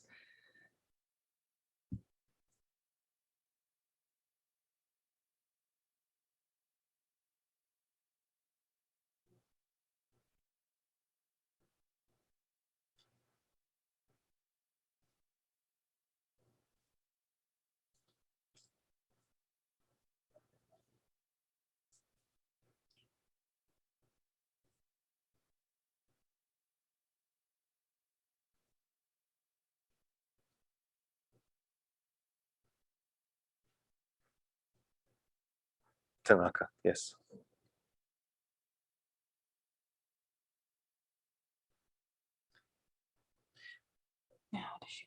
So, well, we were just discussing the possibility of limiting this to the, what's the right term, Darren? White trail. White trails at the Baylands Nature Preserve. Yes, I accept that. Instead of where all bicycles are allowed. So you strike that clause and replace it with wide trails at the Baylands.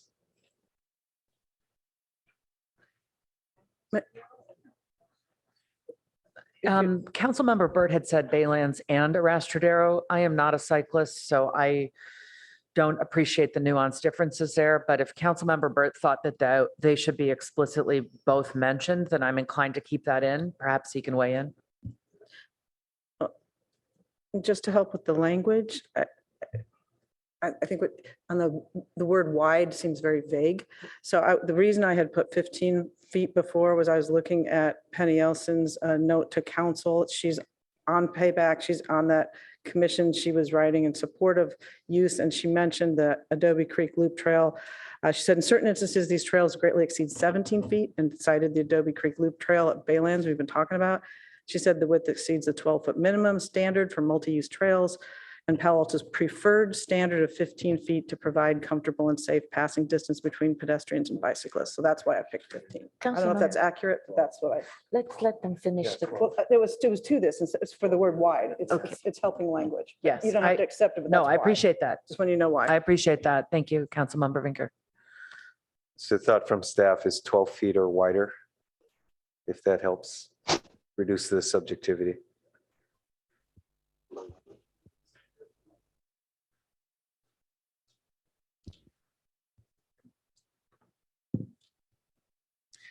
And again, just to clarify what's written here, the question of whether that should include a Rostradero Preserve.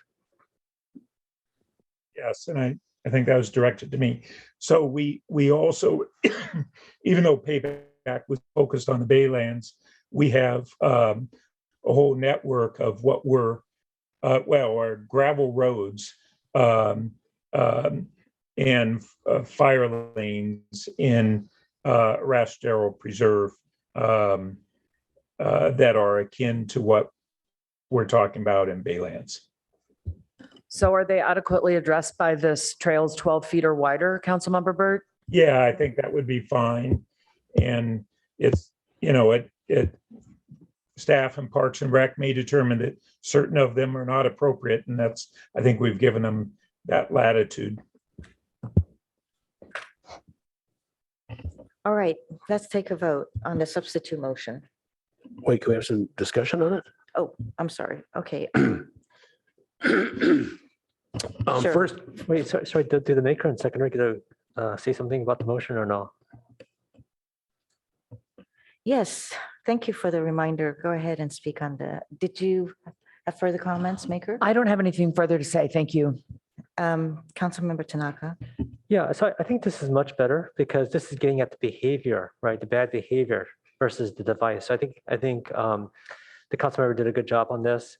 The only couple things that I might want to suggest and want to see if the maker might be open to it is there's a couple of things from the other motion that I think are good to have in here as well. Like for instance, bike parking at the trailhead, right? As an example. So I don't know whether you're open to carrying over some of those items. May I ask procedurally, if the substitute motion is written was to pass, does it then supplant A and B on the underlying motion and we can continue to look at the remaining letters? Yes, it would supplant A and B on the other side, and you could continue your discussion and add additional Okay, elements. then that's fine. Thank you.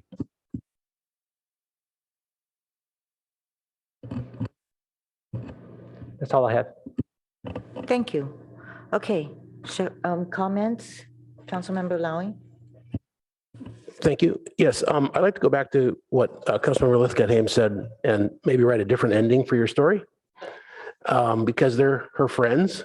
And what I think they would say is that, hey, your knee is bad right now. Let's just meet at the bike sculpture right on the frontage road there.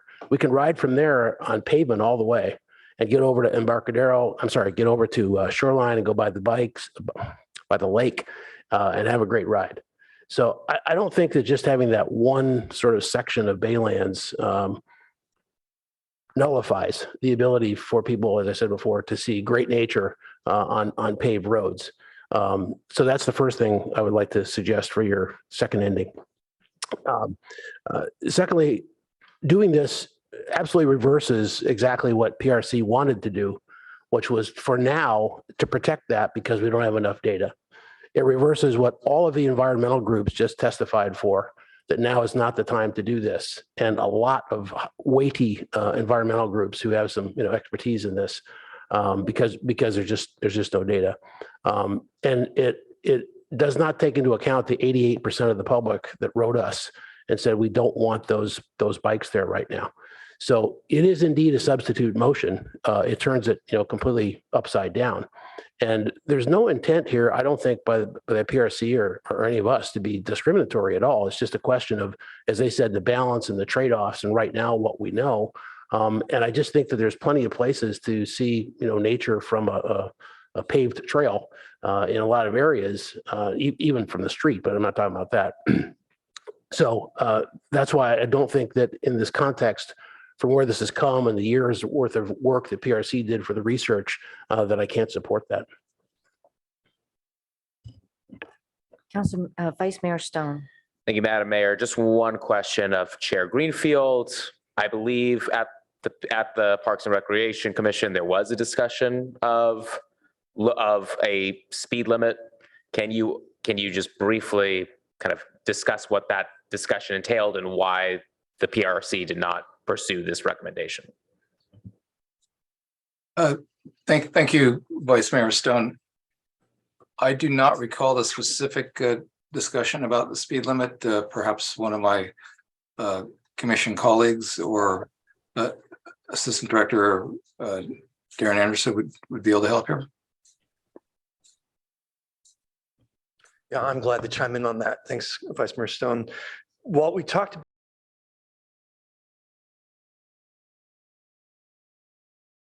back group.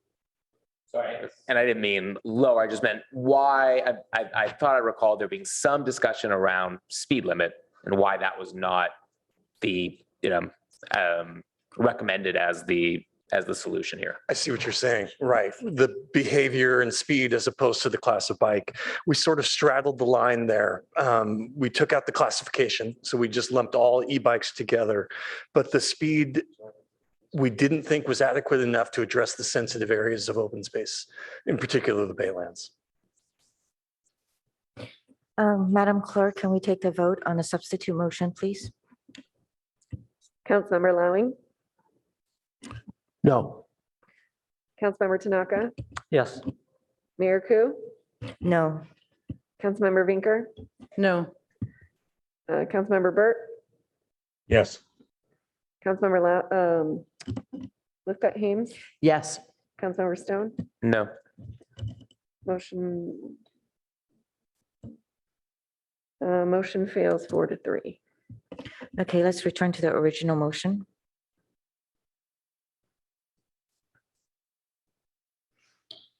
And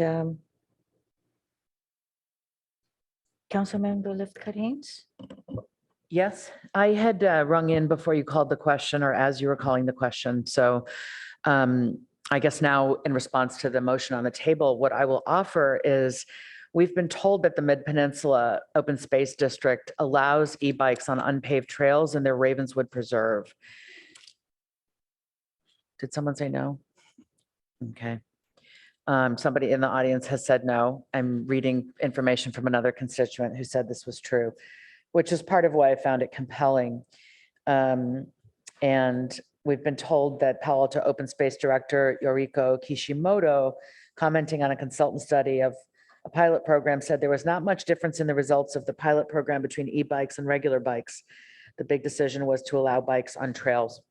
So I'm feeling that there is evidence out there that it's regulating the speed. It's not regulating the type of vehicle. And to my friend, Councilmember Lowing's story, it's easier to tell your friends you have a bad knee than to have to say, I don't have the level of fitness that you have. And that's where people get precluded from participating in recreational outings with friends, which I really fear that this decision we're about to make perpetuates. Okay, I just have one area that I wanted to see if C2, is it necessary to keep Baylands and Arastadero in there because it's at C itself? She just means that the words, delete the words Baylands and Arastradero. Yes, Is that there. okay with you, maker of the? Yeah. All right. And And were we going to try to take D out separately into a separate motion? yes, we will take D out and vote on D separately. And Councilmember Tanaka asked for some other pieces to be separated as well. Can you remind me? Yes. I wanted to split out C1. Oh, I can't see it anymore.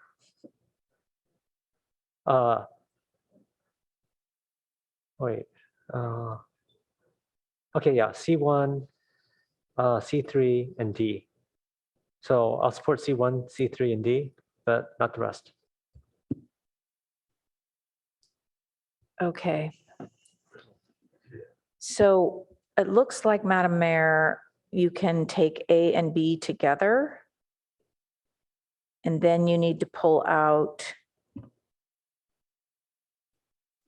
C1 and C3. Those can go together, and then C2 and then D.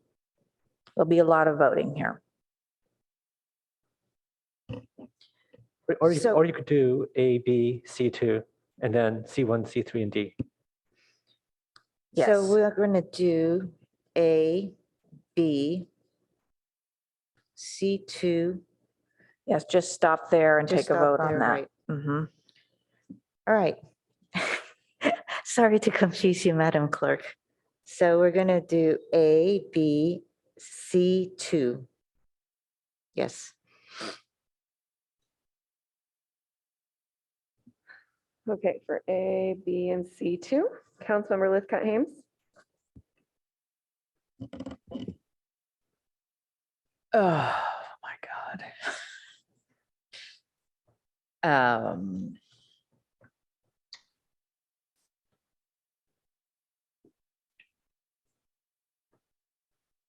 No.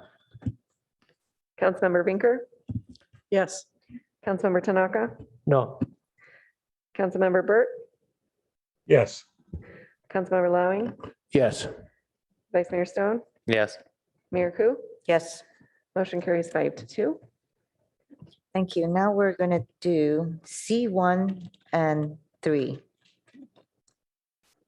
No, D is separate.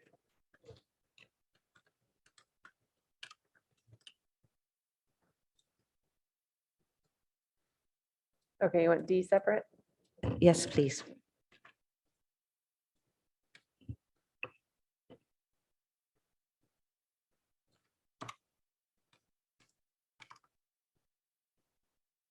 Okay, so just for C, sub bullets 1 and 3, Councilmember Burt, Yes. Vice Mayor Stone, Yes. Mayor Ku, Yes. Councilmember Lithcott Hames, Yes. Councilmember Vinker, Yes. Councilmember Tanaka, Yes. Councilmember Lowing. Yes. Motion carries unanimously. And now we're going to do letter D as in Delta.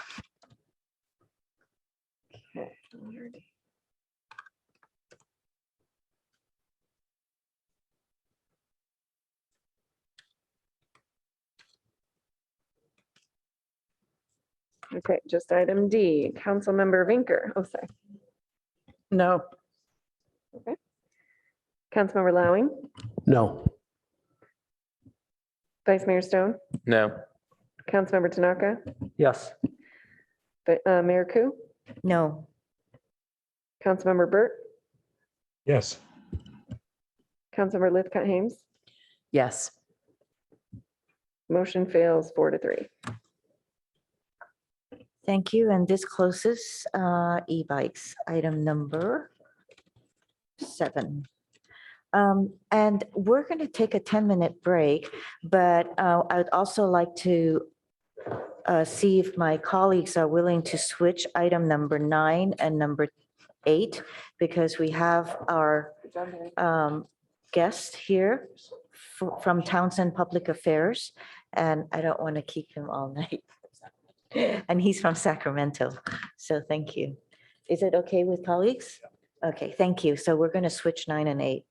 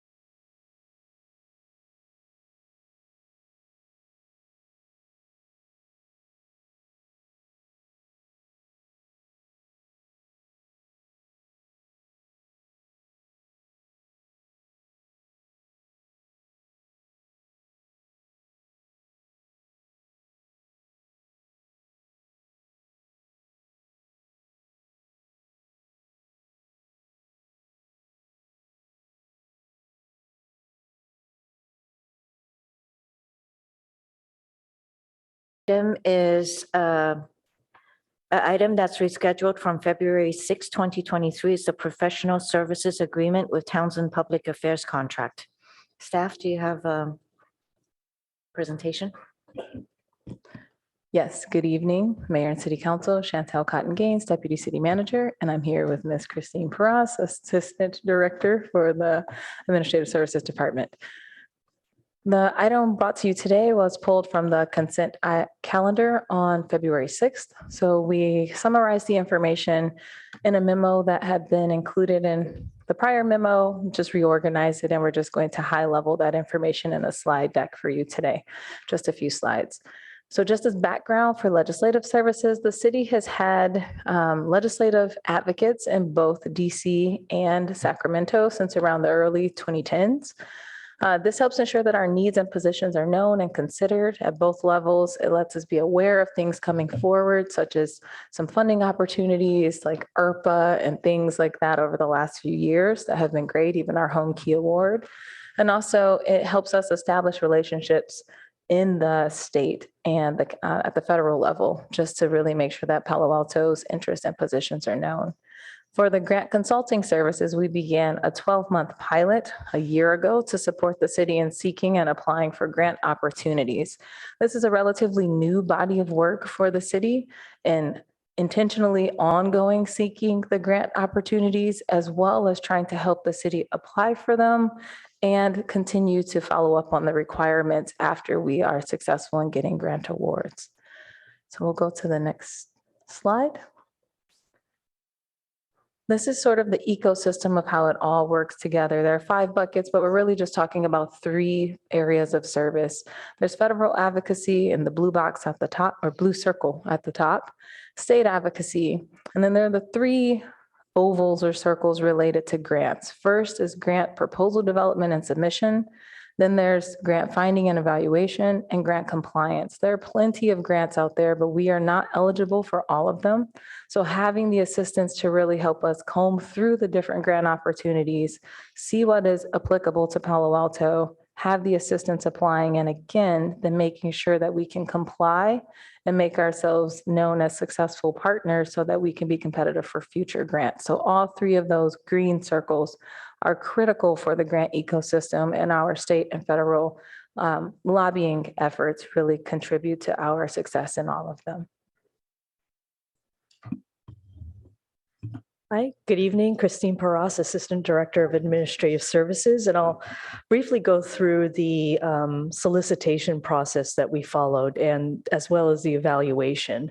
For this solicitation, this slide summarizes at a snapshot what happened there. We followed the city's standard practice for competitive solicitation as outlined by the municipal code and the purchasing policy.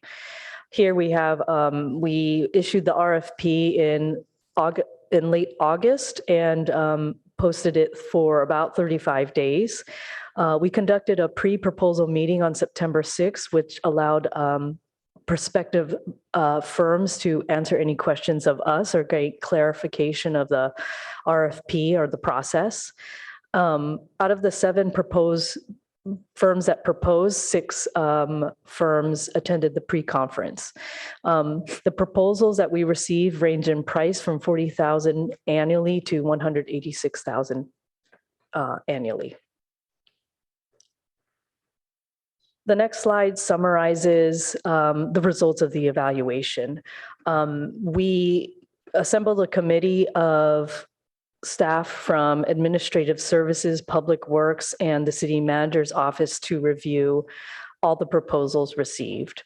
It was a 2-round process in which the evaluation committee reviewed and evaluated services individually based on criteria outlined in the RFP document.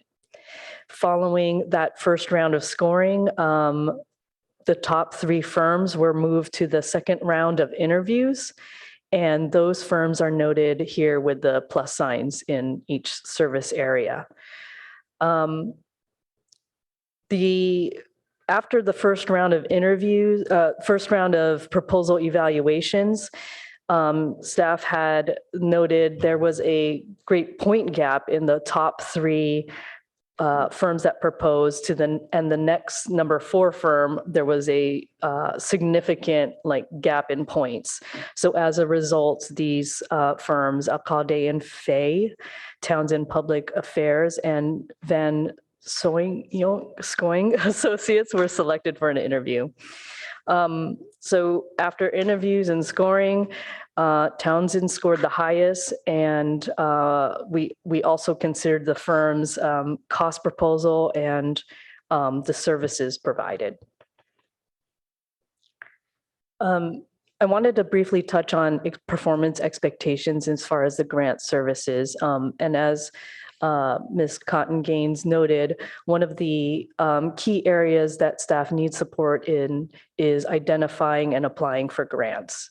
Another area that staff needed much support as we get this program and more structure around this program is compliance for the grants, and really understanding those rules and regulations so that we could really,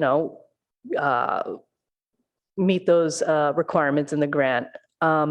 So here on this list is 4 bullet points that we're really trying to monitor as we work with our grant consultant, which is an effective and targeted approach with matching the city's identified funding needs, helping us prioritize those opportunities by balancing those funding needs with resource capacity in departments, and really to help us understand best practices in ensuring successful grant applications. And finally, the compliance component that I mentioned. Thank you. In terms of performance expectations for legislative services, there are also quite a few. As I referenced before, effective and targeted approach to legislative advocacy in both Sacramento and Washington, D.C. We had a discussion with the City Council in June of 2021 as a touch point in our legislative program to see if it made sense and how we wanted to shift our legislative approach. Did we want to send a letter on every single bill that we opposed in Sacramento? Did we want to make our voice heard on any piece of legislation that sort of rubbed us the wrong way? Or did we want to sort of do a watch and see, strategically look at the bills and go more methodically into the conversations in Sacramento so that we're making sure that when we are putting our voice out there, that it is really reflecting what we want as a city and that it's most effective, and that we're also building relationships. Part of that also is supporting legislation that is coming from some of the lawmakers where we may often want to oppose many of their bills. If there's one that we could support, that's the relationship building aspect. So in June 2021, that was the council's direction, was to take this more strategic approach, which is relationship based and sort of thinking long game and making sure that Palo Alto's interests are still represented. That's one of the performance expectations. The next 2 bullets you see of implementing the Palo Alto legislative work plans and helping to develop an advocacy strategy to advance the city priorities. As you know, you adopt your 4 council priorities each year. You also adopt the legislative guidelines each year at the end of the year. So between those 2 documents, we use that as a guide for how we will find the bills that the city will be supporting, opposing, et cetera. So that's kind of the basis of where we find a lot of our legislative work. We do still bring bills to the city council for you to let us know the direction, but we have a very good baseline with the legislative guidelines and the work plan, as well as the council priorities. The next one is developing analysis and drafting letters and resolutions to assist us. So in the past, our legislative advocates have helped us draft the letters. We continue to refine them. They help us draft resolutions if we need it as well.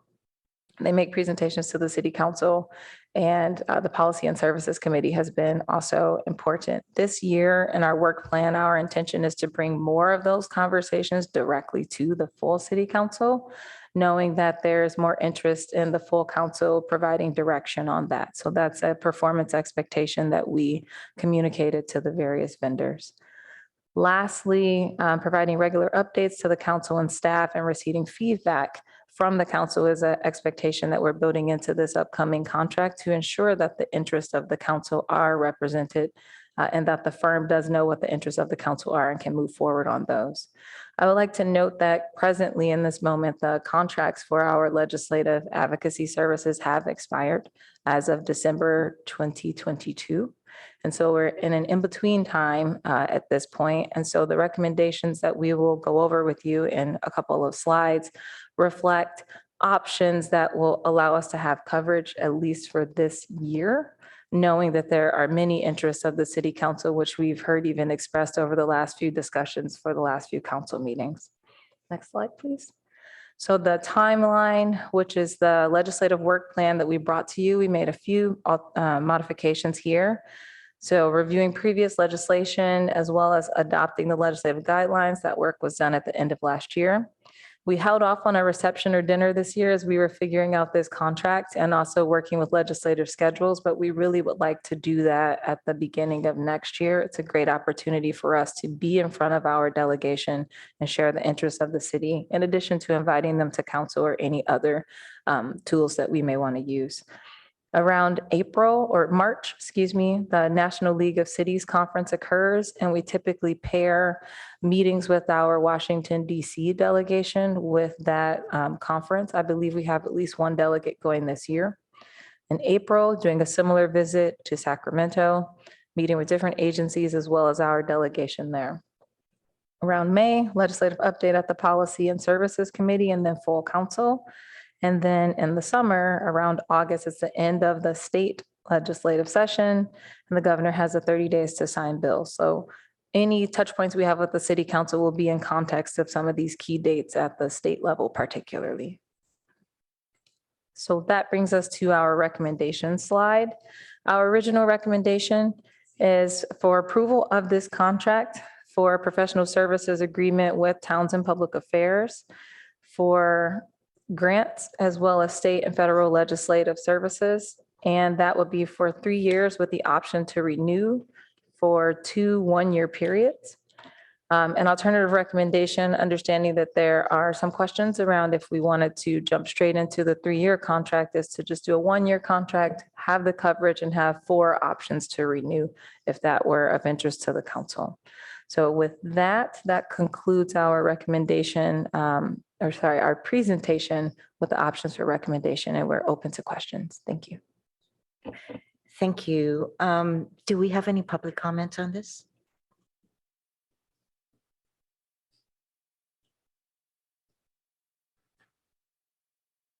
We'll get the timer up in 1 second. Mr. Aram James, you're the first speaker. You can go ahead and unmute while I get the timer going and start speaking. Okay, so to Townsend, I'd like to know whether you're familiar, and maybe one of the city council members that is friendly to me would make sure that they answer this question. They may have to answer it again. And I'm looking for, am I on, is the timer on for me? Yes, it is. Okay, No, I'm not I seeing know. the time. You can keep speaking, sir. Well, I'd like to see the timer so that I can gauge the length of my talk, if you wouldn't mind. That's the way we do it. I can't follow how much time in my argument. It's an important I'm point. trying to be efficient, sir.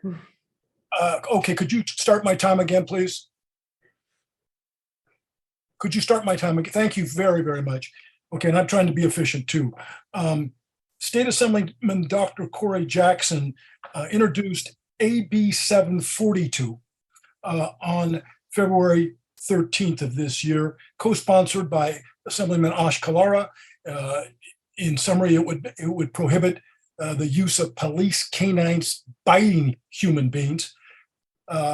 Dr. Corey Jackson quoted Malcolm X at the end of the press conference that I attended. 100 years ago, the American white men used to put on a white sheet and use a bloodhound against quote unquote Negroes. I would change that to African Americans. Today, they have taken off the white sheet and put on police uniforms and traded in the bloodhounds for police, and they're still doing the same thing. African Americans are hugely disproportionately attacked by police canines. Police canine bites are the most likely police use of force to take a citizen anywhere across this country to the hospital. The number of bites is an extraordinary number. The lawsuits that grow out of these are result in enormous judgments every year. The police use of canines, as Malcolm X so eloquently pointed out in the quote that I just read, goes back to the original slave catchers. And still today, you will find that most of the police pushback that I've seen so far to AB 742 is, guess who? White cops, breeded to be white nationalists. And, the statistics bear this out. About 80% of law enforcement is far right wingers. Okay. And they support this kind of brutality against African Americans and other people of color.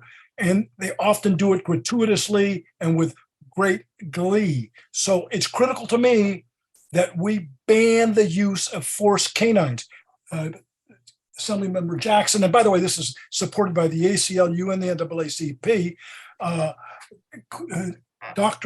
Dr. Corey Jackson and Assemblyman Dr. Corey Jackson made it clear that we would still use these canines for rescue operations, to sniff out drugs if we're not doing it consistently against African Americans, and for other legitimate purposes, but absolutely not to attack and sometimes even kill African Americans. The Marshall Project sparked this debate, 13-part series by Marshall, and as in Thurgood Marshall, that won the 13-part series that won the 2020 Pulitzer Prize. I really want to know whether you're going to be paying attention, to the Townsend firm, to this, the progress of this bill. Thank you very much.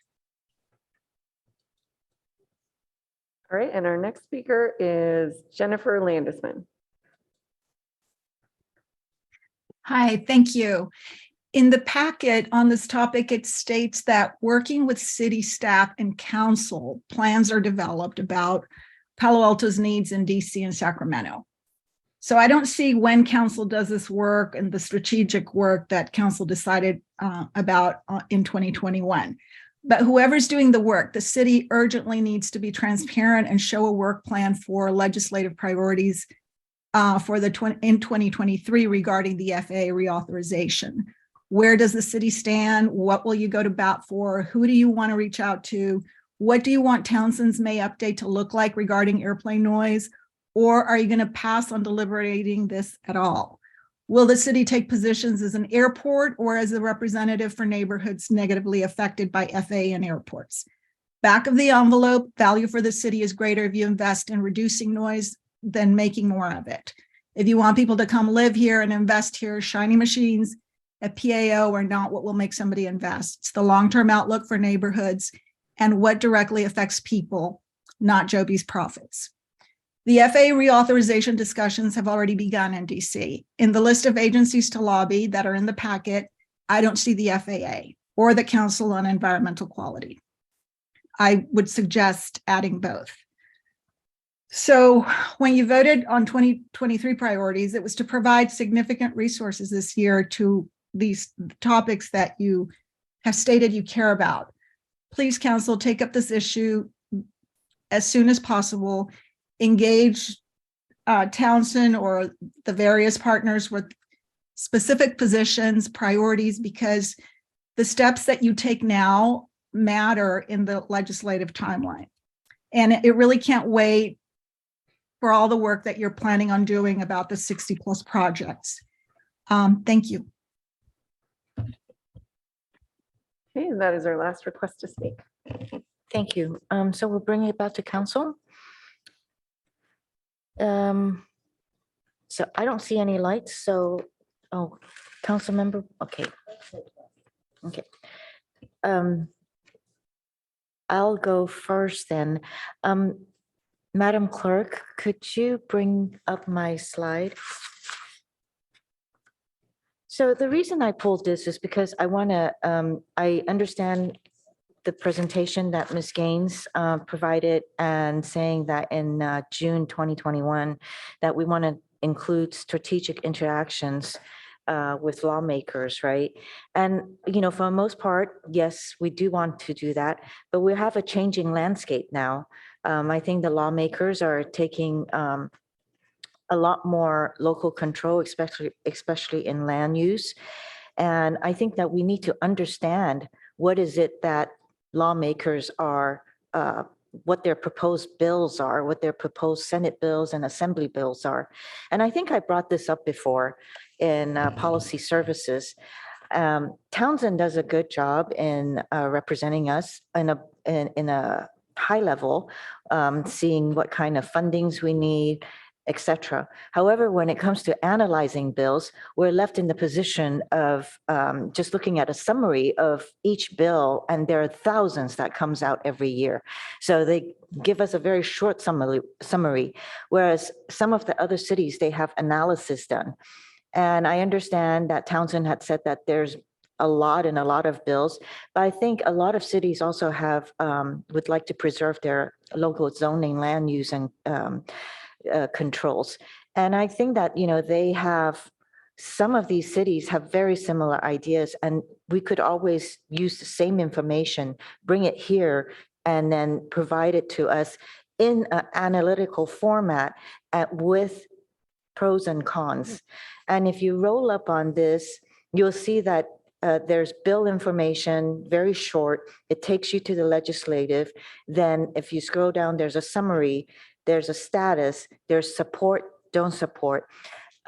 Madam Clerk, if you could roll it up a little bit more.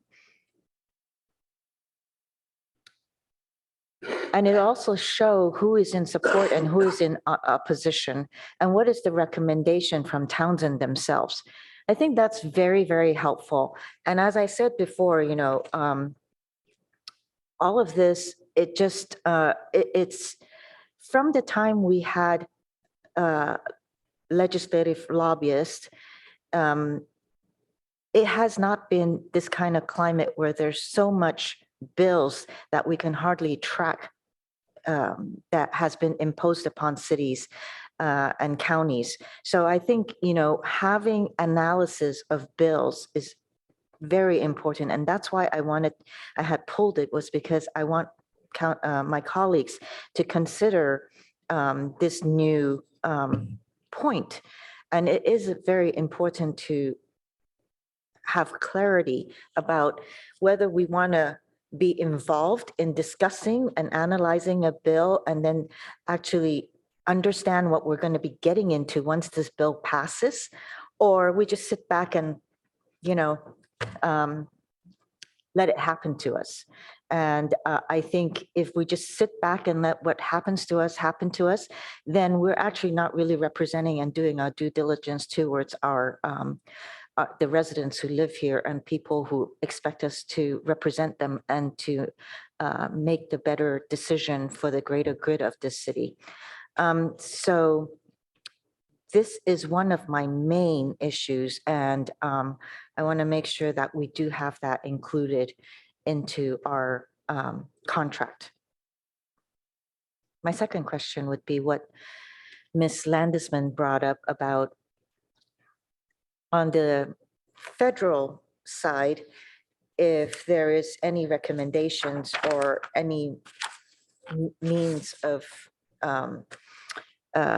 interacting with Department of Transportation or FAA or some of our congressional representatives, and seeing how we could address airplane noise and environmental issues. That's all for me. Yes, thank you, Madam Mayor. The reference page is in the scope of work, page 18 of 28 is the contract numbers. My apologies if they're different for the packet page. It's a sampling of the different agencies. And so I believe that TPA, we would need to run this by them and get their thumbs up as they're signing the contract as well. But I believe they would be amenable to having those relationships as well with DOT and FAA. And I believe they do already. I just would need to verify that. And then in terms of the analysis of each of these state bills, that, I think that Mr. DeLuca can also work with Mr. Casey in terms of seeing what kind of bills that he's analyzing for other cities that have similar foundational principles and bring it to us as well. I attend a lot of meetings with the other officials, and they basically have these analysis and could kind of go through the bill, whereas I have to actually depend on them. And I'm not going to repeat myself again, but I think it is actually prudent that we know what we are dealt by the state. Let me, if I could add, I think it's fair to conclude that the type of analysis that you showed, Mayor, would be, I think, very easily accommodated within this contract. At the same time, I think it raises the question of how does that analysis result in action by the city? The system that we currently have uses the legislative priorities that then guide the follow-up action, which if an issue is flagged for support or opposition, then the mayor would typically send a letter of support or opposition. Perhaps the more involved issues would be ones that require discussion and position and direction from the council. So currently we're set up to do that through the Policy and Services Committee. The council would like to engage with that may or may not, quite frankly, be a functional approach simply because of the volume of analyses that would be required and the time that would be needed from the committee, then potentially to the full council for a decision. So I just want to flag that because it's somewhat compartmental. You've got the contract in front of you, and then how we actually act based upon the policy directions are somewhat separable issues. And so when would I be able to explore finding out what goes into the contract then? Because that has an impact on the contract. Actually, no, I don't think it has an impact on the contract. I think, again, that type of analysis would be accommodated here. To be honest, I'm telling you that your primary constraint will be the time you have to dedicate to debating positions on bills, providing direction, and then doing the follow-up needed. Because at this time, I'm basically, what I'm seeing is that staff is deciding on what type of bills that we're going to be looking at, unless one of us or two of us bring it up and actually say, I have concerns about, SB 9 or SB 10. And I think we have one coming up that is another SB, I forget the number, which takes away our ability to decide on a application or application for housing, and actually leaves it to the planning director. So, these kind of things, until I bring it up or someone else brings it up, we're not going to visit it. So I do have concerns about that.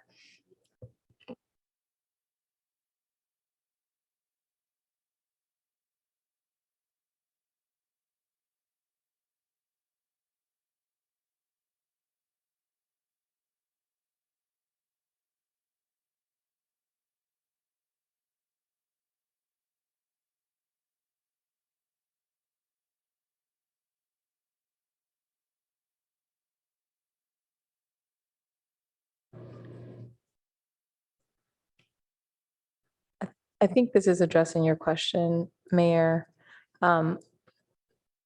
This year, it's been clear from our conversations that the full council wants more opportunities to be able to have bills brought forward to you. For example, this year, there's over 2,600 bills. So I think the idea of having analysis on some bills that are high impact is absolutely doable. It wouldn't be on the 2,600. And I think that we have brought some bills forward to council based off of our analysis and things that we think that we can have impact on. And the council has also historically shared information with us of bills that you are seeing or hearing about through the league.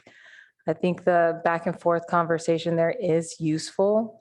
But if there's some additional direction on top of the legislative guidelines of how, like, particular areas that the council really wants to say, make sure you do not miss any bill on XXX, we can definitely be more diligent with that. I'm not sure if that's entirely addressing your concern, Mayor, but I'm hopeful that it is. In terms of the contract, I think that you have space to do that here. Okay, I just want to know that there's space, but I don't think I have my questions completely answered, but I have gone over my minutes, so I'm going to come back to it later. Councilmember Vinkler? Thank you, Mayor Ku.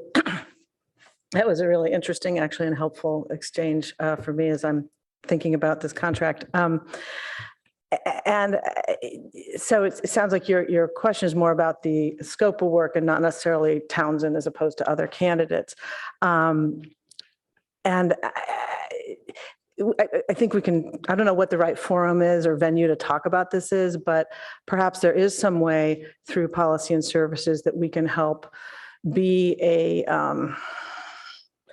filter, a funnel, a something, come back to council with some proposal for how we can liaise with Thompson. But, it's not just the 2,600 bills. It's, they'll tell us like when certain ones, when in the calendar is the right time to look at them, which committees are, which chairs are going to get things through, how it fits in with the whole budget process. I mean, there's a whole thing that goes on in Sacramento that, we don't necessarily have to look at all 2,600 to be well informed, but we need to have some kind of filtration process so it's not just random.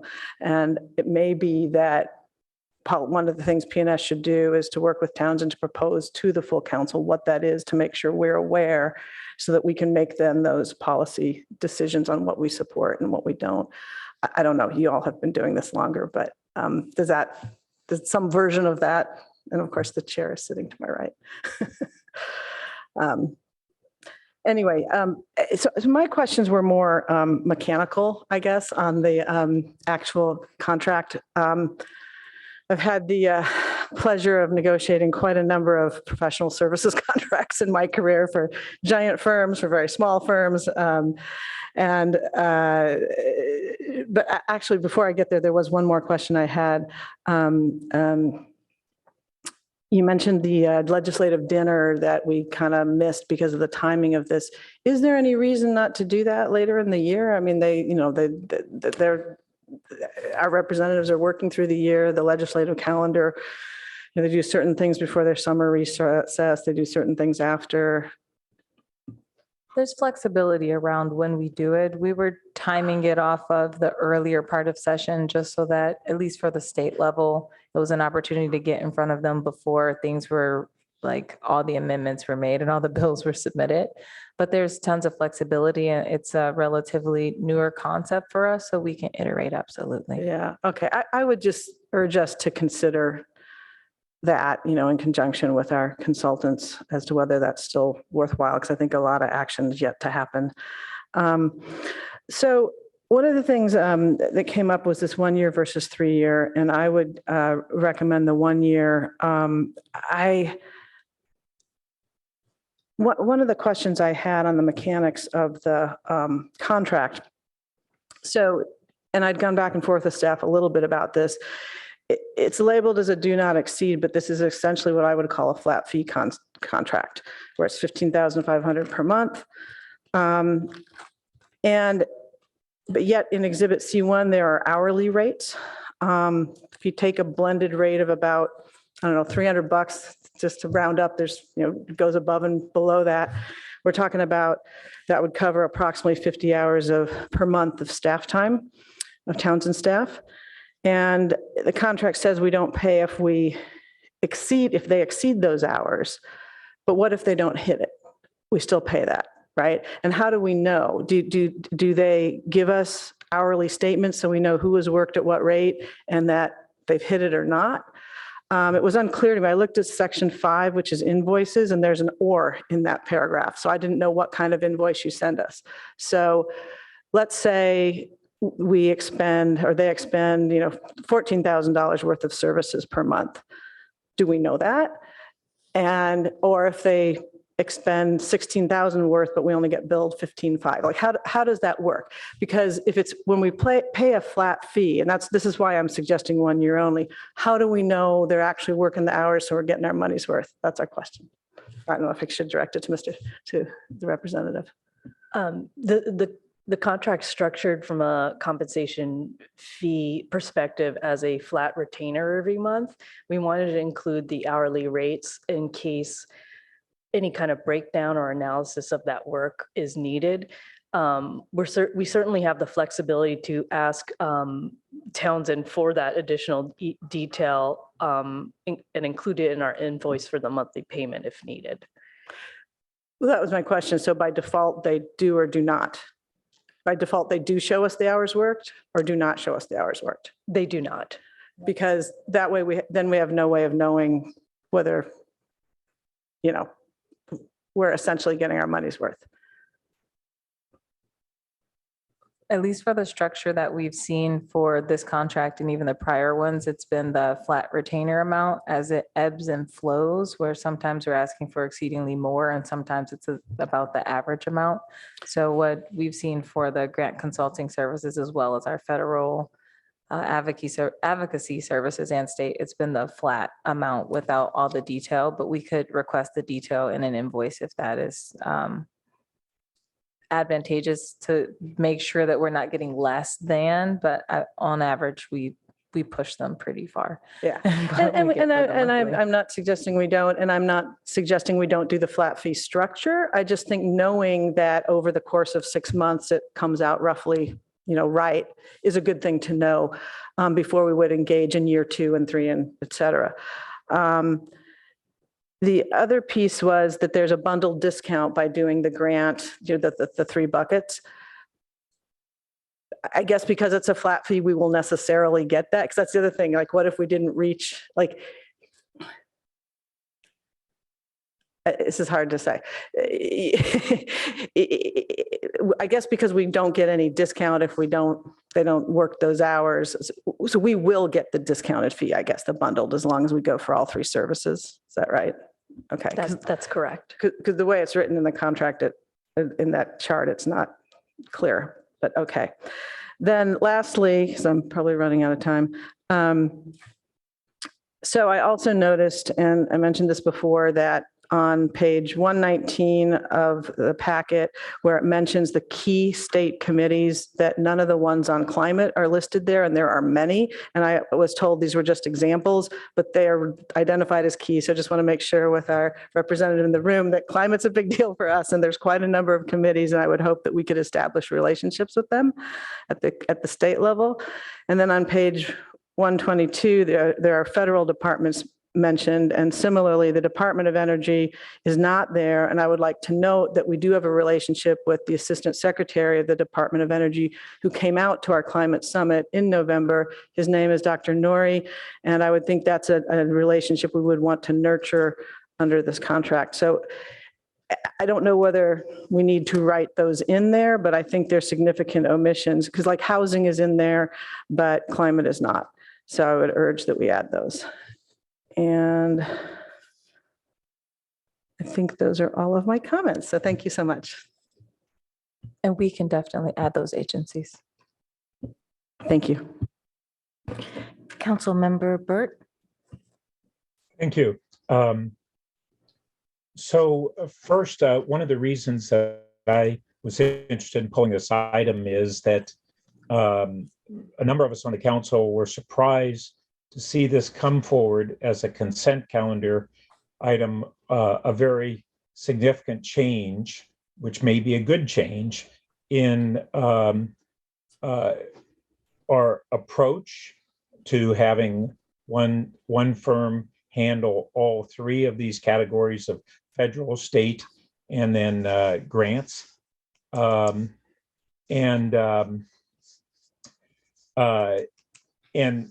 in the past, the council has been involved when it's been a good number of years since we've made any changes along these lines. But it kind of begs the question of kind of who are the clients?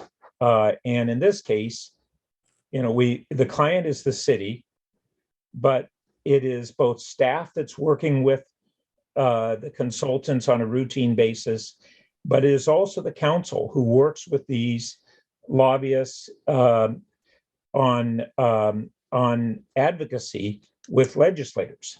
And the council has, to varying degrees, has a significant engagement with them. And the council input in the past was sought out, and I'm trying to remember the process by which that was done, whether it was through policy and services or other committees. But this thing went down a whole path and a selection process that wasn't really no input from the council on the criteria, which I think, when you, depending on what you put in, you get different outcomes. And this may be a great outcome, but the council really hasn't been involved there. And I think that should have occurred.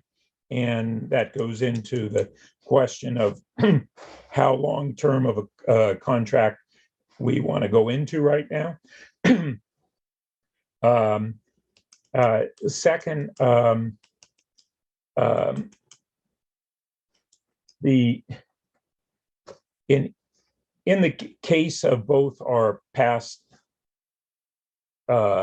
Sacramento lobbyists and our DC lobbyists, one of the things that we have found is that we got more for the same dollars that we paid on kind of a flat fee, the more engaged we were and the more specific we were in what we were seeking. And over the years, I've been told by both of these groups that, yeah, they can do more for us. We just have to be more clear in what we're seeking. Pardon me, I'm having voice problems. And so I think that needs to be part of our whole process here. It may or may not be directly part of the selection. One of the things that I had been concerned about is seeing other local agencies pursuing grant opportunities more aggressive and in some cases obtaining more grant opportunities. A year and a half ago or so at the California League of Cities conference, there was one of these firms who was the keynoter of the Peninsula Cities chapter of the League of Cities, and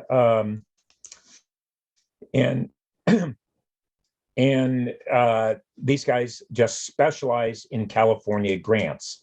And through that, they had a real depth that I had never seen before in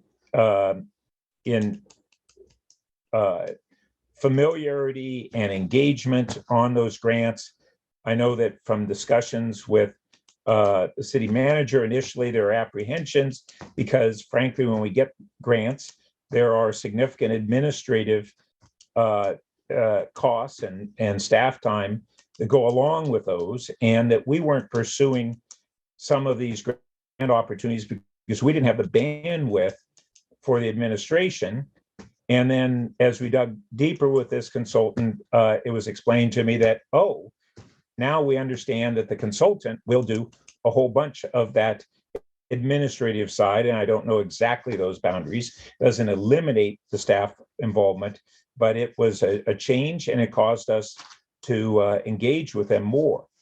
But this whole consolidating this, and I also saw that that firm California Consulting was listed as not particularly strong in their proposal on grant making.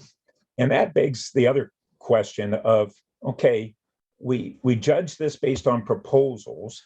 We didn't look at our knowledge of their capabilities, and or it's not, I shouldn't say that. I should say it's not clear to me how we looked at our knowledge of their capabilities, basically references in other cities nearby. Who are they using? What satisfactions are they receiving, and concerns do they have? And how do they get better results from those folks? And then how do we collaborate with appropriate partners on that, neighboring cities or otherwise? When I'll give an example is when we were thick in the high-speed rail efforts, 2009 through 2000, really 12, 13, and there was just, there were a huge number of pieces of legislation going through. We we added a separate lobbying consulting firm that just was focusing on those issues for us. And we got great results, but we also leveraged with other cities and we leveraged community resources. At that time, we had one of the members of CARD who was doing a legislative tracking on a volunteer basis for us and a whole set of cities. We have the Peninsula Cities Consortium and others who shared common interests on this. And the lobbyists found that incredibly valuable. They didn't have the bandwidth to do what the citizens and volunteer was doing. It was great depth. It was an ongoing spreadsheet tracking the substance of each of these bills and their status. And that sort of approach really upped what we were able to get back as a result. Now, for instance, Councilmember Vinker was talking about on climate issues and legislation. There are nonprofit groups who are tracking a lot of this legislation, who we could collaborate with, or at least draw from their analysis free of charge and to leverage our resources. So those are the various concerns I have. I think that the city council needs to have a partnering role with staff. The council itself, as a political body, is a client in the political aspect of legislation. And yet we were just really excluded, to my knowledge, from even being aware that staff was looking at switching our DC consultants, dropping the grant consultants who we had recently engaged with, and consolidating all of them. That consolidation may in fact be the right decision. And we've seen that Townsend has provided us greater services on the state level in the last couple of years because we engaged with them more. And they were willing to do that. And they had that ability. But I didn't even know that they had a DC office. And they weren't the firm that they weren't providing for us on grant consulting to any significant degree that I'm aware of. When I asked about that 2 years ago, I didn't get this feedback that they have this strength in the grants that we're underutilizing.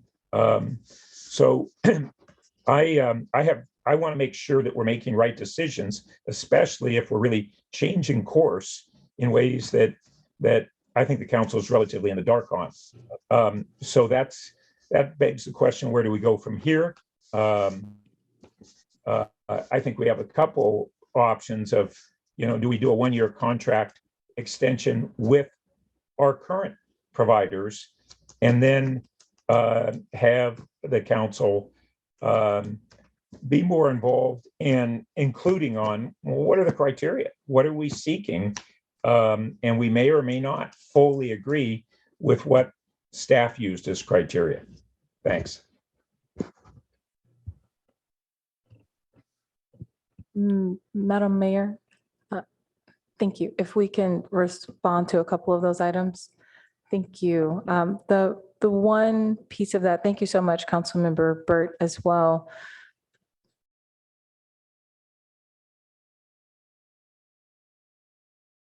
Further in the legislative process. And with that, we would just want direction from the city council of what you would like that to be for your legislative program, regardless of who our federal and state and grants advocates are. It is just making sure that we can meet the work plan that you're setting for us, and also that you have the level of engagement with the whichever firm we're working with on that. The second piece of it is the scope that we developed for the request for proposals process was based off of the dialogues that we had with the city council around the work plan. And so if we've missed anything in that, we understand, and that's part of why we wanted to provide options to the council if there was a desire to further enhance or re-scope that out, we can totally address that and make those updates. In terms of the process used and the type of services, we offered it to whomever chose to bid on it. We can't go beyond what the procurement process allows us to do and what we're evaluating. We're evaluating the information that they submit in the actual proposal, which is standard for all of our contracts. And some proposals were very strong in the information that they provided and how they can meet the requests of the city. And some proposals had less information. So even if there's a giant body of information outside of what's written in front of us, just from a fairness perspective, we have to base our evaluation off what's presented to us in that process.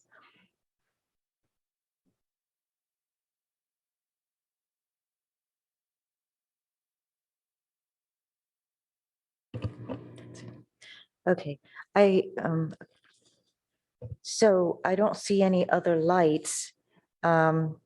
I think I'm going to try to move the alternative recommendation, which is Actually, sorry, Mayor, I thought I hit it, but it didn't show up. Do you see it oh, I now? didn't see your light. Okay. I think I am still going to go ahead and put forward the motion. And add in there a couple of points that Councilmember Burt brought up, which is to explore city council involvement, perhaps through an ad hoc committee, and to, I think Councilmember Burt said, develop a scope based on the legislative work plan that we have. And correct me if I'm wrong. But I thought I'll put something on the board. If I get a second, then we can do edits or have further amendments. I will second. Thank you.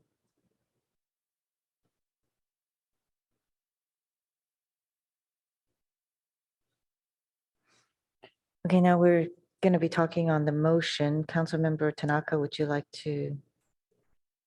Sure. Yeah, I didn't really get a chance to speak, but I'll kind of speak in general here. So first of all, you know, I would think that you shouldn't have had to pull this item because you as mayor should have been able to rearrange the agenda. I don't think staff should have like total control over the agenda. I think it's important that us elected officials do. So I guess in the future, I would think that you should just be able to rearrange the schedule, the agenda. I actually like what Councilmember Vinca was saying about the contract. I had the same exact thoughts, so well said. So I'm not going to repeat that. The one thing I was curious about, and I didn't see it in here, was how did the rates compare? And so I don't know if staff is able to shed some light on that, but that would be really helpful. So I'll keep talking as you guys think about it. And then, you know, I also like the 1 year approach. I think that's the right thing. I also wondered, because of all the things that Councilmember Vinker said about the performance, how do we judge performance? Because, you know, I kind of want to make sure that we get value for money, that we actually get what we want out of our lobbyist. And it's with the current arrangement, it's not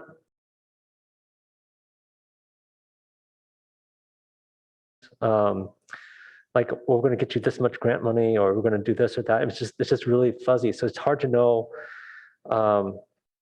what do we get out of this. I mean, this is kind of like a flat retainer, but it's very loose in my opinion. So I would love to see some specific objectives that they need to achieve.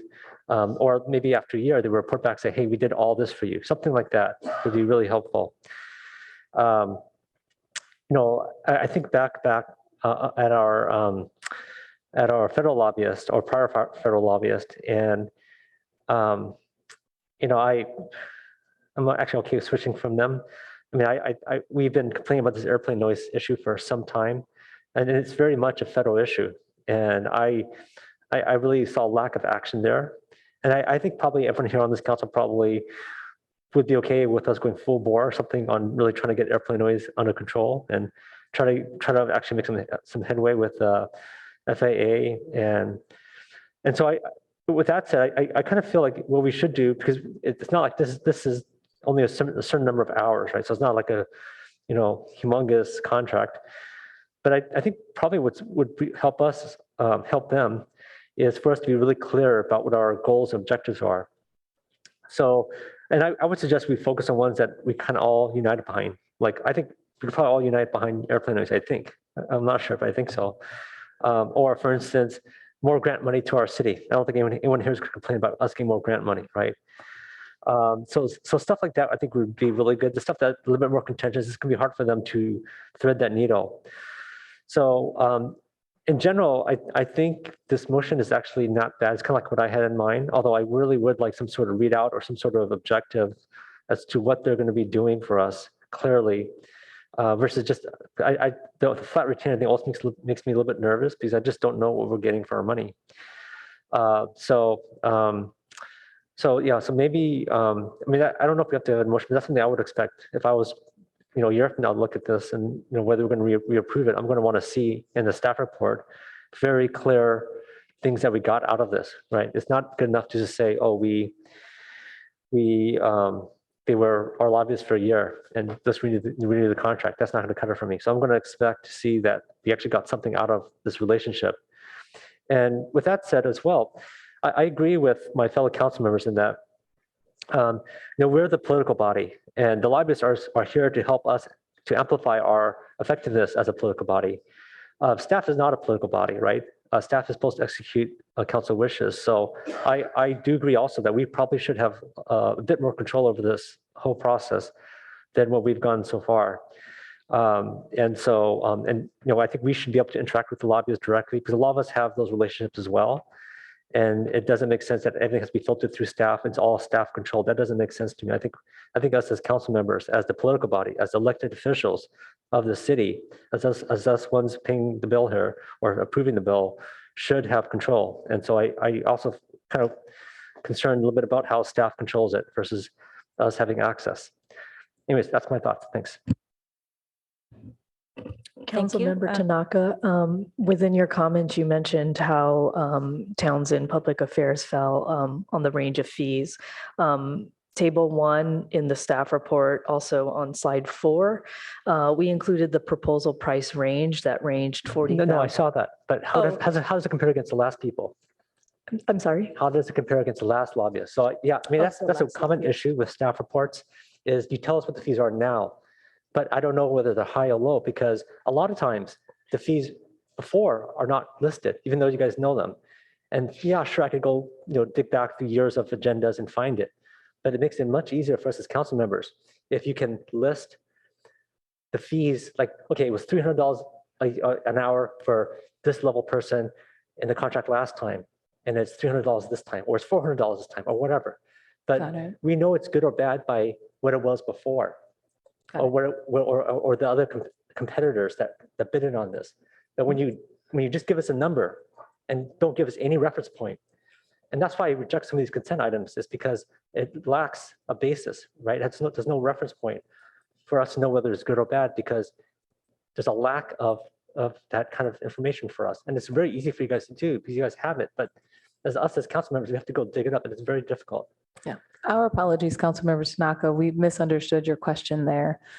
These rates are less than the previous provider, especially with the bundled all three services. Okay, the so just monthly amount tell is us what less. it is So and list it, right? we can share that, but just to your question of higher or lower, it is lower. Okay, We'll get those numbers. I'm also a fan of that. So Yeah. as long as they're doing real work for us.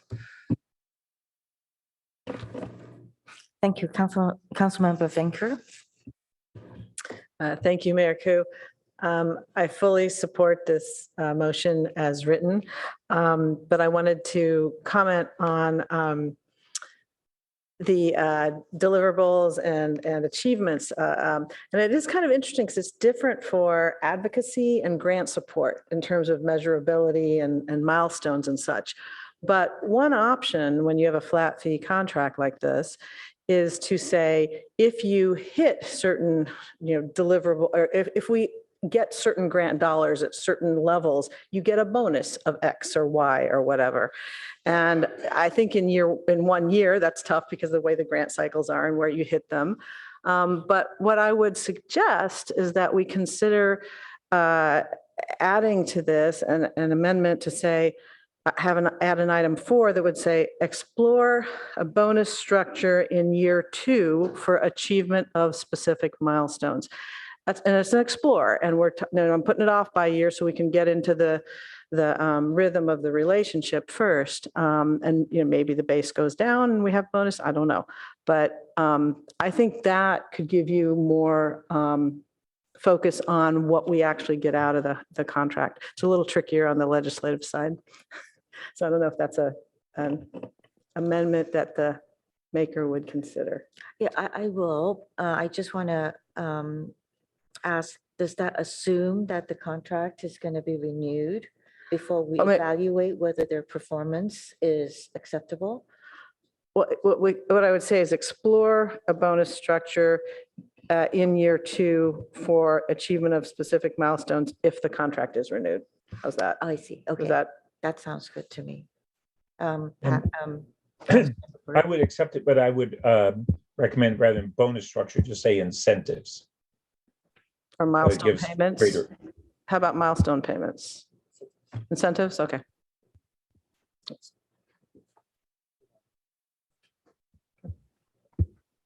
That's all I have. Thank you. Can I ask a question on this? Is that implying that the contract renewal is linked to the specific milestones, or is it whether or not we actually pay them? I just want to be a little bit more clear on what the intention is with this one, if that's okay. You would have to renegotiate, I mean, in future years. So I'm saying explore that renegotiation, but city manager, you. Well, if I could just overlay the dimension of time here, that we're talking about a 1-year contract. Our typical procurement process takes 6 to 9 months. And so I would suggest number 2 establish an ad hoc committee, direction that the council will do that, and to work with staff on really in the next 3 months effectively on what that scope of work, number 3 is, what the scope of work expectation be for the second year. And that would allow Townsend during the first year to have at least a shot at meeting those expectations in the remainder of that first year while a decision is made on whether it's an extension or it's a new procurement. I think that's really necessary in order to accomplish what's already been outlined here. So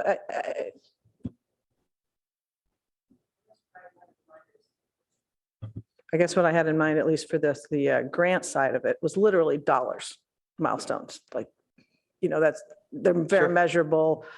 I don't think it would take a lot. I mean, we'd have to hear from you and from could be, but I would think we could set those fairly easily. The item 2, when I was looking at it, explore city council involvement, I thought this was more around the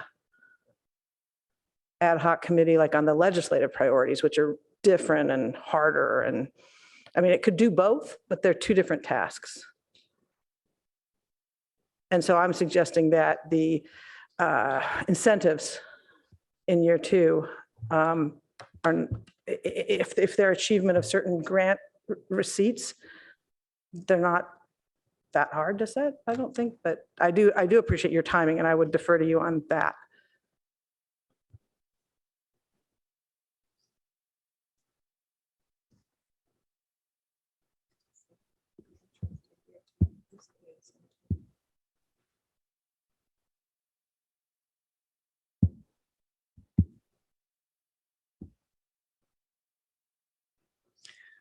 Well, essentially, I think it can stand as described, but again, the work will need to be underway in this immediately. Yeah, I guess to me, it's not a scope of work expectation. It's more of a identification or development of the incentives. So but it could stand.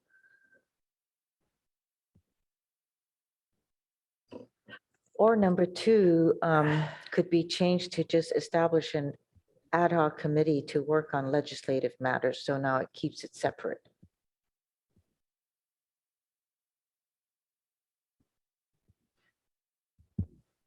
Pat, what do And Mayor, if under your description, you're saying that committee might cover both criteria for future selection of consultants and the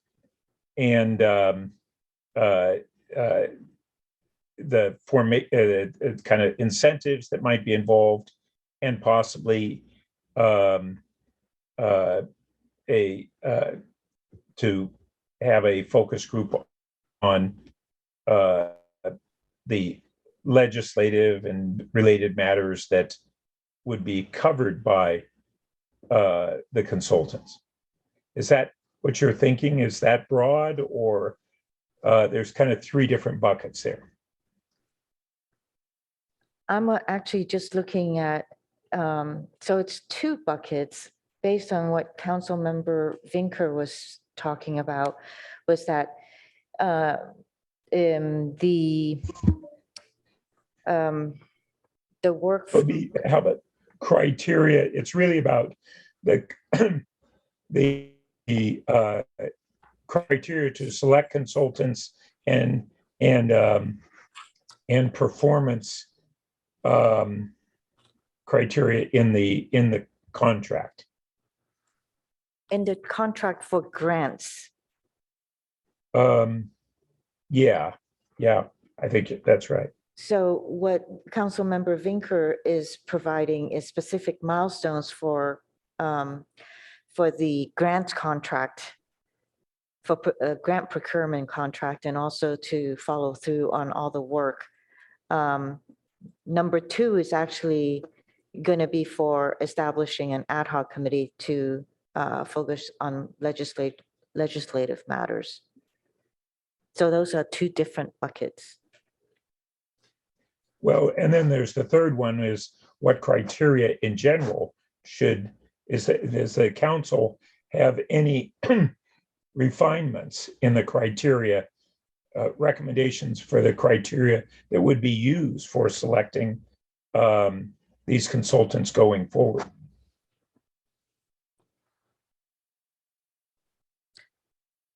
Mayor, for right now, do you want to just specify in item 2 that perhaps through an ad hoc committee directed to legislative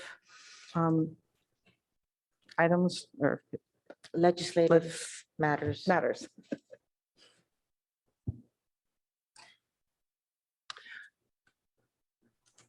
For clarification, I actually thought that number 2 was referring to involvement really on number 3, that it's either, perhaps it could be both, the scope of work for the legislative advocacy, as well as the method of selection of the consultant related to legislative advocacy. As stated, Mayor, I think this is suggesting an ad hoc that is really working on legislation itself. And just for clarification, I think it's important to be clear on what you're suggesting. Not working on legislation itself, but working on reviewing state legislation, federal legislation. And and I think that they should be open to potentially even crafting legislation or proposing legislation that we might want to see if one of our representatives wants to carry, if it benefits the city.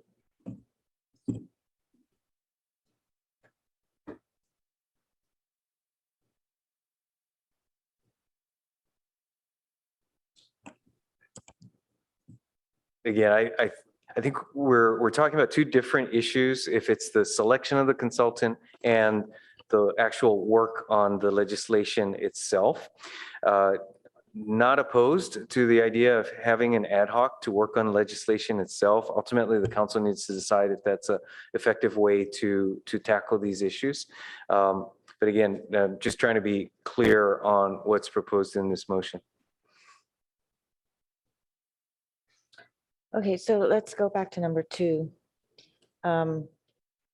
Establish an ad hoc. So everything else before that goes and just add establish an ad hoc.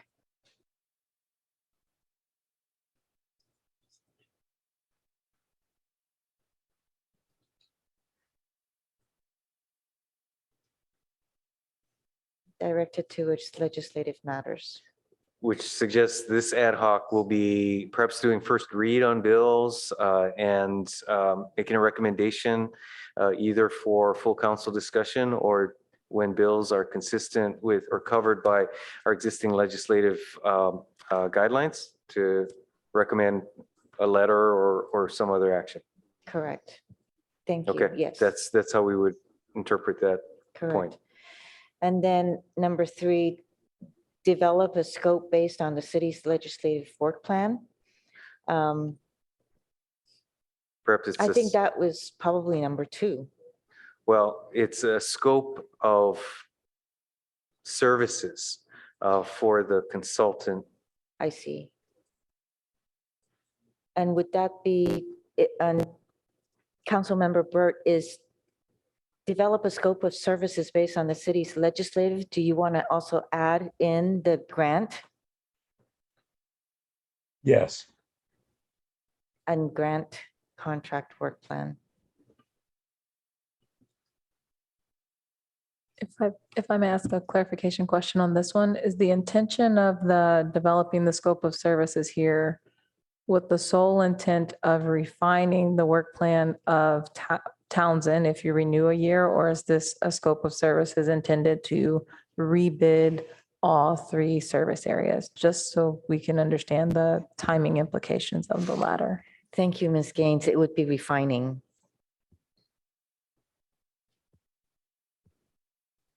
Refining the basis for future bids. Is that what you meant, Mayor? Yes. Or is that not what? Develop a scope of services.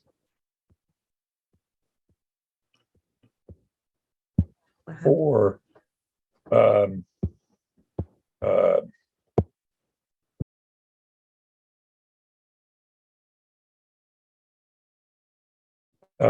it's not, I don't think it's and grant. It's for grant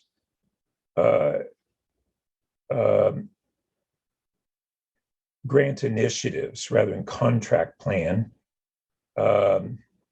And for the cities to fulfill the city's legislative work plan. Does that sound closer to what we're meaning?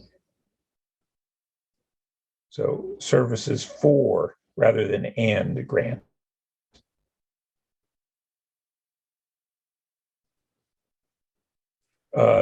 For the city's for the city's grant plan. We don't have to say contract. And legislative work plan. Yes, and legislative work plan. And to fulfill the city's legislative work plan, or address, I should say. Does that seem good? Let's see, I do believe there is still this threshold question that Deputy City Manager Cotton Gaines pointed out of, is it an assumption of refining the work Townsend is doing, or the assumption that we're potentially heading toward a new RFP? And it would be potentially, well, if we're only going with Townsend at this point in time, only making a decision to go with Townsend for 1 year. It is to help refine the RFP going forward. So with that assumption, it's, I believe, both a scope of services and actually a contract structure, which would encompass number 4.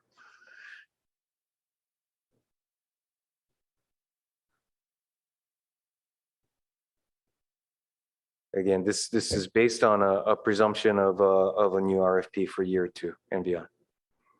Okay. Councilmember Vinker, does that take care of your suggestion?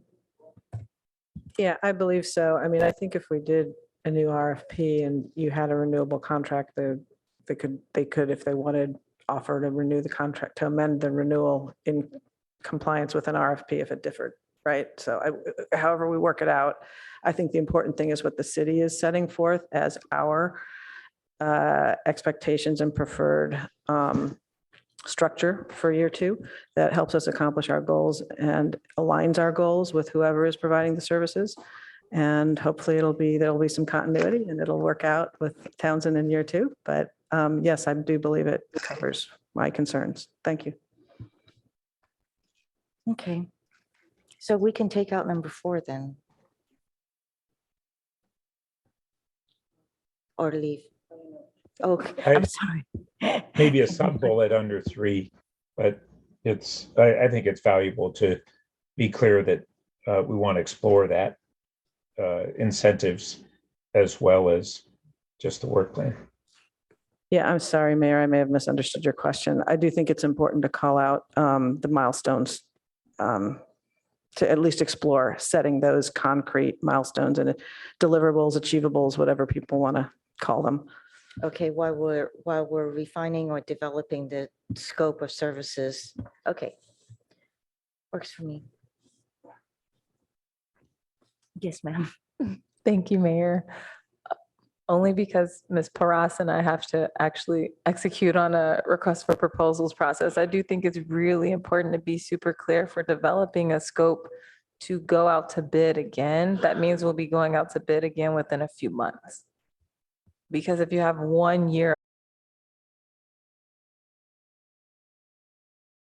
in the middle of session, and so to have continuity of services of any sort, that process will have to start now. So I don't think we necessarily get the chance to see the reflection of the work per se before we start an RFP process if we are in fact bidding again. I just wanted to make sure that was clear.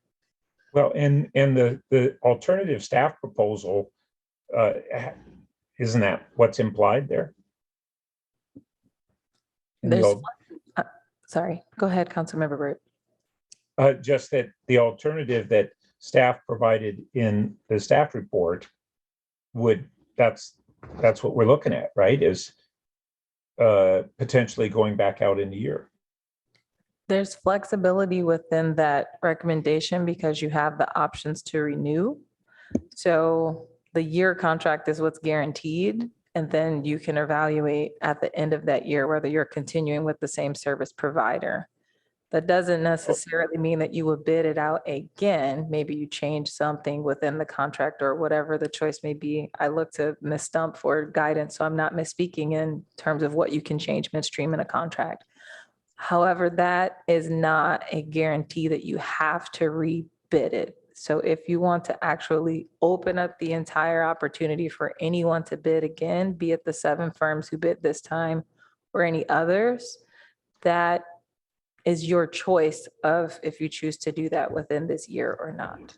So this motion doesn't stipulate that it would have to be rebid, but it does assume that there may be refinements to the scope of work, and that's all negotiable in a renewal.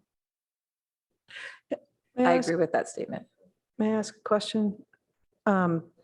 So if we have this for a 1 year period with options to renew, the only way the option to renew is meaningful is if there's an option not to renew. And so if we're not renewing, we necessarily have to go through some kind of process to find someone. And if that's an RFP, by when do we have to make the renewal decision in a one-year contract? I think that's the question. That's the threshold question. Actually, the renewal decision is typically pretty close to the end. Although again, if you assume we need continuity, then you are backed into needing to renew unless you have enough lead time to do enough lead time to do a new RFP. That's exactly my point. So in essence, we have to do it. We have to kind of make the renewal decision by the time that we would need to do an RFP, which is in a few months. You're 3 to saying 6 months.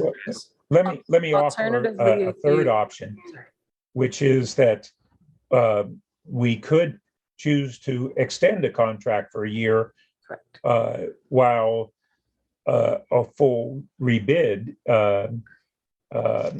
under new terms is developed and let out.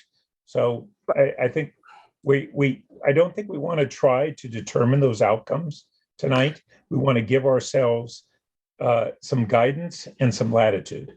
Yeah, I understand that. And I think that we certainly could do what you suggested, but what I'm suggesting is we cannot just decide at the end of the year not to renew, because then we have no other options. So that is an option that's not on the table. And we just need to understand that if we go with the 1 year, we're essentially going into the second year while we figure out what we're doing in the third year, or we're starting an RFP process in 6 months. Those are our choices.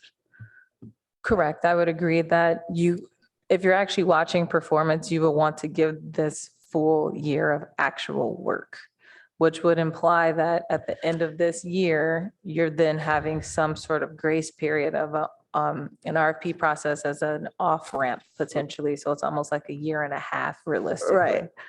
So I think what I was trying to suggest, and I did not do it particularly articulately because I hadn't thought through all of these details, but was that we would look at in the second year, layering on top. So not going through a whole another RFP with a bunch of people, but layering on, possibly renegotiating with Thompson, see if they want to do it as part of the additional compensation if they achieved additional goals. So it's like adding on, not trying to rescope and redo, because that would be, if we explored that during this first year and we find out what's realistic to ask for and expect, it might be a win-win. That's what I was suggesting we consider. Is that more helpful? Or less? Well, you don't have to answer that.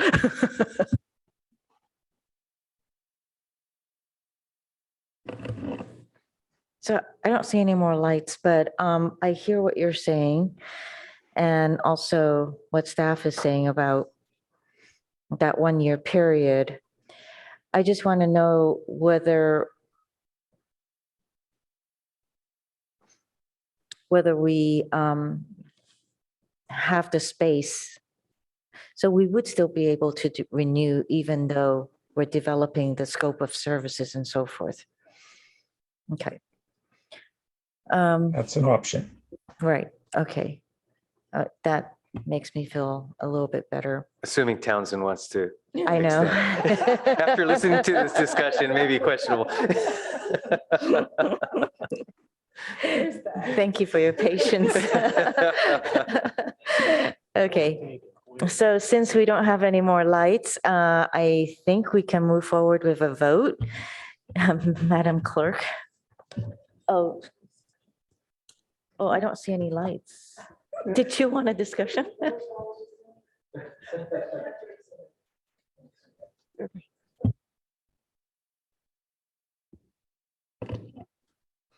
Okay, we can take the votes. Thank you. Okay, Vice Mayor Stone, Yes.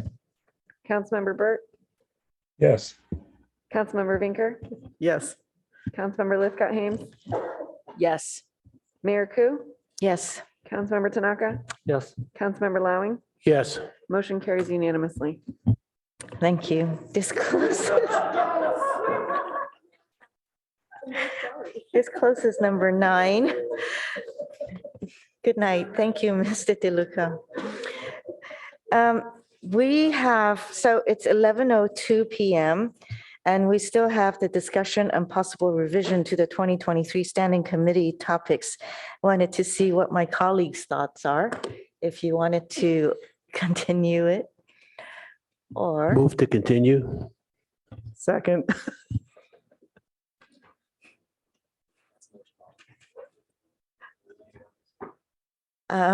do I need to take a vote? Does Madam Clerk need to take a vote?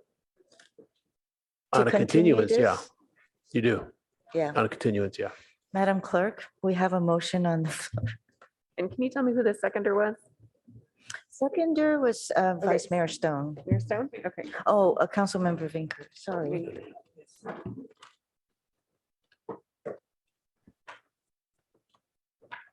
Okay, all right.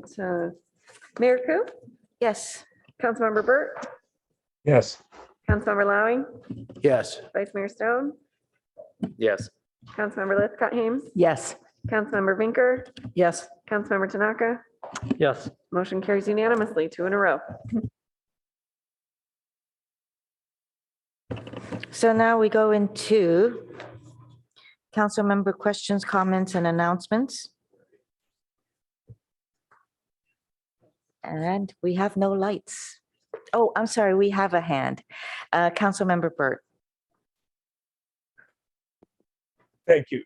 Just one update from Caltrain, which is that at the last board meeting, the board adopted a set of guiding principles for negotiation on what has been in the works for several years with state support, which is an extension of the South County services to Salinas.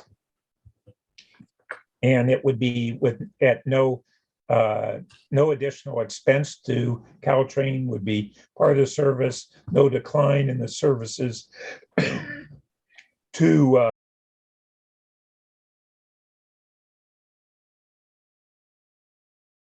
it's an interesting and I think generally positive development that's been supported within the state rail plan, and the funding presumably would come from a combination of Monterey County and perhaps Benito County and the state. So that's the update. Thank you so much, Councilmember Burt. Councilmember Vinker. Thank you, Mayor Ku. I just thought I should report out to the city that the city's association of Santa Clara County did appoint me to the County Recycling and Waste Reduction Commission, and also to the Bay Area Air Quality Management District Board, which will be having a full day retreat on Wednesday. So I just can't get enough meetings this week. But obviously, if there are issues of concern with respect to that board, I'm happy to engage with council.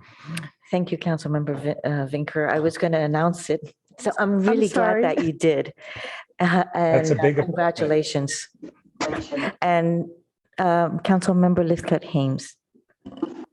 If it's appropriate to announce that the Stanford ad hoc is moving forward with a preliminary meeting, it's really not mine to say, but I would love for you to tell people. Well, so Stanford Ad Hoc Committee is moving forward, and it comprises of Councilmember Burt, Councilmember Lithcott Hames, and myself. Very good. All right. I don't see any more lights, so we are adjourned. Thank you so much.